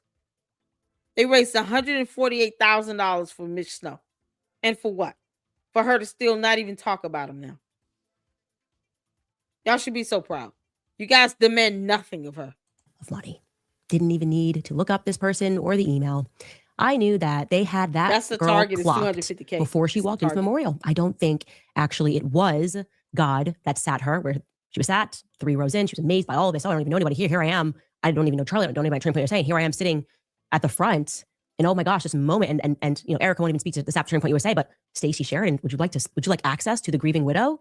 I knew, and I filed it. I knew something was wrong. Let me help you out. Let me help you out, girl. Let me help you out. I'm not here to prove anything on Candace. I don't owe her that.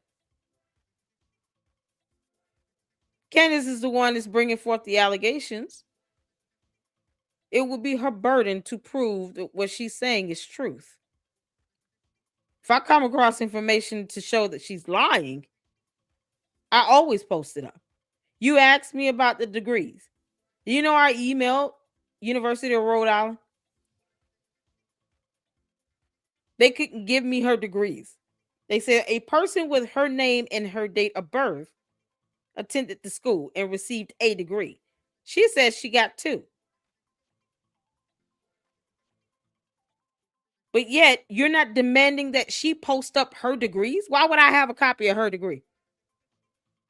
If she obtained 2 degrees, why can't she post it up? And why can't you all demand that she provide evidence on the dumb shit that comes out of her mouth? If you're expecting me to debunk her, you're going to be sadly disappointed. And I'm going to sleep peacefully. I don't owe her anything. Tell her to post up her degrees. I have my degrees. I have a bachelor's and a master's degree, but I have my degrees. Where are hers? You think she would be proud to do that? One of them is in journalism. You think she would be proud to post that degree up? I didn't drop out of college. I finished. Where's her degree? Make her post up the evidence. Don't expect us to sit here and prove her wrong. We don't owe her that shit. You got me sadly mistaken, girl. No, ma'am. You can deal with that disappointment. You'll be fine. You'll get over it. That I had to make sure you understood that. You understand where I stand with this. I'm not here to debunk her.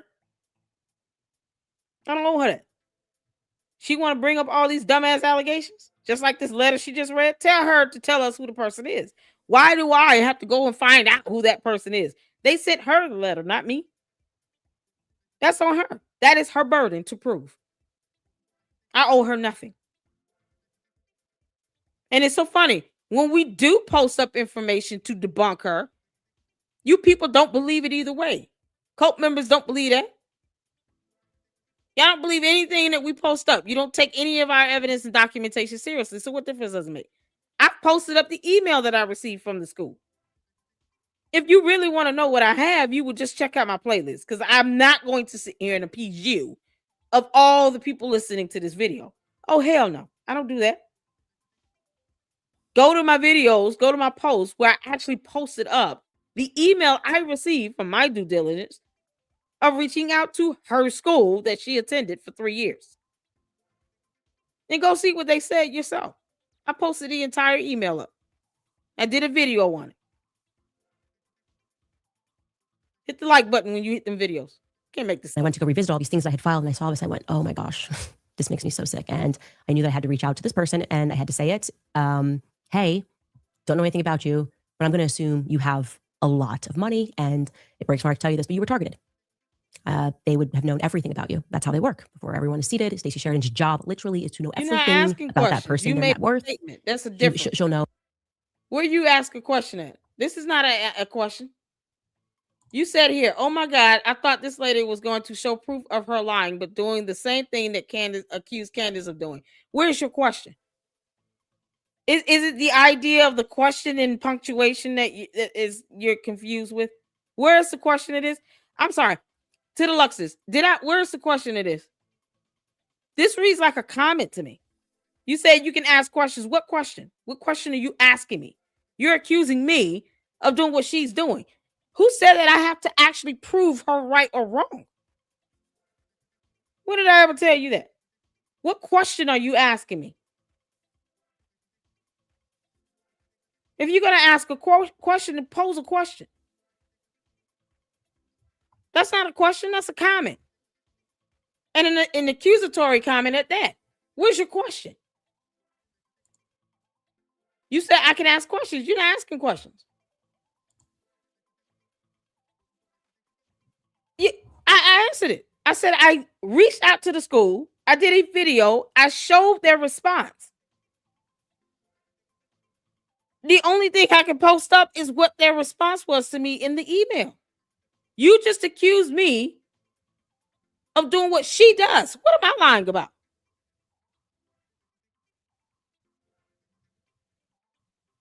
Yes, look at my older videos where I did that. You think I'm going to stop and do that now? No, ma'am. I've already covered that twice. My videos, I've already covered that in my video. I did the due diligence, reached out to her school, emailed them, and got the email response and covered it in the video. I pulled up the email response in a video separately from this. I've already done that. You accusing me of doing the same thing she's doing? How is this a question, though? Do you understand what how this comes off? I'm not even being aggressive here.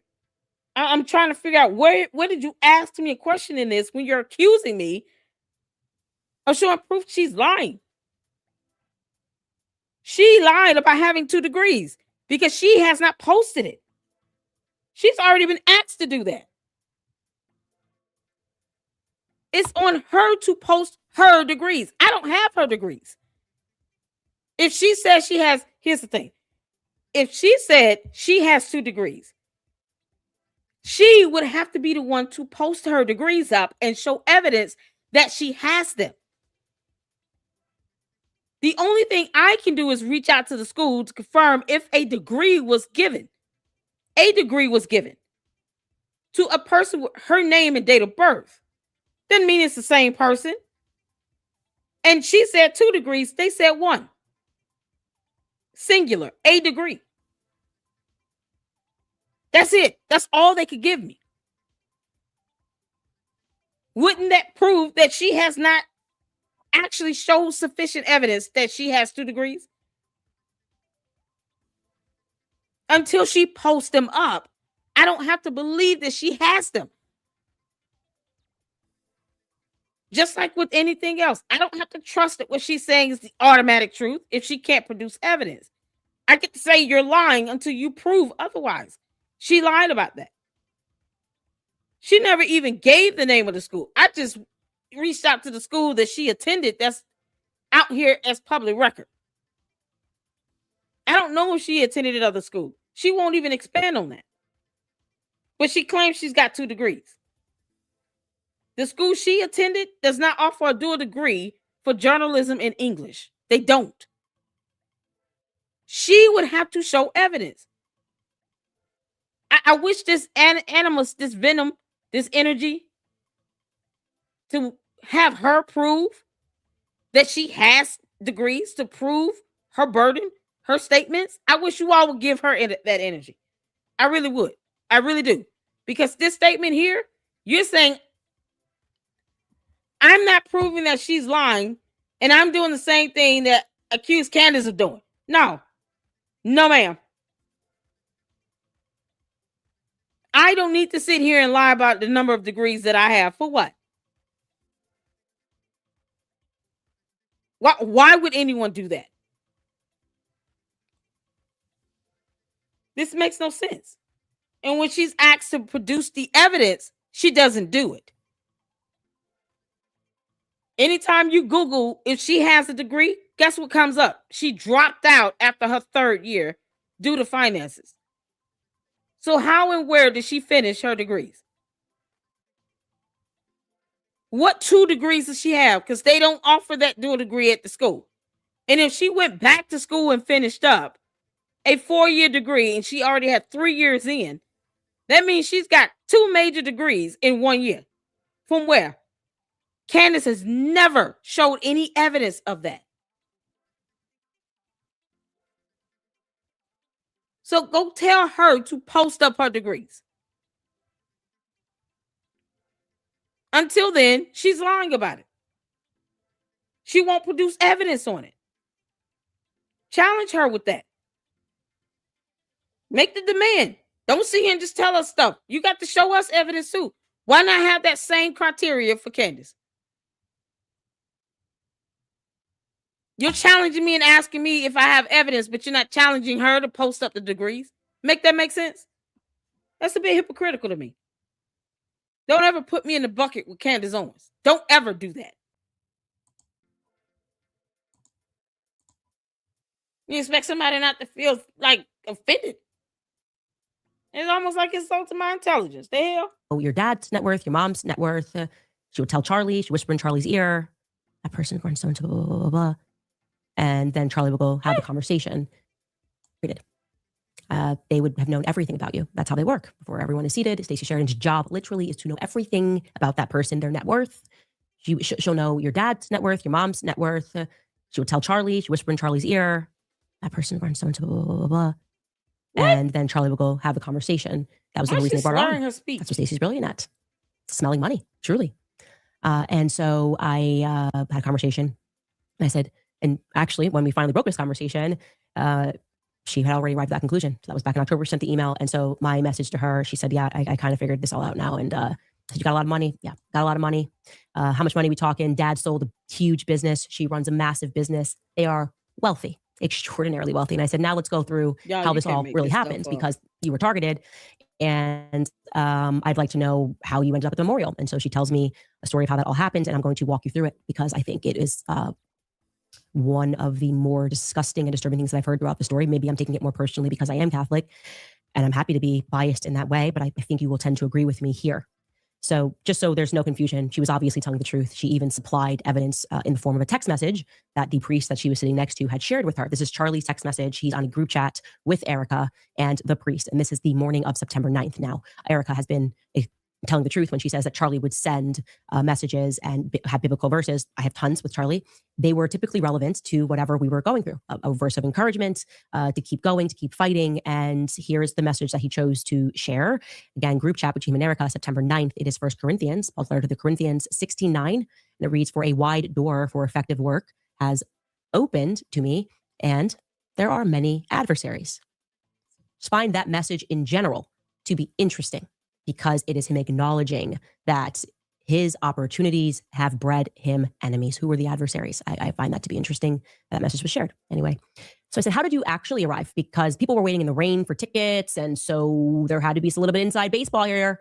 And then she said, oh, actually, I was at a different event, a marketing event, when Charlie was shot and was networking with some people that were involved. It was a conference event with some people that were orbiting around like PBD's podcast. That part's not exactly that relevant to the story because they're marketing people, they're kind of doing their job. And that person then hooked her up directly with somebody that they said could help get her into the venue. She was so struck, emotionally stricken by the Charlie's assassination, like all of us were. that she just wanted to be a part of the memorial. And then just her luck, somebody said, oh yeah, I can get you in touch with someone that can get you through the door. And that's going to be great. And so I also just want to show you this because in retrospect, she reads it and she realizes that she was being manipulated, right? This is the message.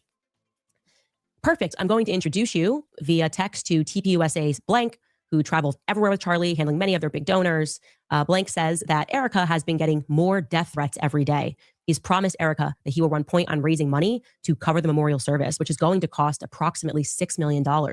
Apparently, Trump had to get personally involved to secure the Cardinal Stadium, which was planning to host a large and lucrative RV show this weekend. So making up that lost revenue to the stadium is driving the high costs of this event. It's crazy what their team is going through. Right there, already emotional manipulation, right? This idea, you have to rescue Erika. She's not safe. And oh, by the way, it's going to be so expensive, this thing. She doesn't even see, she just thinks, oh my God, amazing. I can't believe this. And doesn't realize that this is like, we'll get you in, but we're expecting you to kind of write a check. And by the way, I do want to address that lucrative RV show this weekend. I went back on Wayback Machine, saved screenshots. There was no RV show that was on the calendar for this Cardinal Stadium. Has anybody been able to find this? We've been told the story a couple of times now that the White House got involved and secured the venue, and people started asking questions about how this was possible to turn around so quickly because there are tons of policies and booking these sorts of venues. They don't do things last minute. This RV show, if you know something about it, you were supposed to attend and had tickets and got an email and said, hey, never mind, it's off. Please email more tips at CandaceOwens.com. I need to know more about this little RV show. Anyway, this idea that was going to cost them $6 million to make off the revenue. Obviously, we know they made a ton of money. They geofenced everybody's phones. I can't imagine what just selling the data on that would have been worth. But interesting to know, this is how it gets started, okay? So then she's sitting in the third row and she's now next to the priest. And I asked, what about the next? Let's go more specifically about how you got to church the next morning. Because that's interesting, right? Like you struck up a conversation. You said that you struck up a conversation, whatever. And that the priest said, yeah, come to mass. Well, the part that she forgot is that he told her in this text, Erika might be there. Good morning. I hope to see you at 8:30 a.m. Erika may be there too. Okay. That's an interesting text from a priest. Now, she believes that this is a good guy, and that's great. And I hope deeply in my heart that that is true. But I am beginning to ask questions about that because there's a lot there that's happening. If I am correct, he also canceled his mass on September 10th. Give me just a second because I hear my phone is on. That he canceled his mass on September 10th on that morning. I'd like to know more. I genuinely would like to know more. And I don't understand if a priest is just trying to get you through the door on a Monday morning to go to mass, why you would say, Erika might be here. And also, why is it a might? You would know. You more than anyone would know. You've been with her every second of every day. Throughout all of this, you know whether or not she's going to be there. You, her, and Stacey have been rolling pretty deep. So I feel like you knew she was going to be there. That's my opinion. I genuinely hope I'm wrong, and I'm open to be wrong, but Candace, you're not open to being wrong. You're not open to being wrong. This is the dumbest lie she's ever told. She's never open to being wrong because she never wants to admit when she's wrong. Just like she doesn't want to provide evidence to prove anything she's saying to be valid. Who the hell this letter come from? You can post up a photo of some random man who turns out to be the wrong person, but you won't tell us who wrote this damn letter. And yet you're still trying to dictate how others should act and behave around you. You're trying to dictate what people should be saying and doing. This is what I mean right here. This is the insult in this. She just read this dumbass letter and didn't give a name, didn't post up a photo, didn't provide any background information to prove that this came from a real person. And yet her cult doesn't even ask her to do that. They don't make the demand that she actually produces the evidence. So until that evidence is produced, she's lying through her teeth. No one told Candace to bring forth these allegations and to concoct up another dumbass BS story. She chooses to do that on her own accord. But the burden falls on her to prove. They're cool with this. They're cool with her just saying, oh, this is a real person. I vetted them. They exist. Here's the letter. I'm not giving any names or photos. I'm not telling you all any information at all. No way to vet it. Don't care. Just believe what I say and that's it. Trust me, bro. They don't challenge that dumb crap at all. You know, when you don't have brains, I guess, you know, there's nothing to challenge. Whatever. I have to tell you how I feel about this. Anyway, this is so stupid. She was amazed by this, and she went, and then you know what happens next? She gets a little tap from Stacey Sheridan, who should burst into flames when she walks into a church, if we're being honest. Okay, this woman, but think about that. What moved Stacey Sheridan to tap on this person's shoulder? Erika told her to do that. Erika gave her permission to do that. Why would she randomly go and say, tap, tap, would you like to sit with the grieving widow? That would be the most inappropriate thing ever. Ever. If you're sitting with your friend and your friend is grieving their husband, you would not be like, let me go up to a rando that I don't know and see if they just want to chill with her. You would want her to have privacy. Okay, there's a conversation that took place. Do not play us for dummies. Don't do it. There's a conversation that took place. Candace, you are a dummy. You're a dummy from another planet. That makes it worse. And then you say, oh, you would rather be Russian than American. Bye, girl. You know what, Savs? That's exactly what I'm saying. She pulled the same stunt with Mitch Snow. She know they planned that nonsense. She got Mitch Snow to go along with this stupid story she concocted up about the Fort Huachuca and all this BS. Beating around the bush just so she can insinuate Erika Kirk had some role in her husband's assassination that was nationally televised. And now she's creating a whole nother storyline involving Stacey Sheridan. Yet another person that's going to be more than happy to issue her a cease and desist letter, as opposed to Candace Owens just reading a book and doing some regular research on anything else going on in America, because, you know, America first and all. Now, she rather obsess over TPUSA and continuously insinuate and blame and accuse them of doing something she can't damn prove. So I'm wondering who she's going to hire to play the role of the person that allegedly sent her this made-up imaginary letter. Because until we get concrete evidence that the person that sent this is a real person, and this young lady's identity is corroborated by this Stacey Sheridan person, we don't care who it is, Candace. This is irrelevant. It's not getting us any closer to who you think pulled the trigger on the gun. Because you don't believe it's Tyler Robinson, remember? You were supposed to be telling us that piece of information. Her cult doesn't even demand that anymore. They're so blindsided by all this other fluff that they're not even asking, can you just tell us who pulled the trigger on the gun? Just tell us who did it. Show us evidence that they did it and what bullet did they use. Because we don't believe the bullet story. Okay, cool. So tell us what bullet they used. Why isn't your cult leader doing that type of research? They don't demand anything. They have no standards at all. And bots are bots. But the cult members, man, y'all have no standards. Not even a little bit. Yeah, I'm going in on the cult. Because the more you hear her talk, you realize these people have to be dumber than she is, because Candace is too much of a narcissist to allow anyone else in her cult to outshine her. She has to be the smartest person in the room. And if Candace Owens is the smartest person in the room, and she still does not have a brain, what does that say about her cult members? You can't make this up. Place between Erika and Stacey Sheridan, conversations I have seen before between Charlie and Stacey Sheridan about who that woman is. That woman was targeted in that church. Okay, I don't care. Cut it, do whatever you want to say. Put it on Instagram. Oh my God, clutch your pearls. I can't believe. Yes, you better believe it. This woman was targeted. I don't even know she's real. In a church after mass. It makes me sick. It really does. So anyway, she thinks it's all God. But let me tell you something. Where Stacey Sheridan is, we're going in the other direction. Okay, we're going in the other direction. And then she sits and Erika opens up to her. They're having this beautiful conversation. And she then arranges. She was so amazed by this that she organizes to get a relic from St. Michael, the same same cave that sits behind me.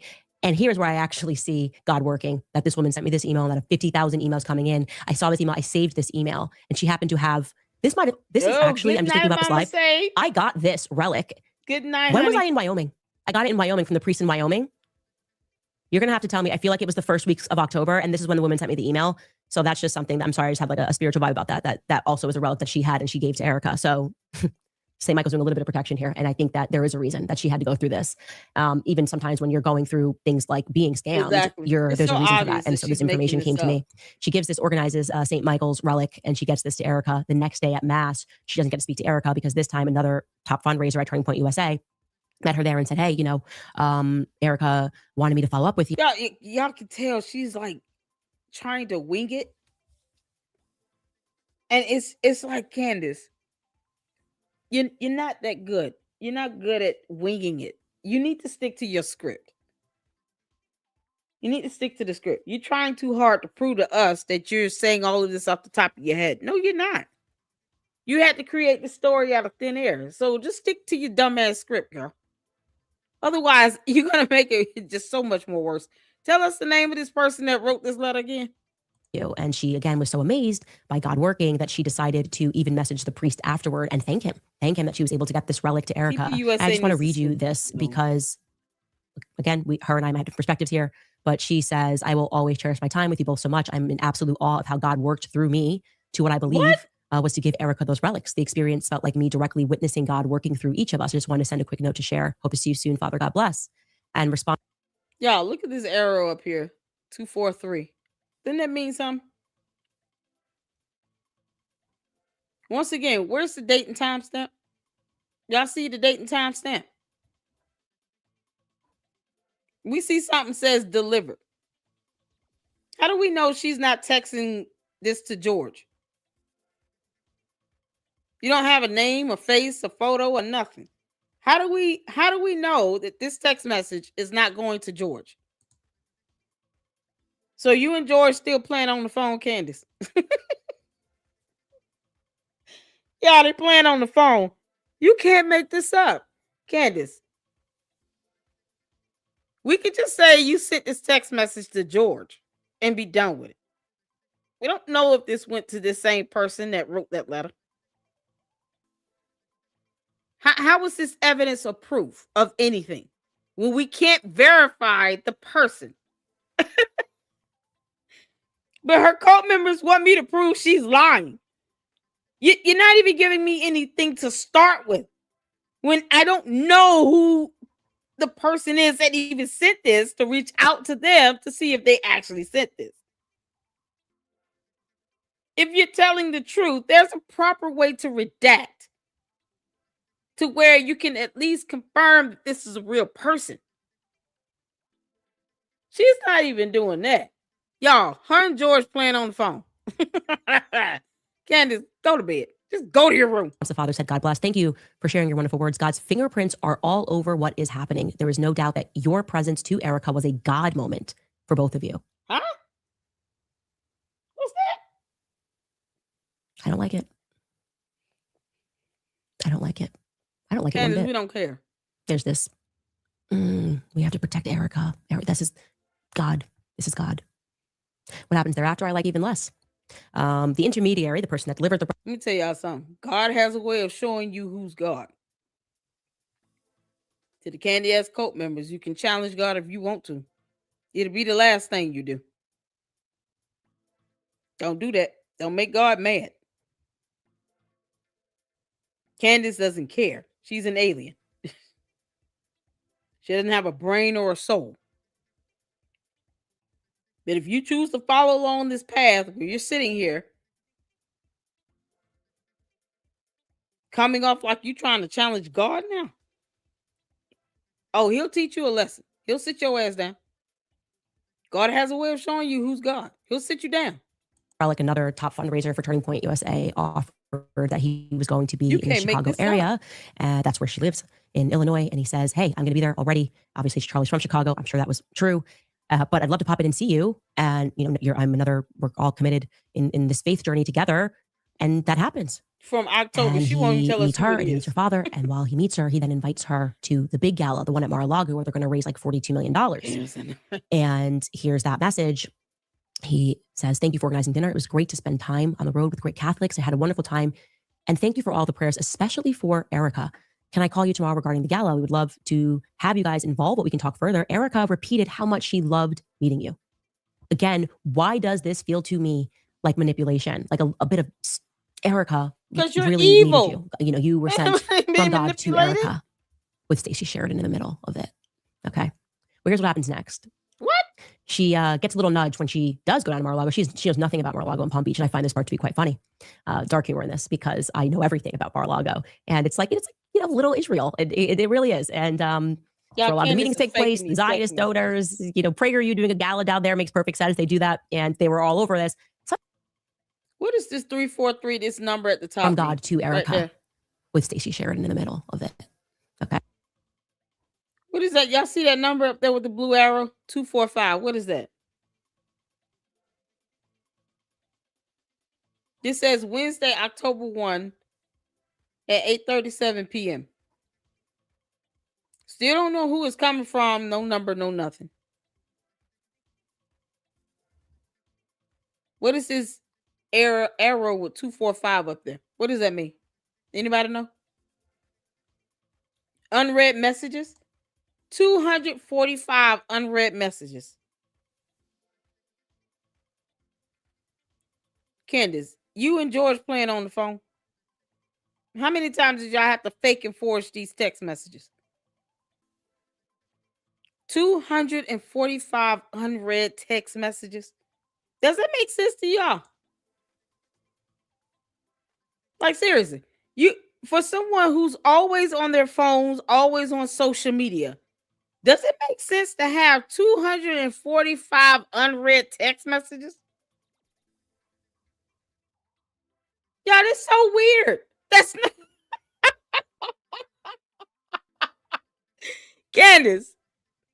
You sitting here talking about what's suspicious and weird and I don't like it. How do you have 245 unread text messages? Are you kidding me? Why are you and George playing on the damn phone?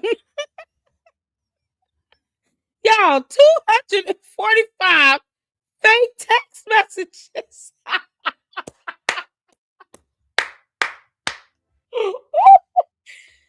245 unread messages. Make that make sense? No reply says 104 missed calls and 260 unread text messages. I just wanted to see. I'm just asking it because that's so unusual. So that makes sense to you, no reply? So it's not unusual? On average, I mean, does the average person have 245 unread text messages? I'm asking, man. I sent you a screen cap of it. Are you serious, y'all? 245 unread messages. What the hell? Y'all, this is unbelievable. Hold on. You say you sent me some. Y'all, I'm gonna pull. I'm gonna wait for this email. I'm gonna refresh and hopefully the email come in. 245 unread messages. Oh my God.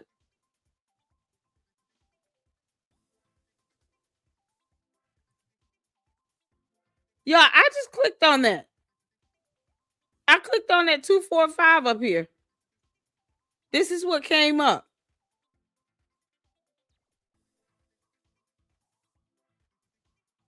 Y'all see this? Is this not?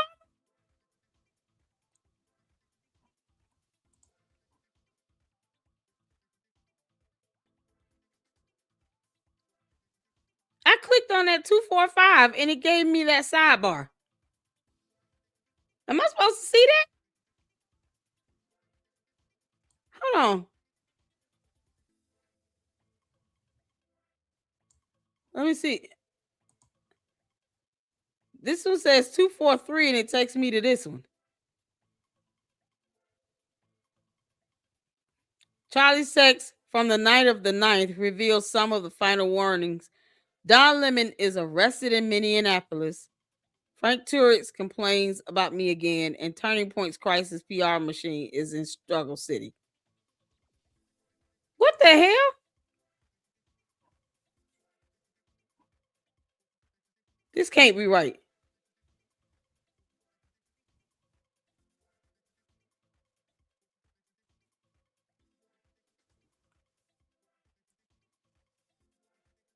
Yeah, this is weird. She's got 200. Okay, so that one says 243. Y'all see that? That says 243. This message here was 245. This is absolutely insane. They're having this beautiful conversation, and she then arranges. She was so amazed by this that she organizes to get a relic. Oh my God! From St. Michael, the same cave that sits behind me. And here's where I actually see God working. That this woman sent me this email, like 50,000 emails coming in. I saw this email. I saved this email, and she happened to have this. This is actually. I'm just thinking about this live. I got this relic. When was I in Wyoming? So I got it in Wyoming from the priest in Wyoming. You're gonna have to tell me. I feel like it was the first weeks of October, and this is when the woman sent me the email. So that's just something that I'm sorry. I just have like a spiritual vibe about that. That also is a relic that she had and she gave to Erika. So St. Michael's doing a little bit of protection here. And I think that there is a reason that she had to go through this. Even sometimes when you're going through things like being scammed, there's a reason for that. And so this information came to me.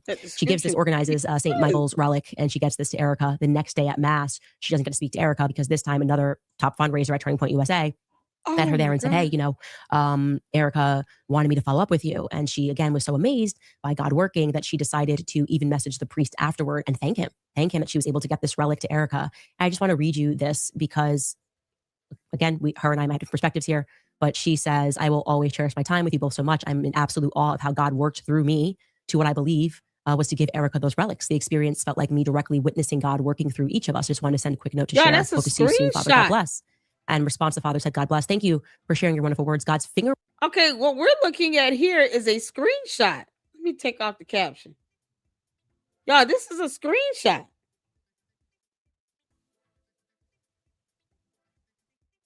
This will go back to a gallery for her photos. I'm looking at yours, no reply. Yours is like on the header of your phone. Like it's next to the missed call button, and then there's the message button. Y'all, he really does have 260. No reply. No reply is one popular dude. He really does have 260 unread messages and 104 missed calls. Y'all, this is crazy. So what we're looking at is a screenshot here. This is a photo. That's a photo.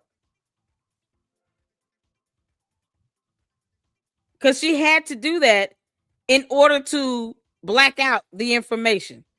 She would have had to do a screenshot or be sent a screenshot of the message. So 245 is the number where this photo lines it falls in place. Like a lineup. It's like 245 images in the phone. Because you can't redact this information on the screen while it's sitting on text. You have to print screen it and then edit it like a photo. This is a screenshot. Now, she could have just texted this to herself or to George, did a screenshot of it, and then blacked out all of that, because the only way you could really edit that, it would have to be saved as a JPEG or PNG. It would have to be saved as a photo. That's the only way you can edit this to black out this information. You can't do that as a text message in the iPhone. I do have an iPhone for work, and I'm trying to figure out how the hell you black all this out without doing a screenshot of it. So the only way to do this redaction here, is to screenshot it and save it as a photo. Y'all, somebody sent this to her, or she's playing on the phone and it's something she sent to herself or sent to George. This could have came from anywhere, from anybody. And if you don't believe me, if you have an iPhone, try to see if you can redact information while it's still in that text message like this, where you get the profile at the top, the phone number, all of this stuff blacked out. You would have to screenshot it first, save it as an image or some sort of photo, and then edit it and black it out. That's what this is. And this is the number of photos in that gallery. Y'all, this is madness. Candace, look at what you're going through to keep some stupid story flowing. We have no way of proving this screenshot came from somebody else's phone. No way of proving that. How would you prove that?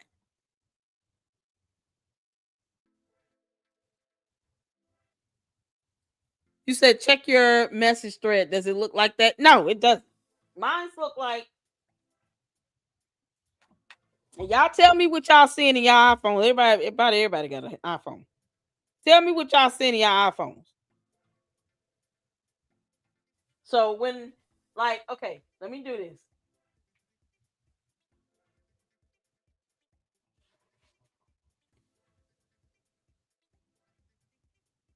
With my messages, it's going to have the profile at the top, right? And then it has the information, and then it's a date and time step next to the bubble. I cannot edit. If I click on the three little lines at the top, it gives me messages, spam, recently deleted, then manage filtering. It doesn't allow me to edit the actual text itself and redact information. I would have to screenshot this, save it as a photo in my gallery, and then edit the photo. Y'all tell me if y'all got to do the same thing. Because this is crazy. So who knows where this came from? Once again, it's the same cycle repeating itself, Candace. You're not proving to us that this person is real or that this screenshot of a message came from somebody's phone. We don't see a phone number, a profile name, nothing. And you're talking about something going back to October? You got over 240 images in this phone, and all this stuff is redacted out. So there's no way to even determine if this came from a real person. This is so crazy. This is definitely a screen capture. LC, I sent you how iMessages look. They don't even look the same. Exactly. Man, this is so crazy. Y'all minds don't look like that. This is so crazy. She's showing us yet another message. Oh, hell. Man, yep, and you got the keyboard at the bottom, y'all. So I'm looking at no replies. I'm not going to pull it up because I see a name. I'm looking at no replies. I want y'all to look at y'all iPhones. Go to your text messages and just pull up a message. It's going to have the name of the individual at the top. If it's saved as a name in your phone, it's going to have a name. It's going to give you the option if you have a camera on the right side. And then it's going to give you the body of the messages in each bubble, depending on who's talking. So if you sent the message, your bubble color is going to look different from the other person that received it or that you sent it to. And next to each bubble is going to have that date and time stamp. The keyboard is going to be at the bottom. So if she did a print screenshot, naturally she's going to crop that out. And what she did was redacted and blacked out the profile name at the top. And maybe there's a phone number underneath it. Because otherwise, I mean, if it's saved as the name, the number doesn't show up. Not on what I'm looking at with no reply. There's no number there. Y'all, this is crazy. It doesn't look anything like that. Look at your iPhones. Look at y'all text messages. Where's the date and time stamp here? So she captured this and redacted it and edited it. and actually expect people to believe that this is a real text that came from somebody. Like who? Who did it come from? Y'all, this is ridiculous. She's doing the same old crap again. Just throwing up messages talking about, oh, it's proof. No, it's not. We don't even know who this woman is. Oh my God. Prints are all over what is happening. There is no doubt that your presence to Erika was a God moment for both of you. Nuts. I don't like it. In the black part. I don't like it. You don't like the fact you keep lying and being deceptive. Quick note to share. Hope to see you soon, Father. God bless. Y'all, this is a whole, either this is an image or this is a whole nother set of messages here.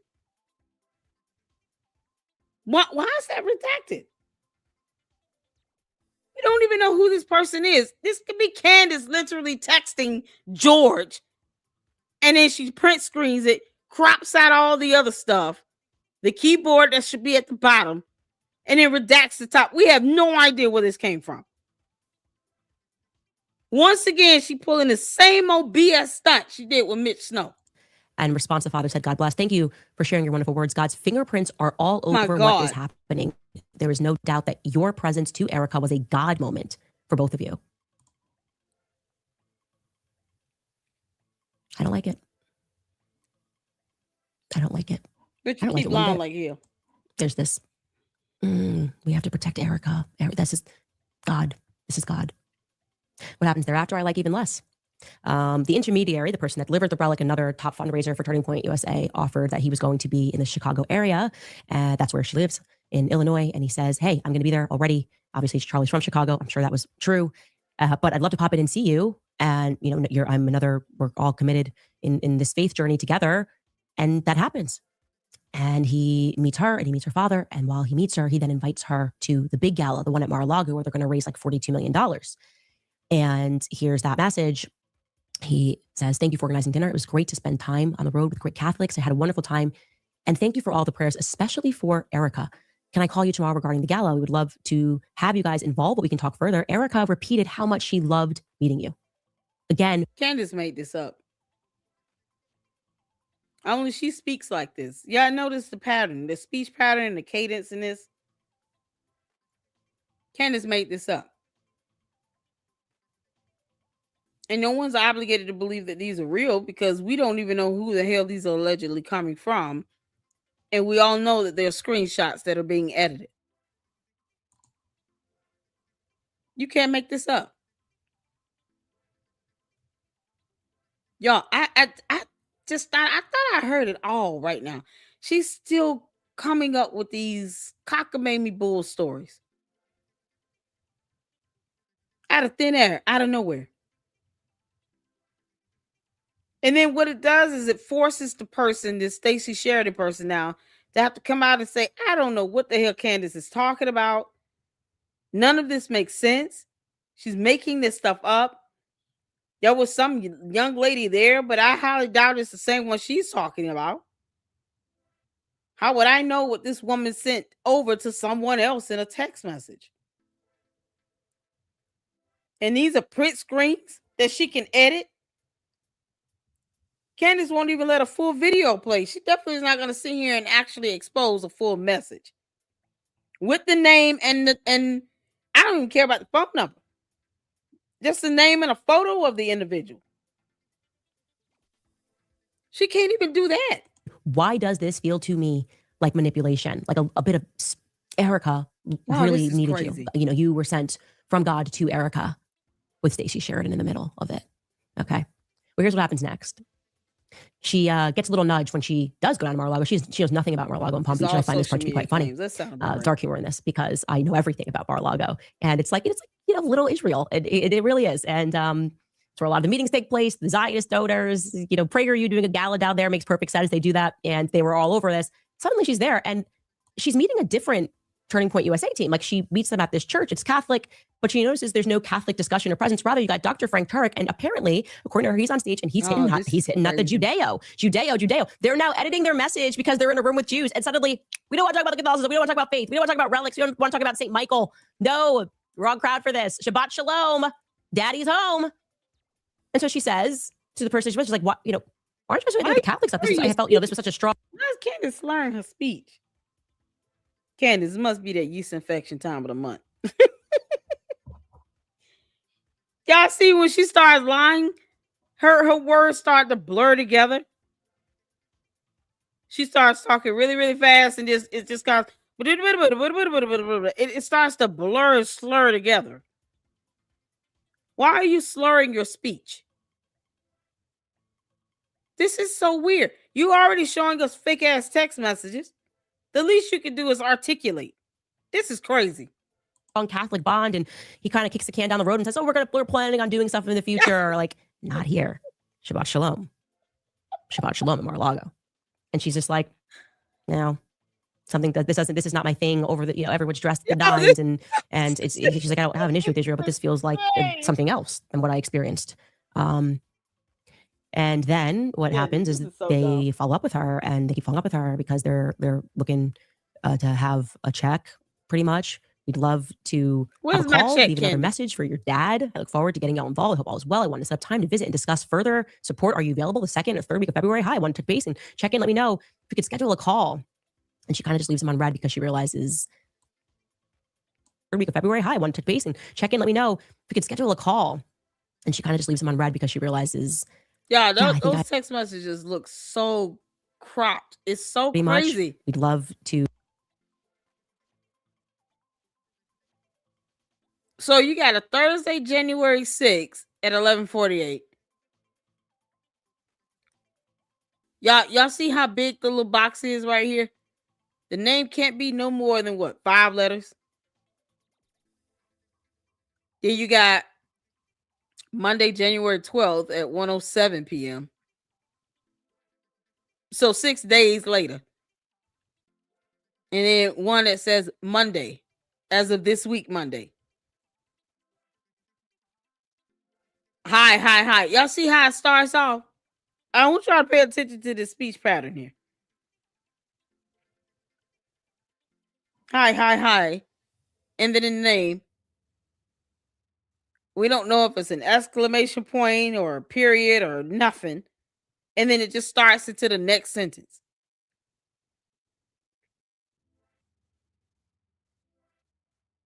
Y'all, this is so scripted. Candace, try harder, girl. You need to create a whole nother story. You need to come up with something else. This is so bogus. We don't have to trust that this came from a real person or anything. You and George playing on the phone is pathetic. And if you guys can listen, if she can edit and redact stuff out, you can easily edit transpire the information in the date and time stamp. Hell, these text messages could just be curated from somewhere, from some app.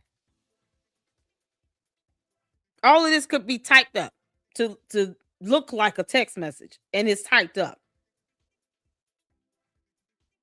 This is insane. Candace, this the length you're willing to go through to come up with some dumb story. Well, we still don't know who this person is. And it would be your burden to tell us. You're the one bringing this nonsense up. Fake ass story, you making this stuff up and expecting people to believe it. No. Try again. Come up with something else. This is dumb. Have a call, leave another message for your dad. I look forward to getting y'all involved. I hope all is well. I want to set up time to visit and discuss further support. Are you available the 2nd or 3rd week of February? Hi, I want to touch base and check in. Let me know if we could schedule a call. And she kind of just leaves him on red because she realizes, yeah, I think I was actually targeted. And she was targeted. But nothing. Targeted. God let everything happen. What I will say is that God will not be mocked. God will not be mocked. I'm a Latter-day Saint on a Monday. I'm a Catholic on a Tuesday. I'm Shabbat Shalom on a Wednesday. God will not be mocked. I see this for what this is. And there are no surprises anymore for me. A turning point faith, the infiltration, it's very clear. And there is something so especially sinister about hijacking people's faith and their emotion. And when she expressed that I normally, I'm a businesswoman, I have my guard up, but when it comes to faith and I'm thinking that this is all happening, I look back and I go, man, I didn't even process this, because you shouldn't have had to process that. No one should have had to have been thinking this way, that people were using our trauma and our emotions and our spirituality to manipulate us. again, God will not be mocked. We'll take a break. I'll be right back. All right, you guys, there is a war on truth right now. You feel it and I feel it. And anyway, to, I guess, kind of stay in the same vein. Yeah, she's literally making up a whole fake storyline just to bring in a Stacey Sheridan. I guess kind of stay in the same vein. Frank Turek, I've invited him on the show many times. He gives me Rabbi Barclay, who I had that debate with when I was over the Daily Wire. And I don't dislike Frank Turek because it's just like they are interesting to hear them talk and explain things and kind of get incensed. And they seem worried about not what they're actually saying. Like there's something deeper that's triggering them. And he's been saying a lot about me, and I haven't said much about him. But I wanted to let you hear how he correlates me to on your Satan. show if you dogging him Take a out. listen. I think Candace Owens is completely lost any credibility when she's saying that certain dreams are where she's getting her information from. Okay. Yeah, there are dreams in the Bible, but there's always supernatural confirmation for those dreams. There's been no supernatural confirmation for Candace Owens' dreams. You can come up with any possibility you want. Possibilities are not evidence, ladies and gentlemen. We're supposed to follow evidence. And notice, I'll say this again. In fact, I just had a pastor. I was just talking to a pastor friend of mine. He's like, what do I say when, people are running down Erika Kirk? And I say the same thing that I say. Have you noticed that Jesus and the apostles say that Satan is a murderer, a slanderer, an accuser, a liar, and somebody that brings confusion? Have you noticed that we've had a murder, and then since then we've had slander, accusations, lies, and confusion? That's what spiritual warfare is, ladies and gentlemen. And for people who are slandering Erika and others, including me, and making accusations and lies and stirring up confusion without evidence, this is what Satan does. Yep. Okay, just a follow-up question, Doc. Like, what do we mean that I'm allowed to have a dream? He's like, yeah, no, that happens all the time in the Bible when he remembers that he has to be Christian. And then he's like, but there's supernatural No. That's not how dreams and visions work in the Bible. Absolutely not. Candace, visions and dreams from God does not involve a deceased person. The Bible is very clear about you summoning the dead. It refers to it as an unfamiliar spirit, like a form of witchcraft. What is wrong with you? You think she could just Google Bible.com or org or whatever she trusts? She doesn't trust .com, so it has to be .org. Bible scripture, you can find the entire Bible online, various versions of the Bible online. Just Google it. You're talking about having a vision with someone who's deceased. That is not the same thing. When the angel of the Lord appeared unto Joseph, they came to him in a vision and said, we need you to take Mary as your wife. She's about to have a baby. We get it. It's not yours. But we want you to raise and take care of the child. He's going to be a great one. They didn't sit here and come to him talking about someone who died. He didn't have a vision about a deceased person. You can't make this up. Visions and dreams are oftentimes notated in the word as a form of communication, a way in which God was able to speak to someone or to reveal something to them. And the way God will confirm it would be through someone who would come along and send a message. Someone that had great wisdom that could help interpret dreams and visions. But they didn't involve people having visions with persons who were deceased. Y'all, this is so crazy. Joseph, that's right. Joseph, with the coat of many colors, interpreted dreams. Joseph interpreted the dreams of a king. When Nebuchadnezzar had those visions in the Bible, and he didn't understand it, God gave those same visions to Joseph. Joseph said, listen, I don't know exactly what you're talking about. I can't just interpret your visions. Let God give me the vision. And that's a form of confirmation as well. That way the king knew God truly gave him the vision because he gave him the same vision. But Joseph was able to use wisdom, and God helped him to interpret the king's visions. This girl sitting here talking about, oh, well, the Bible speaks of having vision. Not with dead people. It's unbelievable.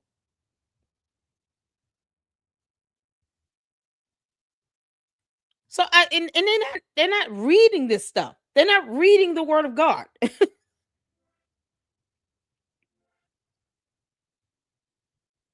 It makes no sense. Even when Saul went to this so-called witch,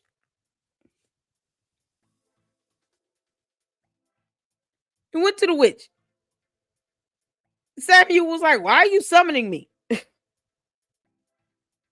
That's not biblically aligned. You can't make this stuff up. So I don't, whatever Bible she's reading is not the same one we're reading.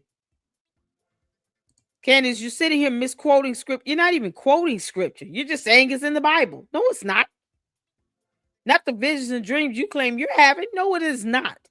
The devil is a liar, and so are you, Candace. Can't make this up. Yeah, keep making God mad. Information. What do I have? What's the supernatural confirmation that we're looking for? What do you want me to say? I had a dream which happened, and then what am I supposed to say? Like Charlie appeared in my house. Like I don't know what we're talking about. That doesn't even make sense. That's why I just pivots and then starts going, Satan's a murderer. Of course it doesn't make Yeah, sense, we're kind of 'cause trying she to figure out lying. who murdered Charlie Kirk. Welcome to the show, Dr. Frank Turek. We're aware. Murder, when you see that act of murder and you see it in broad daylight, there's probably like a synagogue of Satan hiding behind it. And you guys just don't seem interested at all in going on this journey to figure out who killed Charlie Kirk, which is giving us a little bit of intuition that something's amiss. Again, going back to the example of Kobe Bryant's wife, suing she didn't trust nobody. Everybody was getting sued. Okay. And I didn't even agree with some of her lawsuits. Exactly. But darn if I didn't agree with the emotion of like a woman who feels like there needs to be justice served somehow for my loss. What would we have said if, I don't know, it would have been kind of weird if she, as soon as the helicopter thing, I forgive them. I forgive everybody involved. Everybody's like, you got to get to forgiveness.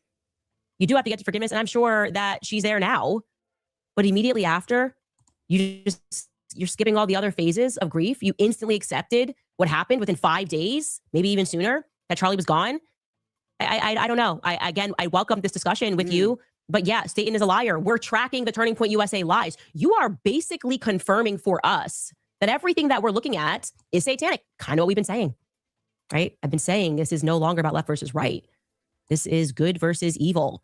And you're upset with us for pointing out the lies at the same time that you're calling people Satan. What am I accusing you of? Lying? Where is the evidence? Candace, you are lying. In the history of the world has presented more evidence than Candace Owens. There's just so much evidence. And then you get caught in lies. You I show text messages, I show timelines, and there's like, they concede the points, and then it's just over. They're like back to like, all she's doing is dreaming. But you typing up this stuff. That doesn't mean it is evidence. You typing up something does not make it evidence. Candace, show us proof of your 2 degrees.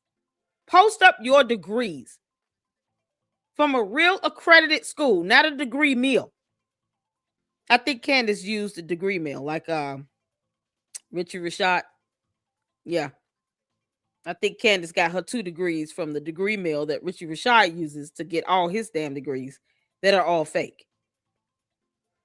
You want to show some evidence, Candace? Post up your 2 degrees you claimed you earned from a real accredited school. She's doing it. She hasn't showed us any proof It's whatsoever. not evidence to type what are we doing? up. Why do I feel like we're on a hamster wheel with these people? How much more evidence? I have presented so much more evidence than the FBI ever did against Tyler Robinson that they're the accusers. How about they convicted him when Erika said on stage, I forgive you. You're forgiving him, which implies that he's guilty. So who is the accuser? Who is the liar? Who is the person that you are saying? What's she saying? Does any proof whatsoever? What are we doing? Why do I feel like we're on a hamster wheel with these people? How much more evidence? I have presented so much more evidence than the FBI ever did against Tyler Robinson that they're the accusers. How about the FBI, not the accusers? It's the state of Utah. The state of Utah is spearheading the investigation, not the FBI. You can't make this up. Why does she keep saying that? She came back after the meeting with Erika Kirk and said it is not the FBI spearheading the investigation. It is the state of Utah. Prosecutors in the state of Utah are spearheading it. What are you still expecting from the FBI right now? You've already said it is the state of Utah. Why do you keep going back to the FBI thing? You know why? Because our audience are incompetent and they don't have brains and they want to keep blaming the feds for something. She continues to go along with it as opposed to just telling them, y'all, the FBI is now spearheading this investigation. Stop talking about the feds. This is not a case spearheaded by the feds. That can be factually proven. This is madness. They convicted him when Erika said on stage, I forgive you. You're forgiving him, which implies that he's guilty. Huh? So who is... You're forgiving him, which implies that he's guilty? So the presumption of innocence doesn't work well in her world either. Yet another concept you don't understand, Candace. Yeah, okay, bye.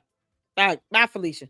That's why you're not going to get a look at the evidence, because we don't need you tainting the jury pool. We already know you don't care about it. The accuser. Yeah, bye. Who is the liar? Who is the person that you are saying is evil in all of this? You the person are trying to find out who killed Charlie Kirk, who's willing to sit down publicly with all of you. All of you. Who pulled the trigger on the gun, Candace? You're doing this as a PR strategy. Who pulled the trigger on the gun if you don't believe Tyler Robinson did it? You're not getting us any closer to that. You're not getting us any closer to answering that question. Who do you believe and what evidence do you have to show proof that someone else pulled the trigger on the gun? 5 months of this BS and you cannot tell us who pulled the trigger on the gun? At the same time, if you'd like. For as long as you like. Y'all better ignore the hell out of her. Or is the people that are engaged in a cover-up, lying to the public and gaslighting the public because they have a lot of money. People that are firing employees without cause. Do some loyalty tests because they're talking to Uber drivers. She thinks this you guys is a are joke. behaving like you're guilty. Yo. Like you can spend it away to hide that. So if you have good intentions and you are a well-meaning person, if you are a well-meaning, do not agree to go on her show. She's doing this as a PR stunt. You'll be giving her content. She's running out of content. Candace, it's time for you to pick up a book and read and then, do some research and reporting. Or you can just continue to be a gossip blogger. Isn't that what they call it? Gossip columnist. A gossip blogger. And just keep talking about, the Beckham son's wedding. Whatever. Being pastor, I don't know what it takes now to be a pastor. It seems like all you have to do is have some feelings and like a few proverbs. But if you are well-intended, I don't see why you wouldn't take me up on the invite to come on the show. I send it to you again. They don't owe you that. I send it to you and any of your homies at TPUSA to come on the show. You should be able to embarrass me. It's very easy, by the way, to sit down with a liar. That's like fun. When someone's lying through their teeth, the truth doesn't fear sitting down with a lie. So let me know if you'd like to do it. Anyway, guys, I do want to also touch briefly before I get some of your comments on this Don Lemon arrest. Like objectively, no, I should say like to do it. Anyway, guys, I do want to also touch briefly before. Who is the liar? Who is the person that you are saying is evil in all of this? The person trying to find out who killed Charlie Kirk, who's willing to sit down publicly with all of you at the same time. That's a damn lie, because when they told you to go fly out to Phoenix, you didn't want to do it. You remember the part where you said that George told you no? Of all the times for his closeted behind to speak out, somehow he only speaks out when it comes to you going to Phoenix. But then you make 4.5 hours of time space. You set 4.5 hours of time aside to meet up with Erika Kirk in Tennessee. But you couldn't put your ass on a plane and go fly out to Phoenix to go face her and all the rest of them at TPUSA. You would have been able to face all of them at once out there at Phoenix. You chickened out, you coward. You spineless coward. You wouldn't even fly out to go see them in person in Phoenix. You're a coward. They need to ignore you and just sue you and keep living. Isn't that what you want, Candace? Sue me. I want subpoena power. I want all the smoke. Yeah, because it's good for her ratings and views. Ignore her. If you like, for as long as you like. Or is the people that are engaged in a cover-up, lying to the public and gaslighting the public because they have a lot of money. People that are firing employees without cause. Funny how all of that Through some describes loyalty Candace. tests because they're talking to Uber drivers. $244 million. You guys are behaving like you're guilty and like you can spend it away to hide that. So if you have good intentions and you are a well-meaning person, if you are a well-meaning pastor, I don't know what it takes now to be a pastor. It seems like all you have to do is have some feelings and like a few proverbs. But if you are well-intended, I don't see why you wouldn't take me up on the invite to come on the show. I extend it to you again. I've done it multiple times. But I extend it to you and any of your homies at TPUSA to come on the show. You should be able to embarrass them. It's very easy, by the way, to sit down with a liar. That's like fun. When someone's lying through their teeth, the truth doesn't fear sitting down with a lie. The truth doesn't fear sitting down with a lie. Why should he even take time out of his day to do that? It's just dumb. Why does the lie have to exist in the first place? See, Candace, anything you can do, I'm going to stomp all over it. Why does the lie have to exist in the first place? Why should they have to come to you to try to prove you wrong? You're trying to set up a dumbass debate. That will be a stupid conversation with you. There's nothing they can say to persuade Candace and the cult members either way. It would be a dumb conversation. It'll be a waste of their time. When you can just stop lying. Stop coming up with these dumb stories and find something else to talk about. You're running out of content, Candace. You're still trying to throw blood and mud and meat to your base. At some point, they're just going to go somewhere else to find food. They're not going to come back to you at all. Because they're going to realize this idiot has nothing to offer. Go talk about Scientology, Candace. So let me know if you'd like to do it.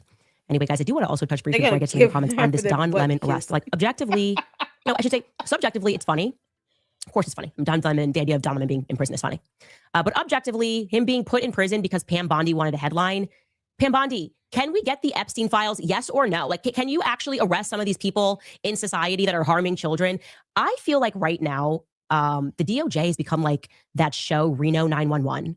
Is that what it is? It's called Reno 911. I think it's called Reno 911. It all just feels really fake and ridiculous. People are dressed up. Yeah, and they're like knocking down doors. Like Christy Nome knocking down doors, and she's got long extensions and makeup, and like we're back, and Pam Bondi's like, and we're here to arrest the people that criticize Zionism on college campuses. And now we're like going after Don Lemon because, in case you missed the backstory of this, Don Lemon is annoying. He's been annoying his entire life. And should you go to prison for being annoying your entire life? Maybe in a sane world when I'm the dictator of the United States. Yeah, maybe. We don't live in that world right now, okay? We live in a world where journalists... Did she just say when she's a dictator of the United States? You can't make this up.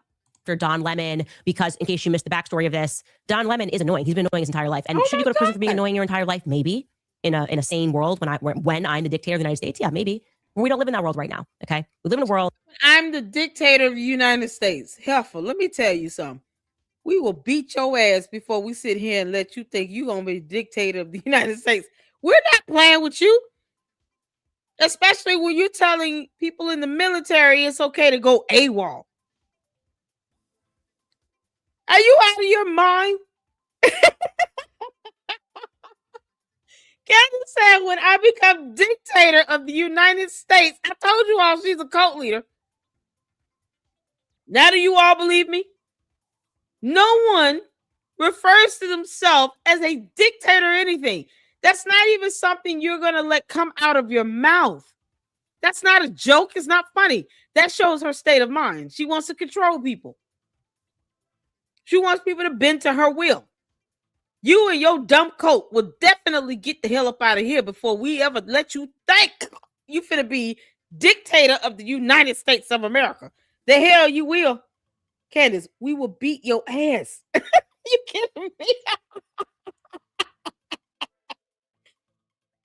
Oh, we will beat her ass before we sit here and let her think she's going to be dictator of the United States of America. No. What? Y'all, you just can't make this stuff up. For Don Lemon, because in case you missed the backstory of this, Don Lemon is annoying. He's been annoying his entire life. And should you go to prison for being annoying your entire life? Maybe. In a sane world, when I'm the dictator of the United States, yeah, maybe. Yeah, when I'm the dictator of the United States, Candace, you know how many Americans you would have to go through to get to that point. We're going to beat your ass. Do you understand me? In old school style with a belt. You can't make this up. Hell would have to freeze over 16 times 1,000 before you become dictator.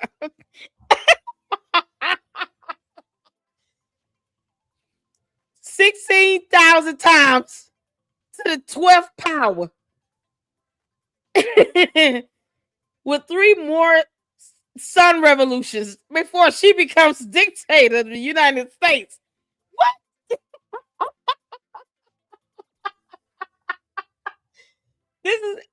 What is she trying to say? She's been thinking about becoming president. Candace, you will never be president. I'm going to tell you that right now.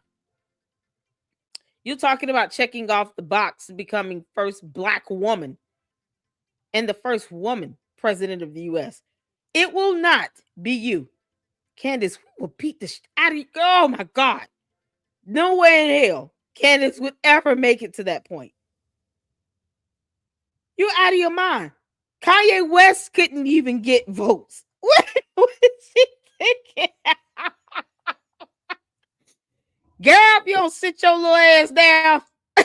We don't live in that world right now, okay? We live in a world where journalists are allowed to be annoying, and they were basically upset because what's happening in Minnesota is a bunch of protesters figured out that there is a pastor that works with ICE, right? And so they've gone in to protest his church, and Don Lemon sort of went around and started asking a bunch of questions, but Don Lemon in general doesn't love church and doesn't love Christians, as we figured this out when he was speaking to me of like, what do you think about homosexual marriage? You know, he's got some chips on his shoulder about it in general, so he's there generally to be annoying. There's no excuse for Don Lemon. But the arrest of him after, and we can show you a clip of him here at this protest, is pure theater. It is pure FBI, DOJ, look over here theater, because we have actually been inefficient the entire time that we've been in office. We are actually doing nothing but trying to grab headlines rather than to actually solve crimes that are being committed mostly by us, okay? This is a clip of Don Lemon just being Don Lemon at this church and being annoying. Us who? As in the United States? We're here to worship. She wants to be We're here to dictator. worship Jesus, because that's the hope of these cities. That's the hope of the world is Jesus Christ. I want to be very respectful. Please don't push me though. We're here to worship Jesus. Yes. That's why we're here. Yeah. Okay, that's why we're here. That's what we're about. Do you think Jesus would be understanding We're about and love these folks? We're about spreading the love of Jesus. But you just try to talk to them as a No Christian. one is willing to talk. Okay. I have to take care of my church and my family, so I ask that you actually would also leave this building. You don't want us to Unless you're here to worship. Unless you're here to worship. I'm always worship. I'm a Christian. We're here to worship. We're here to worship. Okay. Thank you very much. I appreciate it. So that's one of the pastors of the church. And it's kind of loud, so I can't hear him. But they're still there. I would Yeah, have this walked is annoying. right out. Don Lemon, obviously, his head belongs in a toilet. He deserves a swirly. And if you elect me dictator, I will do it. I promise to do that. But in the meantime, Pam Bondi... She wants to be dictator. This is the second time she done said being dictator. Candace, you won't even make governor. No one should even let her be a councilman. If you are elect Candace to do anything in politics, you deserve whatever comes your way. I promise you that. They shouldn't even elect her to do anything on a local level. She keeps saying dictator. Get your bum ass out of our country. Girl, bye, Felicia. We will deport you before you think you're going to be dictator of the United States of America. Why does she keep saying this? You dumbass cult leader. Why don't you and your cult go on to Russia? It's your dream. It's your aspiration. We are not stopping you. What you will not be is dictator of this country. She must be crazy. Y'all, Candace is high as hell. Oh, something. This girl got sugar booger, that yeast infection acted up. It's on this menstruation cycle. Y'all, so much is happening in her body and her mind is just good. It's kerfluffled. You know what she said? Kerfluffled. Y'all. no way on God's green earth that will let you be dictator of this country. Honestly, if they elect her to be anything in Tennessee, shame on them. But you'll have coming, whatever you got coming your way, you get it. You're going to get it all. This girl, she's not saying, oh, I want to be a legislator. I want to help pass laws, and represent people who believe in doing what's right and blah, blah, blah. She said dictator twice. That's not going to happen, Candace. We have an army, and we'll make sure we show you that we're not for play. You're out of your rabbit ass mind. Yeah. Candace obviously she's got rabies or something. She's acting like a wild animal right now talking about dictator. You can't make this up. Candace, we won't let that happen. You understand that. What?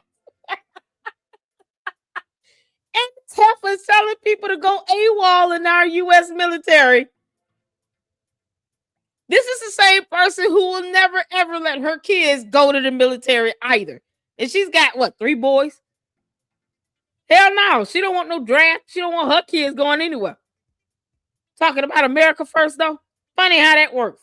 But she wants to be dictator. That's not even a joke, y'all. Oh, my God. You can't make this up. She's just laughing this off. Like, yeah, I'm just going to be ruler of all. I've come to take over your planet. Candace, Blexit your ass off of Earth. Leave our planet alone. And if you don't leave in peace, yeah, Space Force will come for you. You can't make this up. This is for... and you're talking about moving to Russia? Candace, let me tell you why other countries will not allow a dictator to rule over the U.S. It's because it's not going to happen. It's not going to happen. That you talking about throwing off power. Candace, you won't even be a local mayor. I'm just going to let you know that. And like I said, if Tennessee elects you to be a councilwoman or a mayor or whatever in the state, they deserve whatever horrible happens to them for putting your ass in that position, knowing damn well you can barely read. This girl said, I want to be dictator. Woo, child. You can't make this up. Y'all, this is priceless. Where the hell is George at? George, get your ass out this country. Take your wife with you. Go on back. Go on somewhere. Just go. Go to Russia, the UK, go to Spain, Australia. Try it again. We don't care. Just get the hell on. Go to South America. As a matter of fact, why don't you all go over and take over Jonestown, the People's Town? Because that was a cult. Just go take over that land area and start your own little country. Get out of here. This girl really thinks she's going to be dictator of something in the United States. Girl. Grab headlines, who's equally as annoying and who also kind of needs a swirly. If we're being honest, they both kind of need a swirly. Oh, we're not doing this for Christianity. Shut up, Pam Bondi. Just shut up. Okay. You protected Jeffrey Epstein. If you never speak again, that would be fine. We would all be okay with that. At the end of the day, we know what this is. Everything, literally coming from the woman who wants to be dictator. So we'll take a brief break and I'll come back and answer some of your comments. All right, you guys, it seems like... this is so dumb. Candace. Yeah. That's ridiculous. Yeah. There's no way to the cult members. Let me explain something to you all. Don't think y'all can't catch it either. We will beat y'all ass before y'all think y'all gonna sit here and help Candace Owens become dictator of this country. Child boo. We know how to mobilize some troops. We're gonna take y'all asses down and be done with it. You kidding me? I can't believe it. She said that twice. Like she really means that. Somebody would give him a swirly. Who talks like that? Candace, I thought you were 36 years old on Earth. She might be 3,955 on her planet, but here on Earth, you're 36. My 13-year-old doesn't even say swirlies. What the hell is wrong with you? She's talking about taking a person's head and flushing it down the toilet. As if that'll ever happen. No, you're just flushing that nasty ass toilet water in their face. That's all you're doing. She wants somebody to catch E. coli. You can't make this up. Candace, you're disgusting. Her yeast infection is on this menstrual cycle. That's what's happening here. Candace is cranky. That explains the puffiness in her cheeks and nowhere else. It's that time of the month. That yeast infection said, I've got cramps. I've got a headache. I'm bloated. Leave me alone. Oh, my God. Y'all. Oh, that yeast infection is immune to monostat 7. We need something stronger. Candace, that's why she's doing all this sugar booger and angel dust. You can't make this up. Candace is high as hell. I think she's gonna be dictator. She's saying it so casually. That and swirly whirly, supercalifragilistic, and then she just butchered the rest of it. I've never heard that in my life. Putting up fake text messages, reading fake emails, her and George playing on the phone. You can't, yeah, this is priceless. Candace, sit your bum ass down somewhere, go. You can't make this up. Hold on, y'all. I thought I had that. I'm just getting delirious because I haven't slept in over 25 hours. It's been well over 24 hours. This is going to 48. You can't make this stuff up. You just can't make this stuff up. And just the stuff that comes out of her mouth. Did y'all hear that? Okay. Yeah, okay. Think you're gonna be dictator here if you want to, Candace. We'll beat your ass first and then we'll ship you somewhere, wherever. You just got to go. Yeah, anybody here from Canada? Y'all want Candace? Because she going. Canada or Mexico, pick one. I say send her to a whole nother continent, but that's me. Like if I could send her to Greenland, I would. Bye. I don't think Russia would take her. Anybody in Canada or Mexico want Candace? Let us know. Send us the address you want us to ship her to. You're going to have to get your ass on before you think you're going to be dictator. Candace. Y'all, she said that to make me mad. Candace, I find it hilarious. You think we won't put hands on you. Girl, bye. Canadians have TDS. It's hilarious. Yeah. Send her to the Arctic. Send her to the Arctic. Yeah, when ice.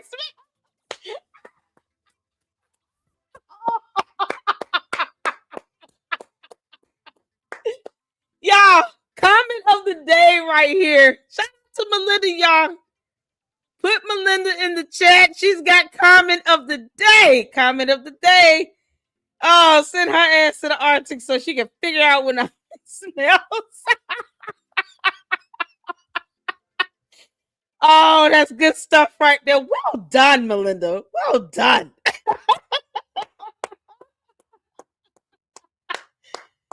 Oh, God, that's funny.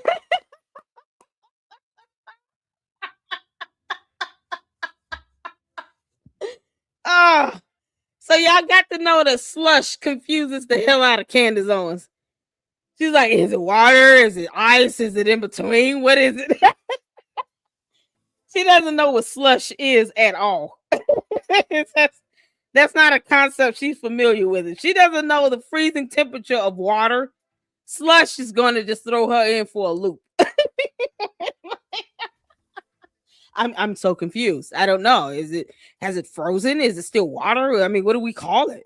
You know, is it the liquid phase or the solid phase? Which phase is it? It's almost like it's transitioning and it just never really got there. Like that's how she thinks about slush. Oh my God.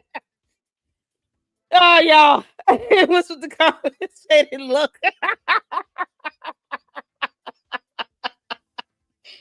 Oh, man. The compensated look, y'all. My freeze frames are epic. Oh, Candace. Oh, you will never be dictator. You can kiss our ass. Okay? Just want you to know that. Period. No. I don't even know why you joking like that. Child boo.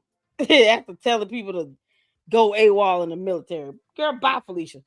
All right, y'all. Appreciate you all for tuning in, hanging out with me. We're going into 5 hours and 34 minutes. You guys are awesome. Oh, let me make sure we got all the supers up in here. Carol sits the $2 super. Thank you so much. Thank you so much for the $19.99 super. Pat Brooks. Shout out to you, honey. I appreciate that. Thank you so much. Wyoming gal, shout out to my fantastic mods. Y'all are awesome. Wyoming gal sent the $10 super. Lady Luck, there is a righteous reason why he goes off on her, and he explains. Oh, good. Good. Wyoming gal again with the $5 super. Jay Witt was turning over the tables in the temple. Okay.